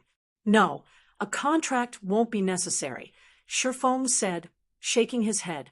I won't be selling Stone Forest City or the method to grasp the spiritualization realm. Silence momentarily filled the room after Shifeng spoke. Both Matt and Whitefeather gazed at Shifeng in shock, wondering if he had gone crazy. Did he really not grasp the direness of Zero Wing's situation? Guild leader Black Flame, you need to think this through clearly. If you miss out on this opportunity, we won't offer you the same price next time, Feng Shihan said, a little surprised by Shifeng's response. By then, the problems Zero Wing will have to face will be far greater than what you can imagine. Currently, mythology could be said to be Zero Wing's only lifeline. This was also the reason behind Feng Shihan's confidence that Shifeng would not refuse her offer unless he really wished for Zero Wing's downfall. After all, without sufficient S-rank nutrient fluids and life potions, Zero Wing's future would be bleak. Thank you for your concern. If the various superpowers really wish to take covert action, I don't mind teaching them what a one-way trip is, Shifeng replied calmly. The current Zero Wing was no longer the same as before. This was especially true after he had become a neutralizing grandmaster. This was also why he did not particularly mind his identity getting exposed. After all, secretly dealing with a neutralizing grandmaster wasn't easy. Very well. Since you have already said so, we will take our leave first, Guild leader Black Flame, Feng Shihan said. After seeing Shifeng remaining unfazed by her warning, she no longer tried to persuade him. Instead, she stood up and left the reception room. After exiting Zero Wing's main headquarters, Matt looked at Feng Shihan and asked, Vice Guild Leader, are we really going to leave just like that? The old instructor had told them to do their best to get their hands on the method to grasp the spiritualization realm. If they just left now, it would be much more difficult for them to obtain this method in the future. Relax. Zero Wing won't hold out for long. He might think that he has the power to protect himself after becoming a neutralizing grandmaster, but the superpowers aren't as simple as he thinks they are. He also doesn't know how crazy they are right now, Feng Shihan replied, smiling. It won't be long before he seeks us out himself. We don't need to rush. I guess you're right. After giving the matter some thought, Matt nodded in agreement and dropped the subject.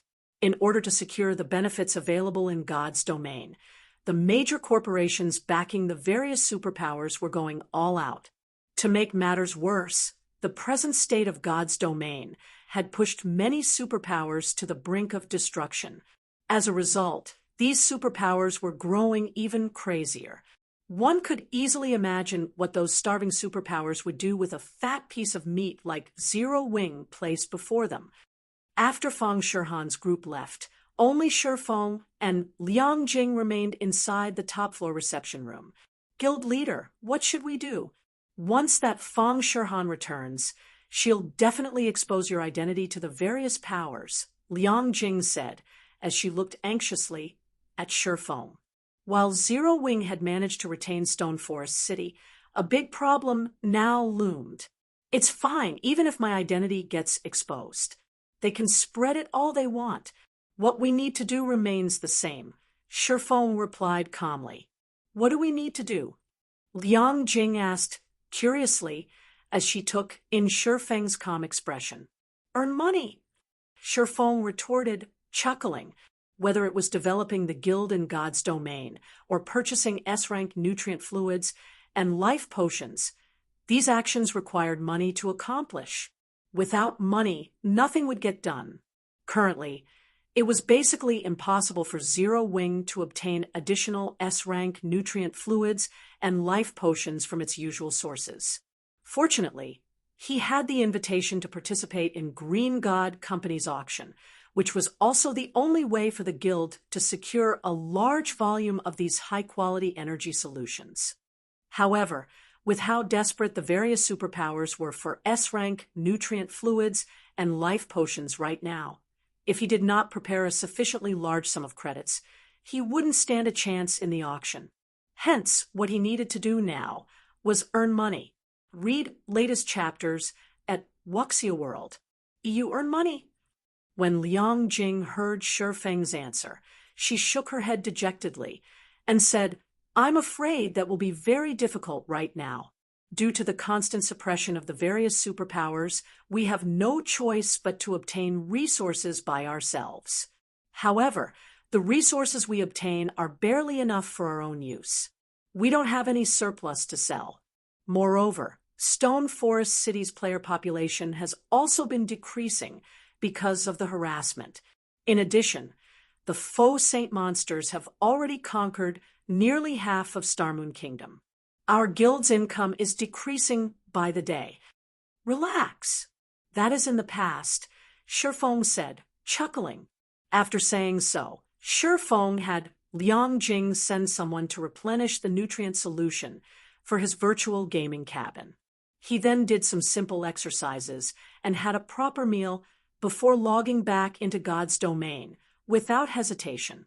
Once Shifeng was back in Silverwing Town, he promptly called out the town's interface and chose to upgrade the town.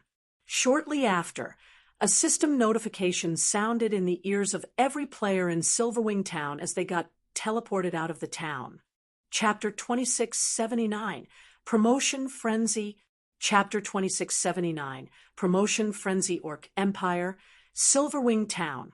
After Zero Wing's victory over the Faux Saint Army, independent players started flocking to Silverwing Town from all over the Orc Empire. The members of many powers also came for a better look at Silverwing Town's situation. As a result, Silverwing Town became incredibly lively for a time. As players crowded into Silverwing Town, a 20-man team entered the town in an orderly manner. The players who saw this team could not help gaping in shock. What? Even they have come to develop in Silverwing Town. Every member of this 20-man team was a level 115 plus, Tier 3 expert geared in dazzling equipment. Even the weakest piece of equipment they sported was at level 110 fine gold rank. The two people walking in the lead were even geared in level 100 plus epic equipment. This was an incredibly rare sight, even among the various superpowers experts. However, compared to the levels and equipment of these players, what truly surprised everyone was their identities. This was because this team belonged to Frost Heaven, a superpower originating from the frozen world, which had unified several of the neighboring kingdoms. Frost Heaven's strength could easily rank within the top 10 up-and-coming superpowers. Due to Frost Heaven's access to the frozen world's special bloodline legacy, many expert players were seeking to join the guild. Unfortunately, its recruitment conditions were incredibly stringent. As a result, a large majority of the applicants were disqualified. Now that Frost Heaven's members, who did not operate within the Orc Empire, had come to Silverwing Town, how could everyone not feel surprised? Although the surrounding players were quietly discussing Frost Heaven's members, the Frost Heaven members in question paid no heed to the players around them, taking their time walking down the main street while observing Silverwing Town. So, this is Silverwing Town, a black-clad, level 116 female summoner muttered after inspecting her surroundings. Calmly, she commented, while the town's defenses are good, it's still considerably inferior to the other allied guilds' guild towns. It is completely reliant on those personal guards to stay afloat. This town is already quite excellent. At the very least, it has managed to stop the attacks of the Faux Saint army. It is worth recruiting into the alliance, said a female cursemancer, who was similarly level 116, bitterly smiling at her companion's words. The Faux Saint army was something even ordinary NPC cities were incapable of stopping, let alone guild towns and cities. Just the fact that Silverwing Town was able to defeat the Faux Saint army was already an incredible feat after all. Not every guild town possessed the Frozen World's special methods. While these personal guards are indeed strong, those Faux Saint monsters are no pushovers, either. Those monsters have already spread out to over a dozen kingdoms and the Black Dragon Empire. With their growth rate, I'm afraid a large group of Tier 4, Faux Saint Devourers will appear in a few days. At that time, these personal guards will most likely have trouble fending off the faux saint monsters, much less taking the initiative to hunt down those monsters, the black-clad summoner said, as she shook her head. Moreover, our purpose in coming here is to observe whether Zero Wing is truly qualified to join us in dealing with the faux saint monsters or not. We're not necessarily here to recruit it. After all was said and done, personal guards could only be considered an external tool. The first reason for this was the incredible rarity of powerful personal guards. The second reason was the difficulty of resurrecting fallen NPCs. Currently, Silverwing Town might have a lot of players, but the town's Tier 3 player population was pitifully low. I guess you're right. Zero Wing might seem to be flourishing right now, but it is actually in a very precarious situation. The guild simply doesn't know that Saint's Hand has already partnered with many superpowers. Even if the faux saint monsters don't take action against Zero Wing, Saint's Hand can simply supply the various superpowers with the necessary support tools to thrive in the faux saint monsters' territory, and in return, the various superpowers will do their best to suppress Zero Wing's members.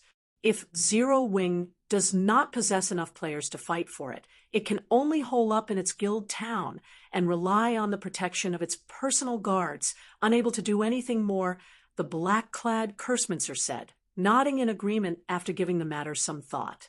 Just like the summoner had said, a guild that could only defend and not retaliate did indeed lack the qualifications to join their alliance and become their partner. Meanwhile, as the level 116 summoner and level 116 Cursemancer from Frost Heaven were conversing, a system notification suddenly entered their ears. System: Silverwing Town has been promoted to Basic City. You will be teleported out of Silverwing Town in 30 seconds. What's going on? The town got promoted? The system notification stunned the players in Silverwing Town, their minds falling into a daze for quite some time as they stared at their notification windows. As for Zero Wing's members, they revealed ecstatic expressions on their faces. As an advanced town, Silverwing Town had already been able to repel the faux saint army's attack effortlessly. Now that Silverwing Town was getting promoted to Basic City, it would pose a much more difficult challenge for the faux saint army. Before anyone could properly react to the situation, every player inside Silverwing Town was teleported out of it. At the same time, a magic array enveloped the town. How is this possible? The black-clad, female summoner from Frost Heaven exclaimed as she gazed at the magic array veiling Silverwing Town in astonishment. Setting aside Silverwing Town's prosperity, its player population alone is still far short of the requirements of promotion. It should have taken the town at least another month to get promoted to Basic City. How could it get promoted so quickly? Frost Heaven had ample experience in promoting guild towns and cities. Hence, the team could tell that Silverwing Town's defenses already met the required standard for promotion, but its player population was still insufficient. This was a condition that could be fulfilled only by gradually accruing popularity among players. Yet, now Silverwing Town had actually gotten promoted. At this moment, aside from Frost Heaven's members, even the other superpowers members secretly operating within Silverwing Town were stupefied by this situation. A third guild city. Some superpowers didn't even have 3 guild cities. Yet not only did Zero Wing possess 3 guild cities now, but all 3 guild cities were actually established in strategic locations. This was especially true for Silverwing Town. Read latest chapters at Wuxia World. EU, after all, the faux saint monsters had already extended their sphere of activity to the dozen or so neighboring kingdoms, as well as the Black Dragon Empire. Due to the arrival of these faux saint monsters, many of the local maps had been transformed into high-level maps, with some even becoming level 120 maps. In addition, since these kingdoms and empires would have to deal with these faux saint monsters, plenty of kingdom and empire quests would definitely be issued in the future. Through these points, One could easily predict that the players of the affected kingdoms and the Black Dragon Empire would be operating in the faux Saint Monsters territory in the future. However, as these maps were originally at the borders of the various countries, there were hardly enough shelters or strongholds for players to rest in nearby. Since the Orc Empire served as a hub connecting the various countries, the future development of any guild city there would be terrific. Meanwhile, shortly after Silverwing Town's players were teleported out of the town, news of the town's promotion spread like wildfire, quickly reaching the ears of the various powers and causing a frenzy. Chapter 2680, Silverwing City. Chapter 2680, Silverwing City Fire Dragon Empire, Flame Dragon City, Scorching Flame Restaurant. As soon as Cold Shadow logged back into the game, she was greeted by the sight of a tall and beautiful woman standing before her. This woman was none other than White Feather, who had similarly logged back into the game not long ago. However, White Feather wore an indescribably gloomy expression on her face. "Did something happen?" Cold Shadow asked, a hint of confusion appearing in her silver eyes. "We just received news that Zero Wing's Silverwing Town has been promoted to Basic City. Many of the powers operating around the Orc Empire are now heading toward Silverwing Town. They all plan to establish a long-term partnership with Zero Wing. Some superpowers are also considering doing the same," White Feather reported in a quiet tone. "Silverwing Town got promoted into a city." Cold Shadow was a little surprised when she heard White Feather's words. Realization then struck her. She smiled and said, "No wonder he rejected my offer without hesitation. It seems this was why he had the confidence to do so." Vice Guild Leader. "If Zero Wing really gains the protection of several more superpowers, we will have a much more difficult time obtaining the method to grasp the spiritualization realm. Why don't we contact Saint's Hand and have it warn off those superpowers?" White Feather suggested worriedly. Their superiors had given them only one task: to obtain the method to grasp the spiritualization realm. Everything else was secondary. If Zero Wing gained the protection of several superpowers in the real world, any superpower that wished to target Zero Wing in secret would have a difficult time doing so. That won't be necessary. So what if those superpowers band together to protect Zero Wing? Cold Shadow said, smiling as she read the report White Feather forwarded to her. Now that Black Flame's identity has been exposed, Starlink won't let this opportunity get away. Before I logged back into God's domain, I received news that the old fellow behind Lu Xinglua has finally lost his patience and is planning to remove all of Zero Wing's roots in Fonglin City. With Zero Wing's current manpower, it won't be able to hold out for long. All we need to do is wait. Lu Xinglua himself did not possess any noteworthy skill sets.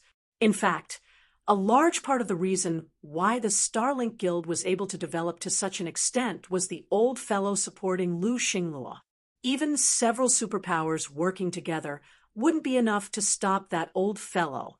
Even in mythology, only a handful of people could go up against him. I understand.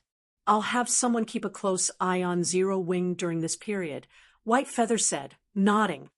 During the time Cold Shadow and White Feather were conversing, Silverwing Town's promotion had finally completed. When the magic array disappeared, the town that previously sat atop a sand dune was no more. In its place was a magnificent city. Whether in terms of size or defensive standards, the new Silverwing City far surpassed the old Silverwing Town.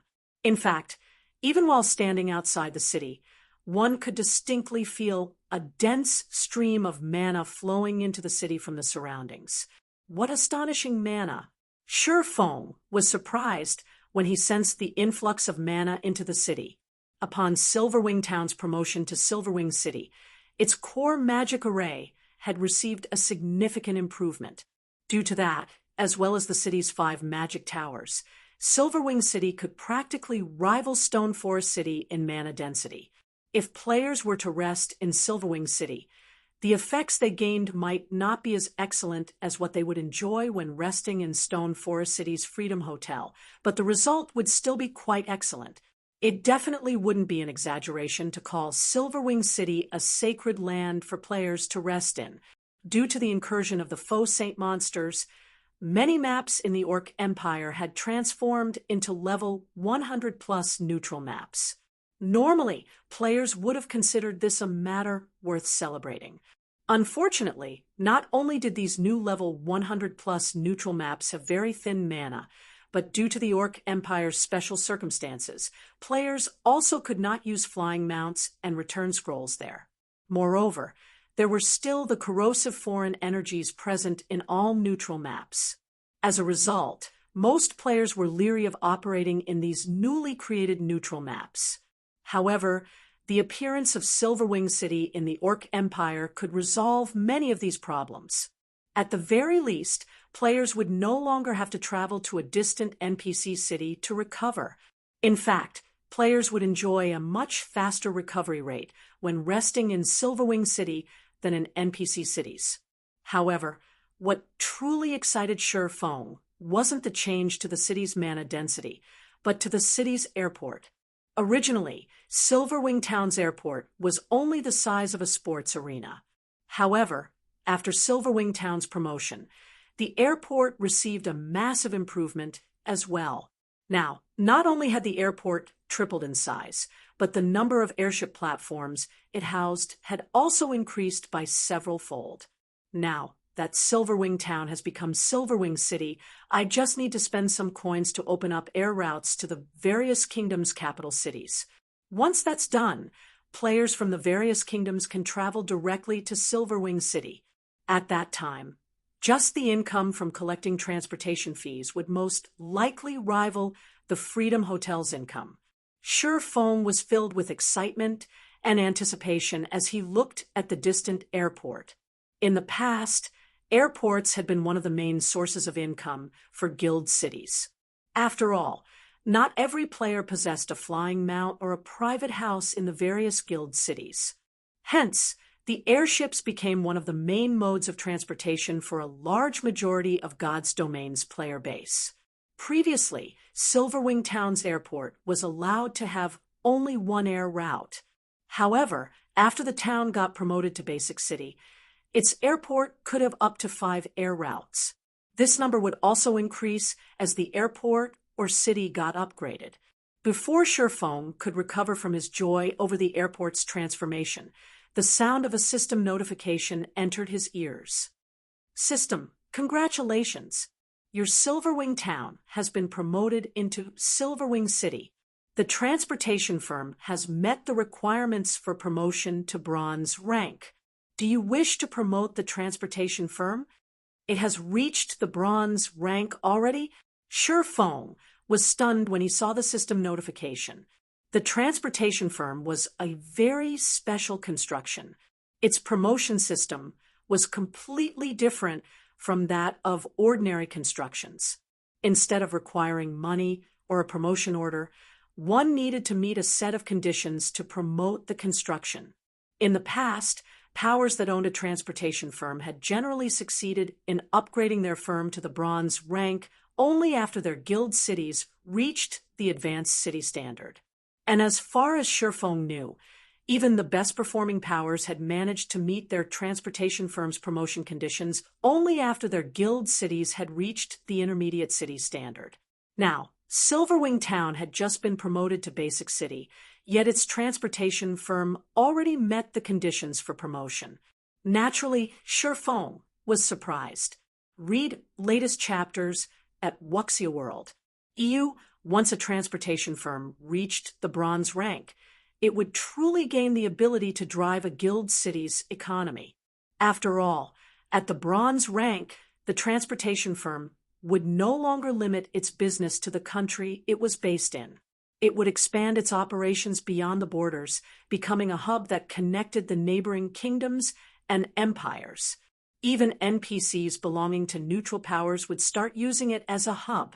In other words, Not only would it become possible to find merchandise traded by the various countries' neutral powers in the transportation firm, but the transportation firm itself could even become a place where NPC merchants would develop their business. To put it simply, so long as a guild city possessed a bronze-ranked transportation firm, the members of the ruling guild would gain a significant boost in income. The guild city in question would also have a much easier time becoming a main city. Meanwhile, after glancing at the system notification, Shifeng chose to upgrade the transportation firm without hesitation. Chapter 2681, Arrogant Zero Wing. Chapter 2681, Arrogant Zero Wing. System. Transportation firm can be reconstructed once after promotion at the cost of 40,000 gold and 100,000 magic crystals. Do you wish to proceed with the reconstruction? Note, promotion will take place even without the reconstruction. Reconstruct it, Shifeng said without hesitation. While Zero Wing's funds were indeed tight, the guild still had around 100,000 gold and 400,000 magic crystals reserved for unexpected expenditures. And although reconstructing the transportation firm would not grant it any additional functions, there was one benefit: accommodating more NPC merchants to do business within it. If a transportation firm had more NPC merchants, not only would there be more quests available for players to pick up, but there would also be more merchandise for sale. Both of these factors would attract more players to develop in Silverwing City.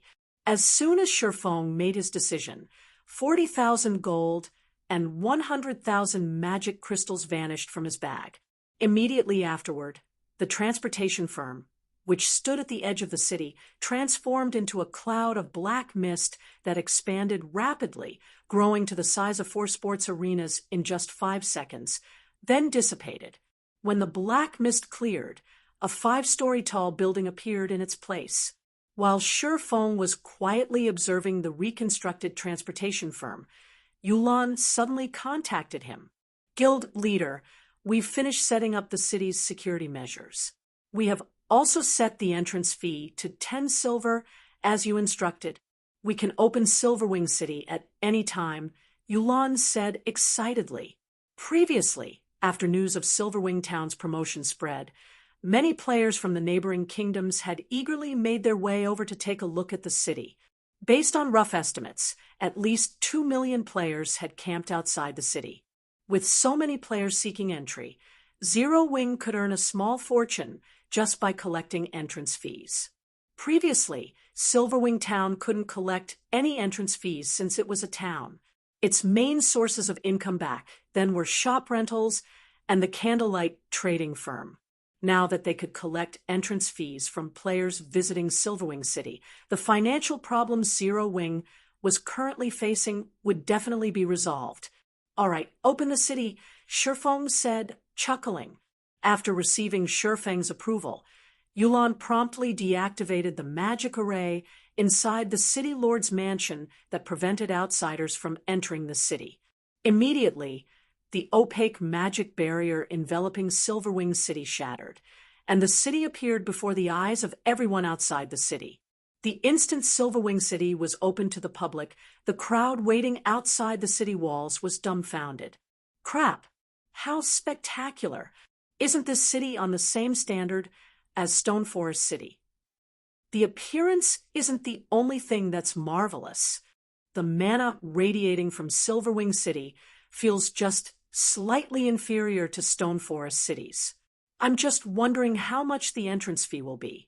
If it's too expensive, ordinary players like ourselves will have a difficult time developing in Silverwing City. Everyone was curious about Silverwing City's current situation. It might be fine if it were any other guild city, but Silverwing City was the only guild city in the Faux Saint Monsters territory. Previously, Silverwing Town was already able to fend off an army of more than 4 million Faux Saint Monsters as an advanced town. Now that it was a basic city, the Faux Saint Monsters would most likely be helpless against it for the foreseeable future. Hence, one could say that Silverwing City was currently the safest location within the Faux Saint Monsters territory. Meanwhile, safety was the #1 priority of both ordinary players and experts. At this stage of the game, many players would fall into despair over even a single death. After all, after reaching level 100 and beyond, not only did leveling up become much more difficult, but level 100 plus equipment was also incredibly precious. Losing a single piece of level 100 plus equipment would set a player back by days, or even weeks. However, after the gathered players lined up at Silverwing City's main gate, they were stupefied by what they saw. An entrance fee of 10 silver? Is Zero Wing insane? The black-clad female summoner from Frost Heaven exclaimed, her eyes widening in shock as she looked at the Tier 3 personal guards collecting the entrance fee. Currently, guild cities located in neutral maps generally charged players an entrance fee of only 2 silver, while it was reasonable for Silverwing City's entrance fee to be a little more expensive. As it was the only guild city in the Faux Saint Monsters territory, a 10 silver entrance fee was 5 times the going rate. Moreover, the map Silverwing City sat on was not very high-leveled. Even after the transformation due to the Faux Saint Monsters, the map had only been upgraded into a level 80 neutral map, not a level 100 plus neutral map. If players wished to head to level 100 plus neutral maps to grind, they would still need to travel quite a distance. Hence, Silverwing City could, at best, be considered a transit station and resting place. Players didn't need to stop by the city to grind in the Orc Empire's level 100 plus maps. The female summoner from Frost Heaven wasn't the only person stunned by Silverwing City's exorbitant entrance fee. The various superpowers members that were planning to enter the city were too. They could not help suspecting that Zero Wing had gone crazy for money. Originally, there were already very few players willing to operate within the Faux Saint Monsters territory. After all, the Faux Saint Monsters only allowed players to level up faster. They did not drop any weapons or equipment, and the coins and materials they dropped were inferior compared to the loot from other monsters. Not to mention, operating within the territory of Faux Saint Monsters was much more dangerous than operating elsewhere. While a 10 silver entrance fee wouldn't be much of a problem for Tier 3 experts, it was a huge expenditure for Tier 2 players. If Zero Wing insisted on a 10 silver entrance fee for Silverwing City, hardly any Tier 2 players would be willing to visit the city. Meanwhile, just how many Tier 3 experts were there in God's domain right now? Crap! Does Zero Wing take us for fools? Zero Wing really has gotten arrogant.